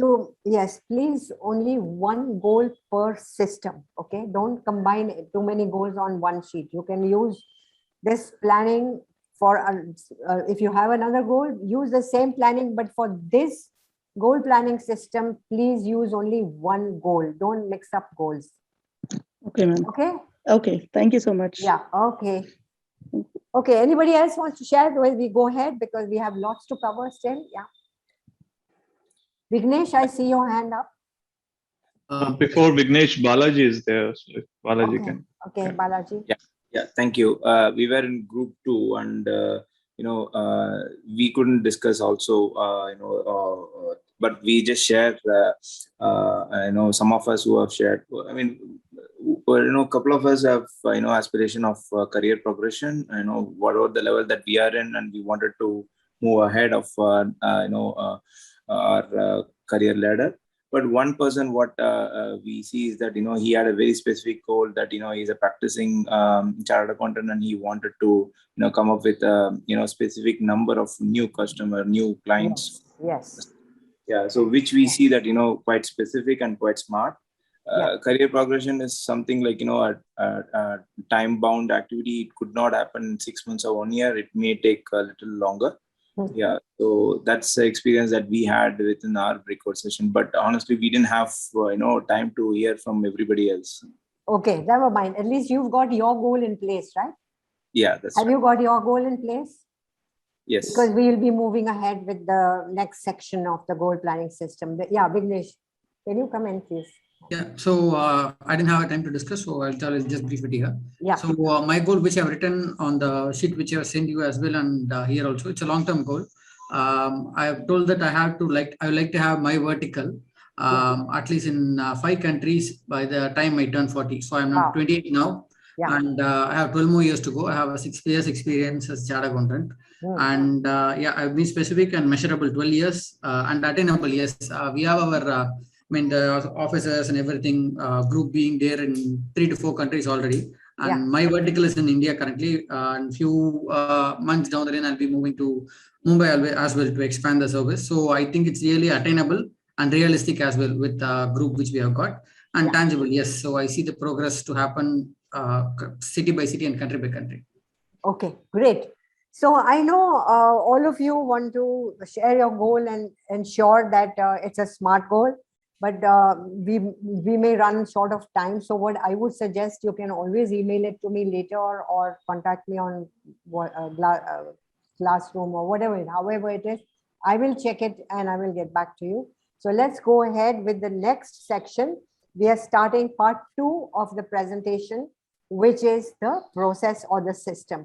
So I hope everybody has written down their goal on the goal planning system.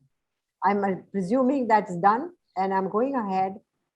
So the goal planning system, of course, the goal is done. Now, the components that we will be discussing, which make the goal planning system, number one, what's in it for me?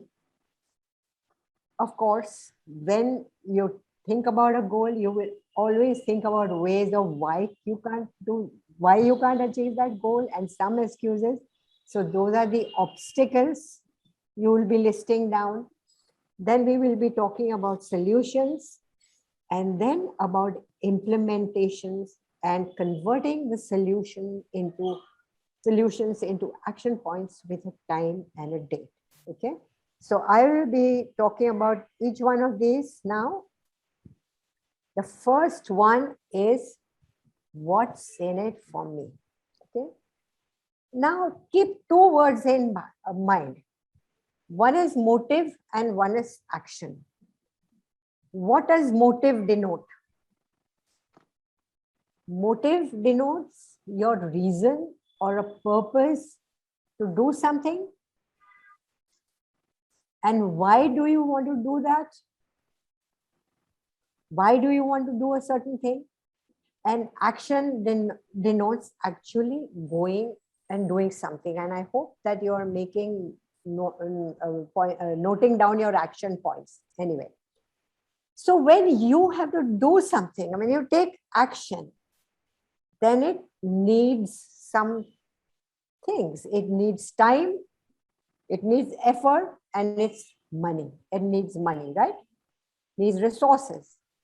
Now, you will spend that time, effort, and money only if you know that the benefits that you're going to get from this are going to be greater than the effort, money, and time you put in.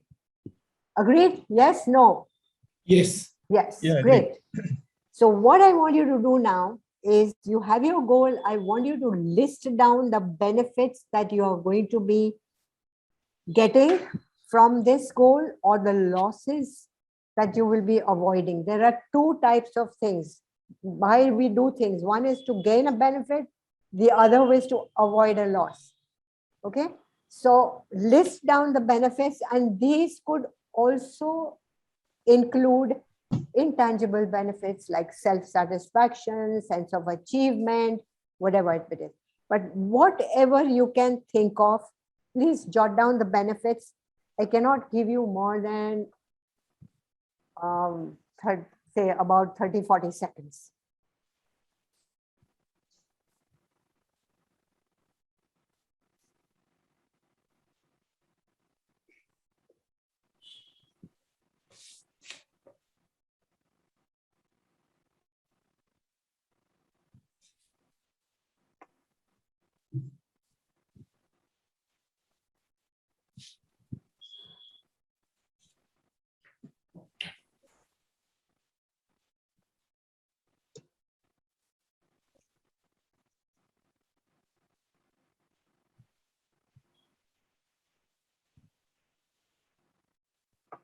Okay, so I want two people to share the benefits that they have listed.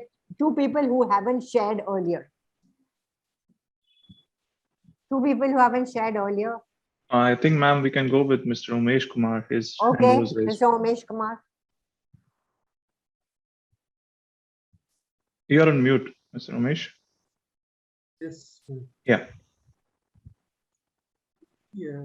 Regarding this, my goal is to become director of finance in next 3 months. Okay. Till December. Okay. For this will be benefit. I will be head of the finance in my organization. Yeah. And my work will be appreciated and recognized. Yeah. That is the benefit. And I may get chance to become CEO in the next financial year. Excellent. Presently, I am working as CFO since 3-4 years. Okay. Okay, great. Thank you. Who else? One more person, and then we move on to the next, and then Yeah. two other people. We can go with Mr. Ratan Kumar. Yeah. Okay. Thank you. Ratan Kumar.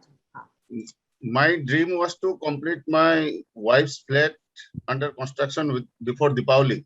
Oh, wow. Okay. Presently, I am practicing chartered accountant and my office is at a rented premises. Okay. But my existing house is my own flat. Huh. So once that flat is completed, I will shift my residence to wife's flat, and I will convert my existing house into a full-fledged chartered accountant office. Excellent. That will save me from a rental payment of around 50,000 rupees per month. Very and good. I will be coming out of landowners' interferences every time. Excellent. Excellent. Okay, great. Now we go to the next section, obstacles. So I want you, again, I'm giving you 30 to 45 seconds. Please list down all the obstacles that you think you will face.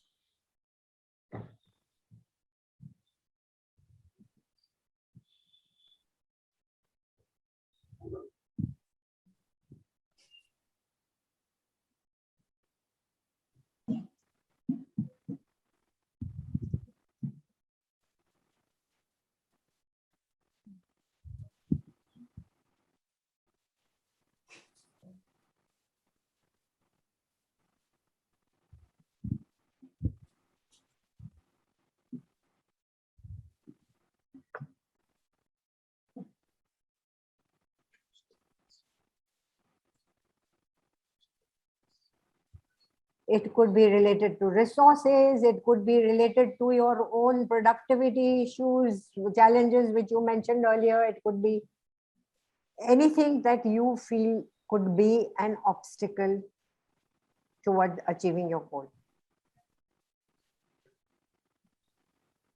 Okay. So who's two people again to share, people who have not shared earlier, please. We have Mr. Ramakrishna. Yeah, Mr. Ramakrishna. Good evening, madam. This is Ramakrishna. Yeah. So fitness is my goal, madam. The specific one is I want to reach it by 72 kgs by 31st March, coming 31st March. Okay. So my obstacles are, one is lack of motivation, because we need to concentrate. If it's an everyday challenge for me, which every day I'm facing this challenge. When I see food, I forget about my my goals, my fitness goal. Okay. So what I wanted to see is that every day I read some, what do you call it, affirmations. Every day I need to read my goal every day in the morning, that I have to achieve this, and join some peer group, something with my and we are not talking about solutions right now. Yeah, Okay, we are only talking about obstacles. Okay. Okay. One is We'll motivation, madam. Second one is food cravings is another obstacle for me, and a busy work schedule. These three are my challenges for this goal. Okay, great. We'll come to solutions later. Maybe Yeah. you can share again, Mr. Ramakrishna. Okay. We can go with Rohit Podar. Yeah, Rohit. Rohit ji. Yeah, you're on mute, Rohit. Hello. Yeah. Yeah, good evening, ma'am. Yeah, I have set my target date as 31st of March 2022, where I have set my as adding 5 new clients for my Dhanbad branch, having a revenue of rupees 50,000 per annum. Okay. So the benefit which I will get is will be adding additional revenue of 2.5 lakhs per annum from these 5 clients. And the losses to be avoided is I should not lose any current client of mine. Okay. Of by providing services to the new clients which I will be adding.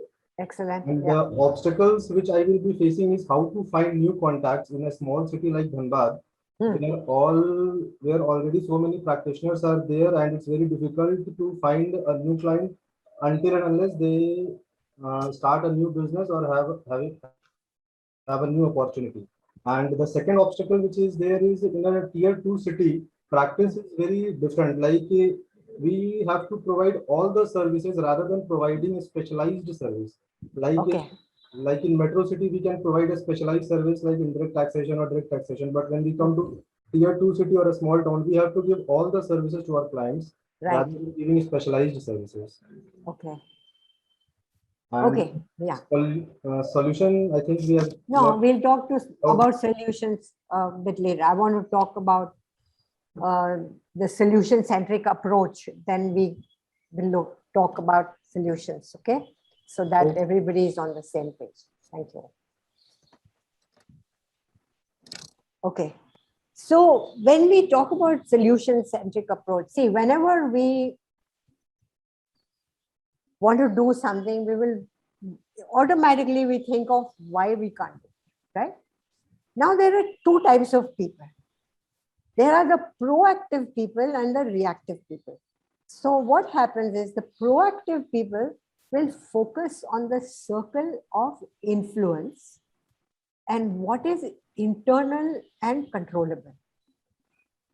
So they will focus on the positive factors or the can-do attributes of anything, the can-do.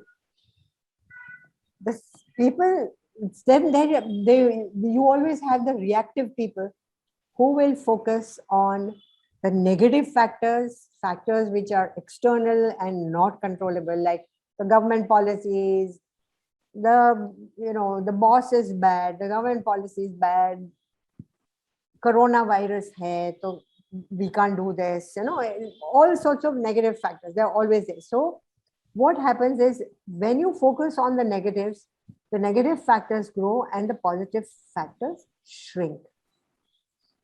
So what happens to proactive people? Now I want to ask you a question. I'm sure there are a couple of cricket lovers here, so maybe you will be able to answer this question for me. So Ricky Ponting was once asked a question that how is it that you hit the highest number of sixes in a test match? Does anybody here know the answer?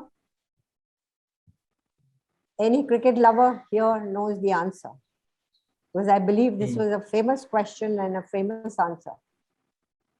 Okay, so then I will tell you the answer that he gave. He said that when a batsman is at the crease about to take a strike, in his peripheral vision, he can see all the fielders. But he says that when I'm at the crease about to take a strike, I see all the gaps between the fielders. So what was he trying to say? That you focus on opportunities there. Yeah, absolutely, absolutely, fantastic. He said, look at opportunities and not obstacles. So that is what we call a solution-centric approach.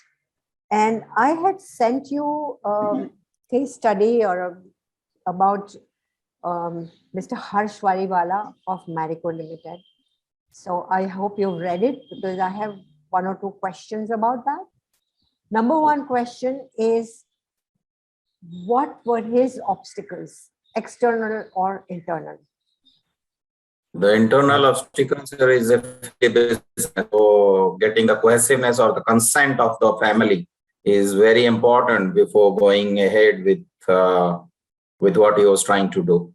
Yeah, but they were external to him, right? Yeah. Yeah, they were external. Where there were many competitors who were doing much better than he had started. Yeah. So that's why the competition was already up and running. Yes, and plus the family issues. They were not internal to him. They were internal to the family, but they were external to him. So how did he manage those? And the family had a traditional mindset and they were reluctant to change.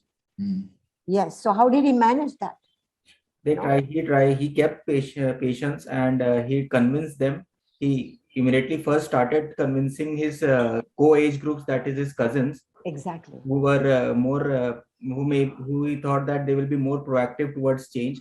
And after convincing them, he tried to convince the older people, that is his parents and his uncles. Absolutely fantastic. You're bang on. So that's what he uses, internal strength and internal strength of patience, understanding, negotiations, and he got the consensus in the family, right? Yes. Okay. Yes. So now we can go ahead and you can write out your solutions to your obstacles, and then I would like two people to share. Two people who have not shared earlier, please.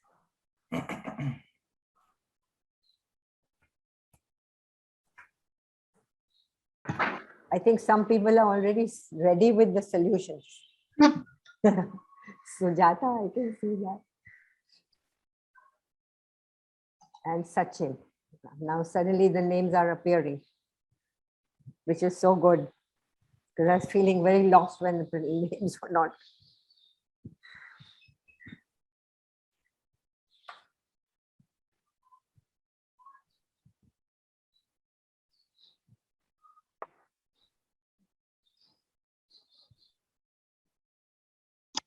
Okay, so Sujata, would you like to share the solutions? And yeah, tell us about your obstacles as well. And basically, my goal is to increase my current revenue by 30% from the existing one, with increasing the team size by 25.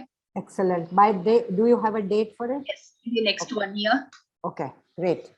So the benefits that I would be getting because of setting up this goal is that I will have the satisfaction of contributing something to the society. Basically, I feel that it's my personal view. When I give job to employee, it gives some sense of satisfaction to me. Okay. So basically, job creation is the best thing one entrepreneur can give. Yes. So in turn, of course, I am also benefited. My revenue is going to go up. Yeah. So the losses that I would be avoiding is, one more thing, the benefit that I want to pass on is by increased pay. Basically, I want to give more salary to my employees than whatever I'm paying now. So the loss that are to be avoided, that I would be avoiding because of setting up a good goal, is that, I can retain the talent. Currently, I'm unable to retain because pay is less. Okay. Okay, so I can see the loss that I would be avoiding is also growth in my business. Excellent. Yeah. Okay, so the obstacles what I'm going through currently is my marketing strategy is poor. I lack marketing skills and lack of good team. Basically, my support structure is weak. And deliverables are also not up to the mark because it's a contributing factor because my team is not so good. Absolutely. Yeah. So the solution what I think of is basically I have to build a brand for me to retain talented people. Yeah. For paying them more, my revenue should go up. Right. So that's it. Okay, that's the solution. Okay. So, okay, great. Okay, Sachin, would you like to share? Okay, so I'm a partner in a practice firm. We have offices across the country. So my goal, what I wrote in the assignment that you gave, underwent a complete change once I did the case study on the Lego. Okay.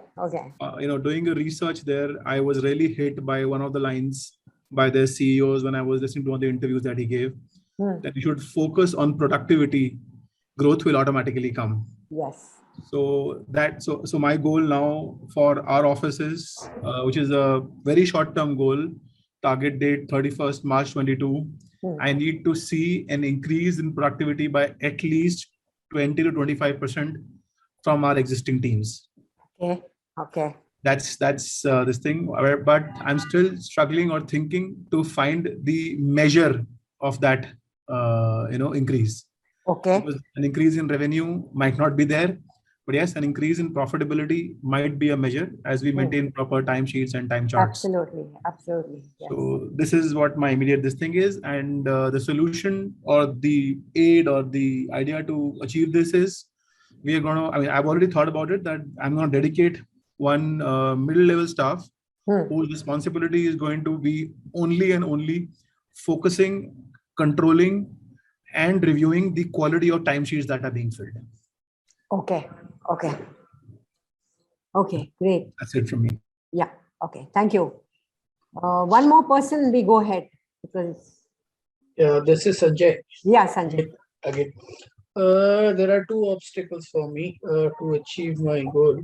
One is I lack the expertise of handling interruptions. And second one is there are 4 more candidates who are of my same level who will be aspiring to become the CFO of our group companies. Competition. Yes, so what I have started finding a solution is I have met around 3 past chairmen of our company, and I have met 2 CFOs past CFOs of our company.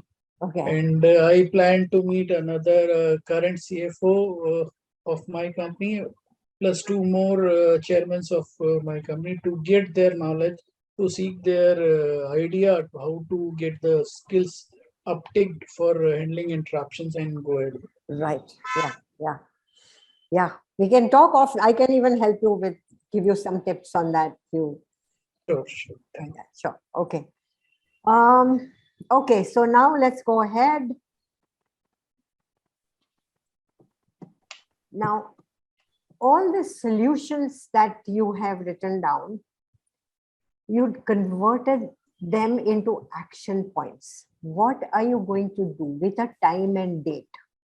Okay. Because action is the foundational key to all success. Unless you take action, it's not going to happen. I don't know how many action points you people have been noting down, because there is a reward, but I don't know. We'll know in due course. So whatever solutions you have listed, convert them into action points. Can somebody share?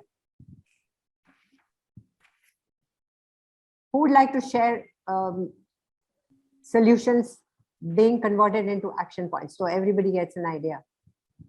Sujata, go ahead. Yeah. Yeah, my action plan, like, I'm starting from my like previous slide, what you had discussed. Currently, I'm addicted to social media. So okay. Yeah. That's also one of my goals, to how to avoid, or probably I may have to do some research on controlling myself. That's my goal.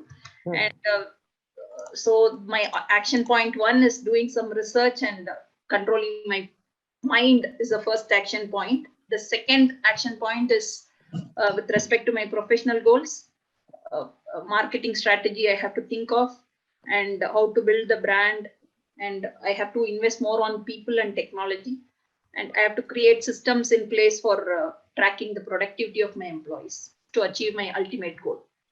So, these goals or these action points, action steps could be even daily, weekly, monthly, quarterly, as they're required. But what you mentioned about controlling social media can become be your daily goal. You can track it. You can see how much time you are spending on a daily basis, and make a goal for reducing that time. Put away your device for a certain amount of time, and gradually I'm sure you'll be able to achieve it. So even a very short-term goal like this for 30 days can be made, and you can track it on a daily basis. We'll be talking about tracking a little later. So that's anything that any habit that you want to get rid of, you can make it into a goal. Follow this system. How much time do you want to save by discontinuing to use social media, and what benefits you will get, obstacles, solutions? Use that same system, it will happen. But for this you'll have to do a daily tracking. Okay, one more person please before we go ahead. Just one doubt. Yeah. How many days if you practice? Is there any psychology behind it? How many days? Yes, yes. They're normally 31 day. 21 days. Yeah, 31. You strictly follow 21 days. Then 31. 31. Okay. Yeah. I would like to concentrate more on the reflected identity. Okay. That is my action plan going to be. I'm going to ask my friends and family members how I was, and does it what I am today, does it reflect my earlier days? Yeah, do some reflection on that. Yes. Okay, great. Okay, anybody else wants to discuss action points or solutions which you've written down? Convert them into action points. They could be daily, weekly, or monthly or quarterly, and put a target, time and target date to each action point.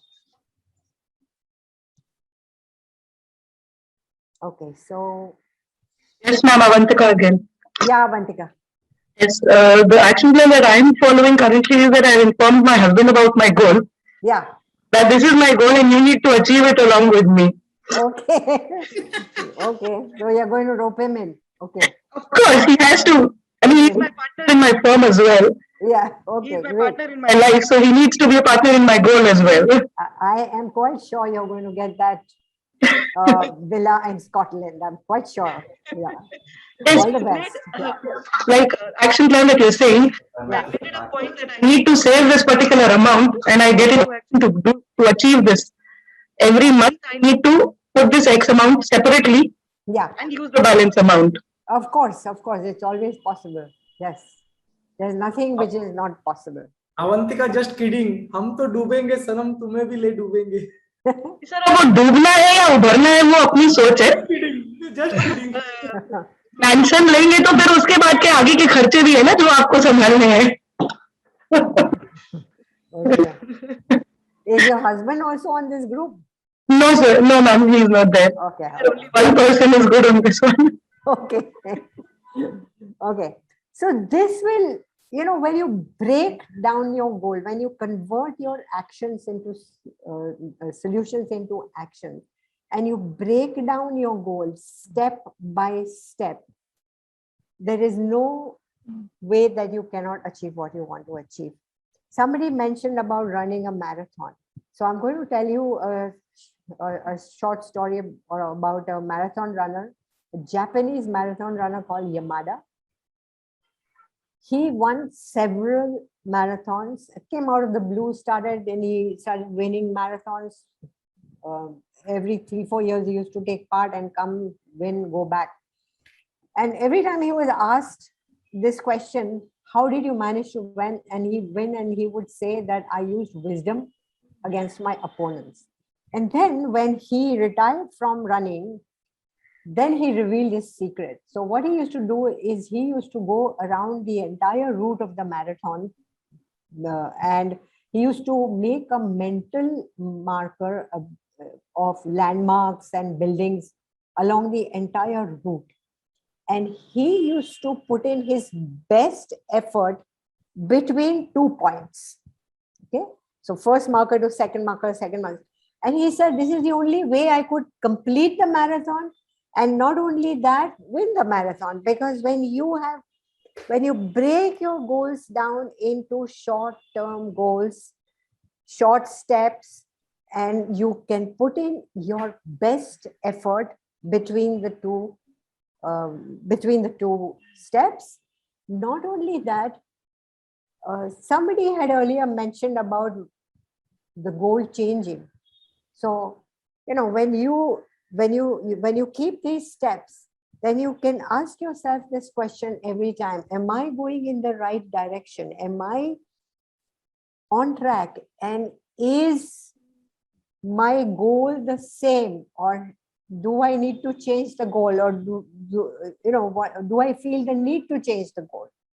So definitely you can change direction, but when you're going step by step, it's much easier to know whether you want to change your goal or you don't want to change your goal, or whether your goal has remained the same.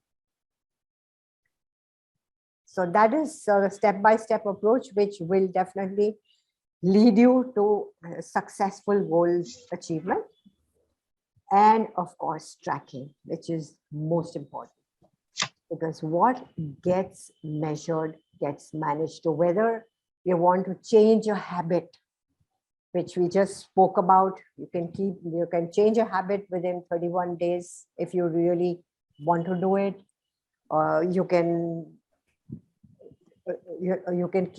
track your progress, because unless you know where you're going and where you have reached, there's no fun in the game. If you have a goal of reaching X, say somebody mentioned want to increase the revenue by 30% by March 22, you have to know whether you're on the right track. So you have to keep tracking it, right?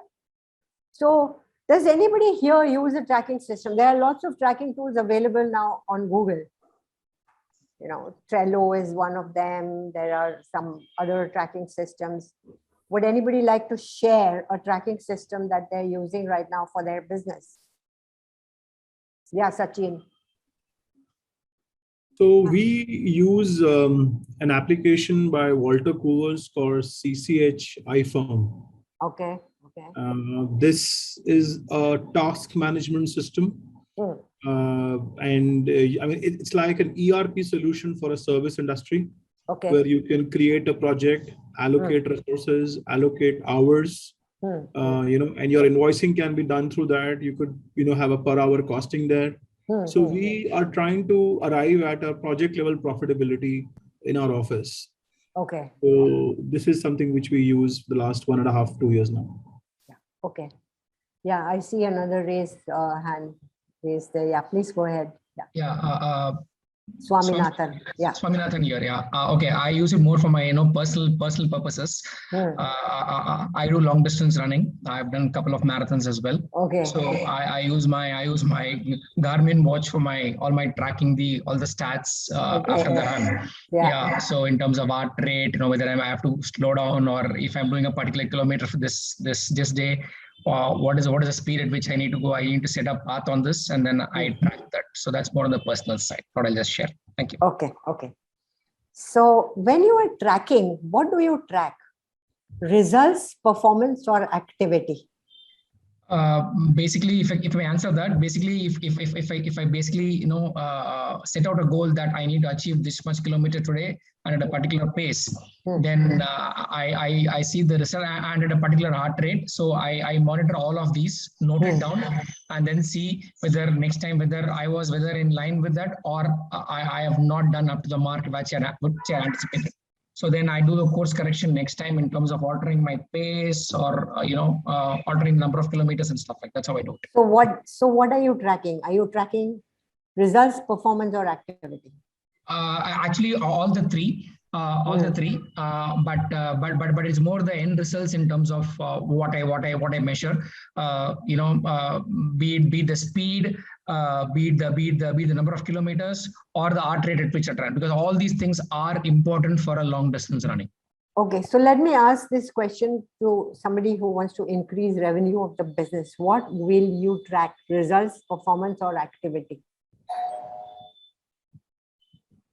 So I would like to give the answer. Yeah, Deepak, please. Yeah. So I would like to monitor more frequently is my activity, because if my activity are correct, then my results and performance will be end result. Absolutely correct. Absolutely correct. That you have to keep track of activity. Suppose you have a goal of achieving a certain result. Is your activity enough to reach that goal?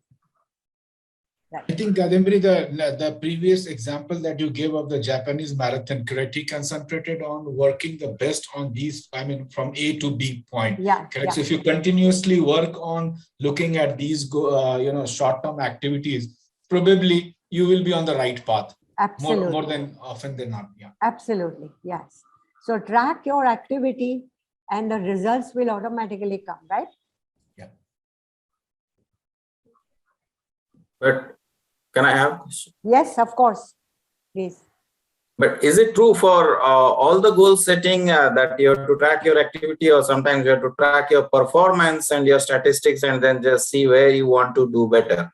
Yeah. So when you track your activity, how will performance come? Performance will come only from action and activity, right? Correct, ma'am. So, yeah. I'll tell you why I'm saying is on an outdoor activity, I do golf, and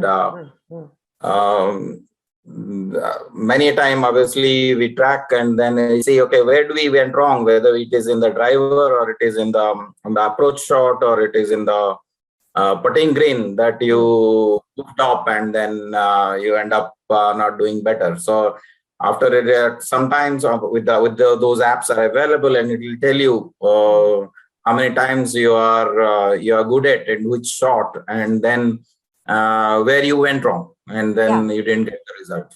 So it's basically, isn't it analyzing your activity, which is leading to performance and results, giving you results, right?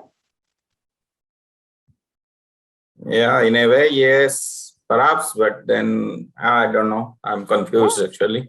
Okay. You see, then this last Olympics, if this Aditi, if you've been following, she's leading for the 3 days. Yeah. And on the 4th day, she is good in putting, but then she couldn't do. She missed a couple of that, and then she was from the silver. She came to not even getting a bronze. Yeah. So maybe she needed more activity before she came. So Perhaps. yeah, but yeah.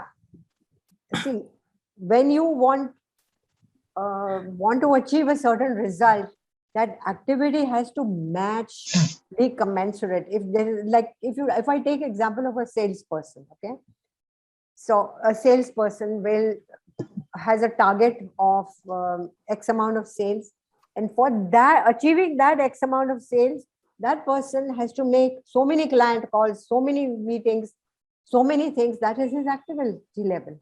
It starts from there, and then obviously his performance will show and the results will come. Yeah. Yeah. True. Thanks. Okay. So now we come to the third part, which is the critical success factors, or what stops us from achieving our goals. Number one is accountability. Okay. So there was an experiment which was done by Dominican University in California. It was for a 4-week duration, where they had divided people from diverse backgrounds and different countries, different age groups. And as you see it, group 1 to 5 had unwritten goals, written goals, plus action commitment. Group 4 was written goals plus action steps plus share the goal. And group 5 was written goals plus action steps, share the goal, and weekly progress reports. So it had not only share the goal, but weekly progress reports, which increased accountability. As a result of which, the success or rate of goals achievement of group 5 was double that of group 1. So accountability plays a very, very important role. So, it could be, accountability means you share your goal either with your colleague, your mentor, or your spouse, partner, or boss, whoever you want to share, whoever you're comfortable sharing it with. So I would like you to put it down in your goal planning sheet, who you would like to share that goal with. Avantika has already shared her goal about the mansion in Scotland.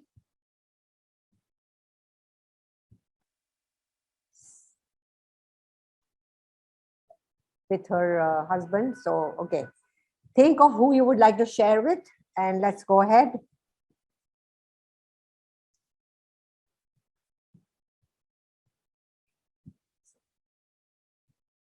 Yeah, Ratan Kumar, you wanted to share something.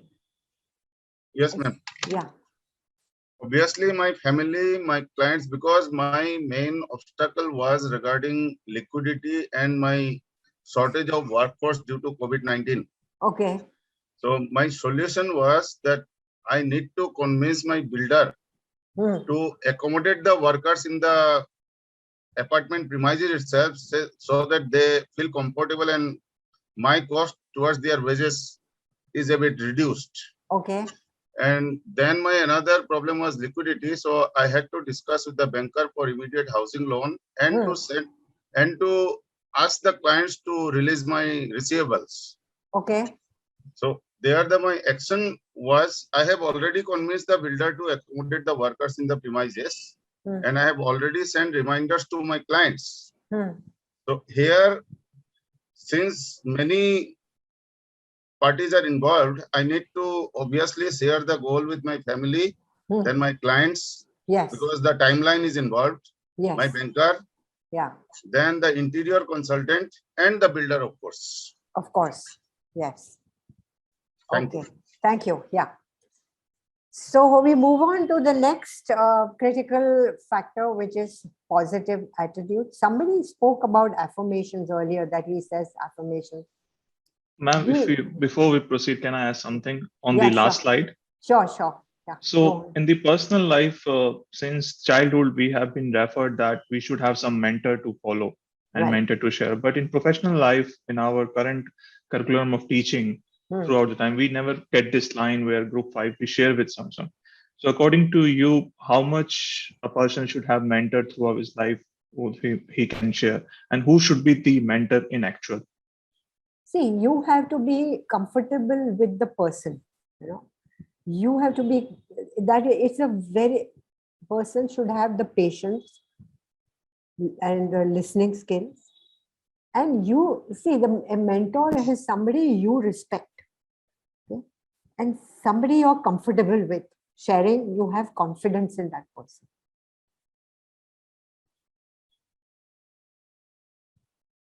I mean, So, yeah, I got it. So is it like I need to pay for that service? Because in current time, everyone got 24 hours and everyone is busy. It depends. If it's somebody from the family, or somebody who's your a teacher or from the family, it's not necessary that you get a paid mentor. Okay, if you find a mentor in your family or somebody in your circle or whatever it is, that's fine. But if you want a mentor, if you want coaching services, that's a different thing altogether. Okay. Thank you. Sarpan, I mean, just to add, in our company, we have this mentor program. So you're free to choose anybody whom you want to. I mean, it can be, in finance, but you want to maybe later on work through a CEO role. So you want to go to a marketing. So you can have a person as a mentor from the marketing team who can give you the nuances. Or, in case you are facing some team challenges, so there will be certain type in HR whom you want to, share something, so that based on their experience, they can guide you that, do you work like this? So once you do those activities, they will ask you the feedback and then they will give you the course correction. So I think in this way, the people are able to do this mentorship is what I have observed in my organization. That's why sharing. Yeah, within organizations also you have mentors. So I don't know what your situation is. So maybe we can talk about this later. Can we go ahead now? Yeah. Okay. Sure, ma'am. Thank you. So somebody mentioned about affirmations, that he uses affirmations. Somebody wanted to lose weight. Sorry, I don't remember. So affirmations are positive statements which you say as if the event has already happened. Because when you make a goal, you always have doubts in your mind. Do you think I'll be able to, will I be able to achieve it? Will I be able to succeed? So affirmations really help you. These are positive statements which you say as if the event is already happened. Like, for instance, Sanjay ji wants to become a CEO or CFO, a CEO of his organization, and he'll say, I have become CEO of so-and-so company. Okay. Now, how do they work? They work through the theory of displacement. Because as I mentioned earlier, we have negative thoughts in our mind that yes, we can do this and we can't do this and this will come in the way. And the positive statements displace the negative thinking and replace it with positive thought. And that has a tremendous impact on our motivation levels to achieve a certain goal. Okay. I will just, okay, the power of positivity is absolutely immense. I'm quoting Sir Winston Churchill, who says, a pessimist sees the difficulty in every opportunity, an optimist sees an opportunity in every difficulty. And I just came across a very interesting news item a couple of weeks back, which I found very, very, very good. It had a very good feel-good thing, so I think I must share it. So There were a group of migrant laborers working in Srinagar, near Srinagar, in a paver block manufacturing unit. And during the COVID situation, they trudged all the way back to their hometown, home village in Bihar. And when they reached here, for some of them, it was an eye-opener.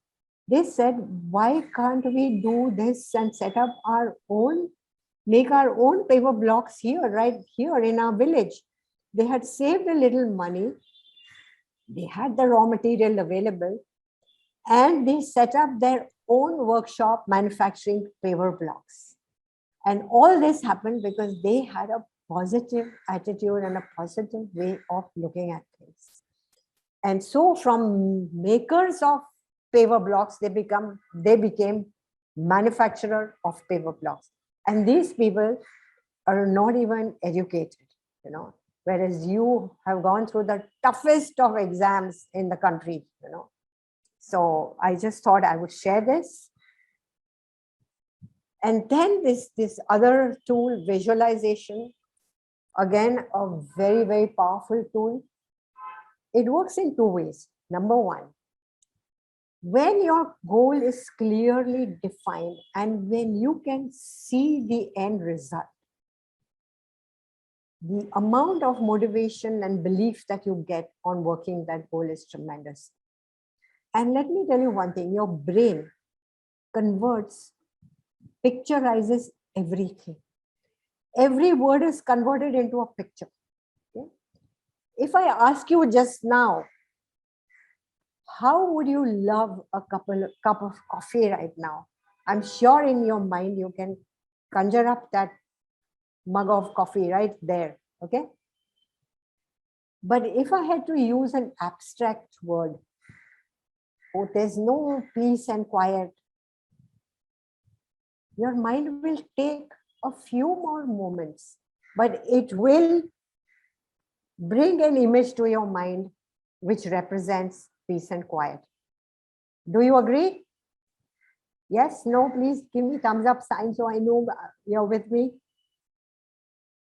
Yes or no? Yes. Yes, okay. Yes. The other part is that Yes. the power of your subconscious mind, 90% of your mind is subconscious mind. How many times have you woken up early in the morning? You've been grappling with a problem all day. You cannot find a solution. Suddenly, early morning, in your sleep, you have found a solution. Okay? That is called the power of the subconscious mind. Your subconscious mind is like a computer. It has so much information stored there, and it's working at night when you're sleeping, and you come with a solution. Yes, I want somebody to share an experience. Ratan Kumarji, I can see your hand is raised. Would you like to share an experience, or was this from the previous time? Umesh Kumar, yeah, Umesh Kumar, yeah, please. You want to share an experience of visualization? I see your hand Yes, raised. ma'am. Yeah, please go ahead. I actually, many times, in most of the time, I wake up in the morning, 4 o'clock or 4:30, and many times I get the solution. Whatever I was thinking, say I was worried over some problem few days back, and suddenly I get some options and solutions during that period. That happens practically with me. Okay, okay. Okay, great. Ashwinder ji, I think we are running out of time. So can I think I'll just take maybe 5-10 minutes more. Is that okay? Most welcome, ma'am. Okay. What about the participants? Would you like it to happen? 10 more minutes? Yes, please. I just want to see them. Yes, sure. Yes. Okay. Yes, sir, no problem. Yes, sir. Yeah. So, yeah. So if anybody has anything to, any visualization, any more to share, otherwise I'm going to the next slide, which is. Just one minute. Yeah, sure. When we have parallelly 2 or 3 goals running, yeah, will it conflict when we visualize, or it's advisable to have only one goal at a time No, you can have, but don't have too many, but you can have 2 to 3 goals running. Yes, definitely you can have. They will not visualize. You can have several visualizations. So do make a visualization. I'll give you an example of a visualization which one of my participants made very recently. He's a head of marketing and sales in a company, pharma company. And his goal is to increase his sales target. He has got a target in mind. And his visualization was he had a world map on which he had colored the places where they are already exporting to. And then he said, see, the rest of the world is open for me, you know. So that is a visualization. I'm just giving you this example so you get an idea of what kind of visualization you can make for your goals. And of course, you have now the plan of implementation. You have your obstacle solutions in place. You have your action steps in place. But the only thing which will bridge the gap between implementation and achievement is action. And the most important thing that you need for that is discipline. So discipline is the bridge between goals and accomplishment. And that is one thing which only you can do. Okay, so, and one of the things which really stops us from doing our best is conditioning. It is our biggest barrier. So I'll quickly run through this experiment, which was done in an aquarium, where they filled, there was a large glass tank. They put a barrier in between, a glass barrier. On one side, they put a Spanish fierce barracuda. On the other side, they put some mackerel. And every time the barracuda would go towards the mackerel, it would hit the barrier and turn back. After a few months, when they removed the barrier, the behavior of the fish did not change. It would still go up to the place where the barricade was and turn back. And the mackerel, of course, would again come there and run back. Same thing happens to us when we fail at something several times, or when we think that we can't do something. This works as a limitation to us using our potential. And this is how we condition ourselves and don't get out of our comfort zone. So if anybody has put down action points, please put them down in the chat box. You're getting a book as a reward if you have. If you haven't, then have you made any action points? Yeah, that we discussed, correct? Action steps. Yeah, action steps. Yeah. No, apart from the ones which we discussed, have you made any other action steps? Like what do you want to do to change your productivity, to deal with your productivity challenges? Okay, so nobody has made additional action steps. I think we won't have time to review the goal planning system now again all over, but if you have any questions or if you need any guidance, you're most welcome to get in touch with me. So just a quick recap, we spoke about results, identifying challenges through self-discovery, set a SMART goal. We discussed the process, set up a goal planning system which you can use for big or small goals, a solution-centric approach, implementation, and the critical success factors. Most important thing, if there is no action, nothing will change. So any questions quickly? Otherwise, yeah, Ravi Tejaji, yeah. Ma'am, my question is, what is the difference between a dream and a goal? A dream will remain a dream unless you have a goal. Okay, a goal is something you convert your dream, make it into a SMART goal with a timeline, and a target date. Okay. Okay. Thank you. Yeah. Yeah, I see another hand raised there. Sorry, I can't get your name. I can't. Rajesh Kulkarni. Yeah, Rajesh. Yeah. Do you suggest any book for visualization technique? I have also read somewhere that it is very powerful tool in the technique of persuasion as well. Well, offhand I don't have a name, but I can definitely research something and get back to you. Yeah. Okay. Thank you. Okay. Any other questions? We don't have much time, so. No, as far as tracking is concerned, so you know, it has to be a weekly exercise, or how do you suggest which is more practical? So as I mentioned, see, I follow a system of weekly goals. Okay, so whatever the big goal is, I break it down into 7-day goals and I track it on a 7-day basis. But there are some activities, as again I mentioned earlier, if you want to change a habit, then you have to do it on a daily basis for say about 31 days to get out of that habit and get into a new habit. Yeah. So it could be daily, could be weekly, it could be monthly, quarterly, depending on the size of your goal. See, there are some things which you can do, break down into bite-sized 7-day things. There may be some things which you need more time for. You know? So you have to be your own judge for that. Thank you, ma'am. Yeah. Yeah, Rajesh, I see your hand is up. Okay. Yeah, he finished his question. Okay, fine.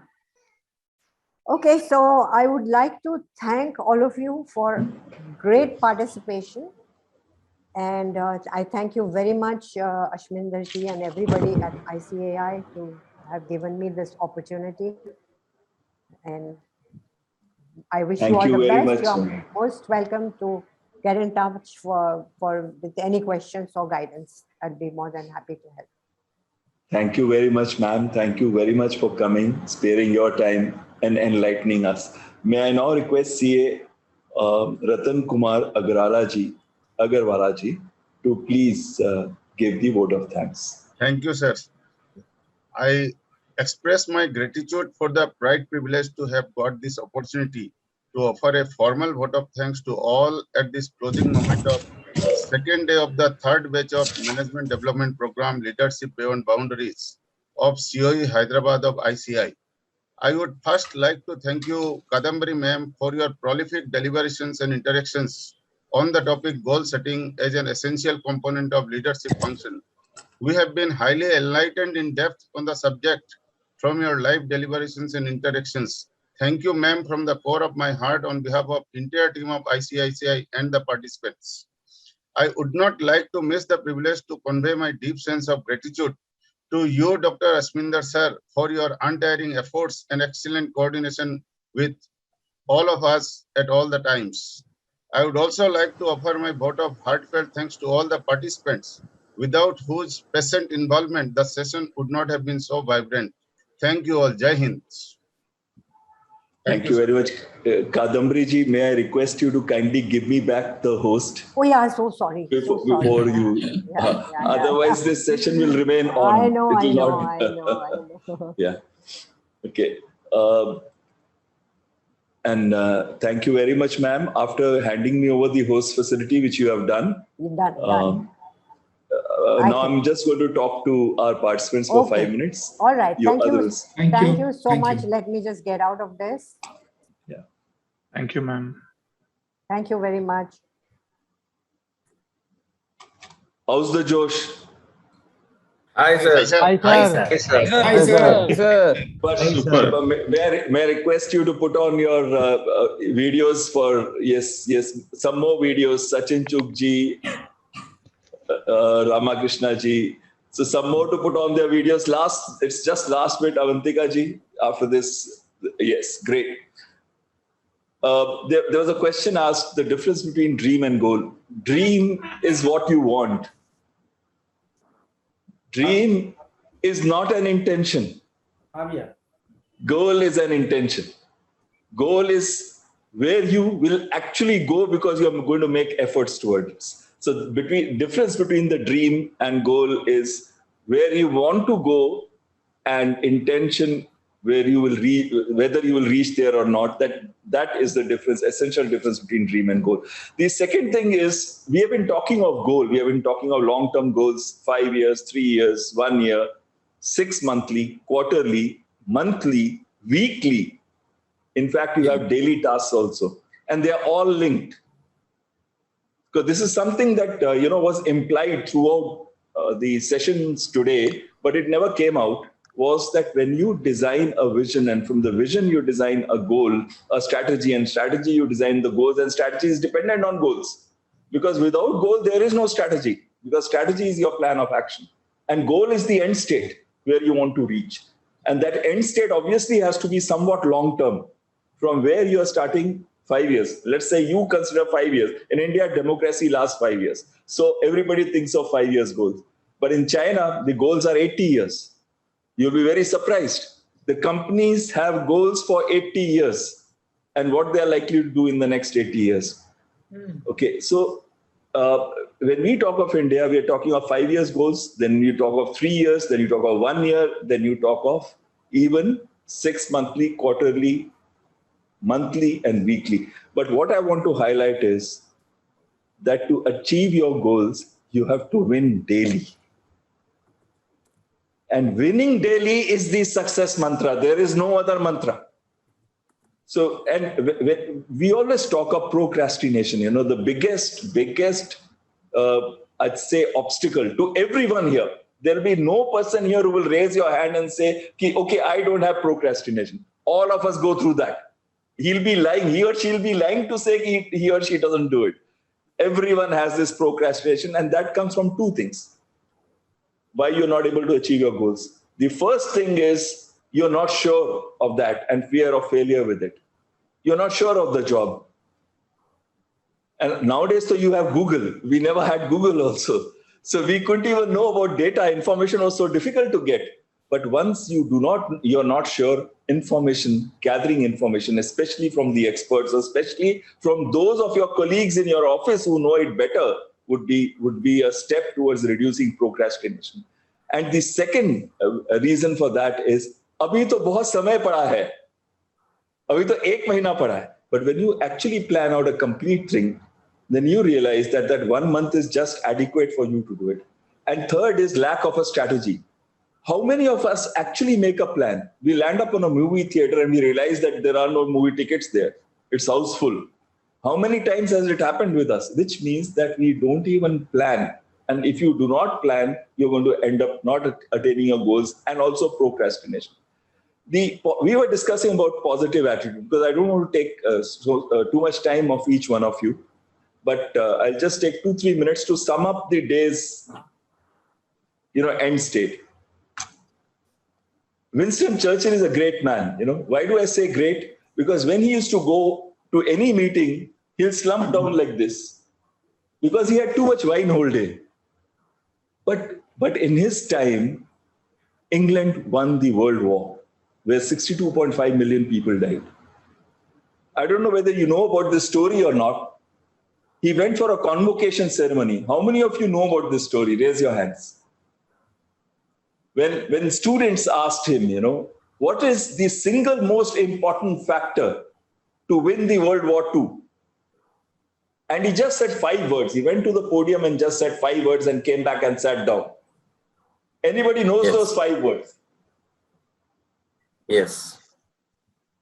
Suroji. Yeah. So what are those 5 words? I'll mix it up, but he said persistence, or something like that. I mean, you have to. Yeah, but your logic is correct. Your logic, Surojit, is correct. But the actual words were never, never, never give up. Correct. It is persistence. Exactly what you said. The meaning is persistence. All of us go through life, and life is really shitty for those people like us who are really hardworking. people who are great, people who are straight, people who want to do something in their lives and want to make this world a better place, life is really full of obstacles. Yes or no? Raise your hands. Who feel like this? A lot of you have raised. And I'm telling you, all of us ask God one thing. Mere saath kyun? Why are you doing this to me? Today, whole day I've been asking me, this is the third time that recruitment has not taken place. In last 1 year, the HR department has tried 3 times, and it takes them a lot of effort, they go through the whole process, and still the recruitment didn't take place. So the first feeling that you get in your mind is, like this kid is putting for Deepak ji a thing in front. The first thing that comes to your mind is, mere saath kyun? Why me? But at the end of it, I have realized one thing in life, that when we go long term, we realize maybe God didn't want you to get into deep trouble, so probably he stopped you at those places. And that is belief, and that is self-belief. If you don't have self-belief, you won't be smiling with like me. After my failure rate has been 90% in my life. Can you believe it? I've topped every course. MPhil gold medalist, MSc gold medalist. PhD thesis was rated very high. There are no marks given for PhD, but the thesis was rated exceptional. Every Air Force course I stood first. And the people who stood second were 10% or below. Difference. The guy who stood second. But at the same time, my failure rate has been 90%. Not failing in exams or not failing in effort, but failing in getting the outcomes that I wanted in my life. And this is what I want you to also know, that despite failing, I keep smiling, because there is no other choice. Your jaw should not go down. And again, Monday, I will start the process all over again. Again, I will write to HR to say, start searching for somebody else. So, or there is a number 2. Please try to select the number 2. Let's hope by the end of your course, somebody gets allotted to me. So, this is the third batch without somebody helping me out. So, okay, now, in this whole process of positive attitude, the more you have positive attitude, the more God will test you. The more you have positive attitude, the more he will test you, the more you will fail. But when you win something, the victory is extremely sweet. And that again depends on the action steps that you have taken. So winning every day is extremely important. And your daily task, like somebody was saying, I use those, pads, small things. I use pads. I write down every day what tasks to be achieved, even today. And till those tasks are achieved, usually I don't go to sleep. And that is how 4 people's work I'm doing single man. In every committee has 4 to 6 people to run one course. You must have seen that for all those who have been members of this. But I have nobody, and you guys help me out. Most of you, Sriyadaji helps me, a lot of people help me. But at the end of it, 99% of the effort you still have to put. The last thing that I would like to tell you is that when we say we don't have time, I assure you, we have time what we want to do. And why am I so imposing on you that your feedback should be complete, your assignment should be complete? Because remember what Kadambari ji said last moment, discipline. Discipline is the most important thing, and self-discipline is extremely important. Human beings by nature are indisciplined. So when you get this self-discipline part, nobody can stop you from becoming great. Nobody can stop. Even if you are not the Prime Minister of the country, people will still recognize you for what you are. Request to finish the assignments by Tuesday 9 p.m. Request to finish the feedbacks by 9 p.m. And if anything you would like to say before I say Jai Hind, please say it. No, that was the trailer for the submission by 9 p.m. on Tuesday. Yeah. Relentless Dean will ensure that all of us submit on time. And you must maintain the work-life harmony. I must say that. We just learned it today. Yeah. But I thought today's both sessions are quite good, very nice sessions today. Excellent. And this exactly is experiential learning, incidentally. What she did of making you go through the process is experiential learning.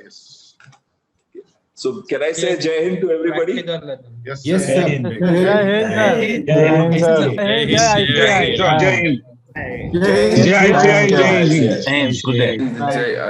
Hind. Thank you. Thank you. Thank you, Bye. sir. Thank you. Have a nice weekend. Thank you. Bye. Thank you, sir. Bye. Wish you a lovely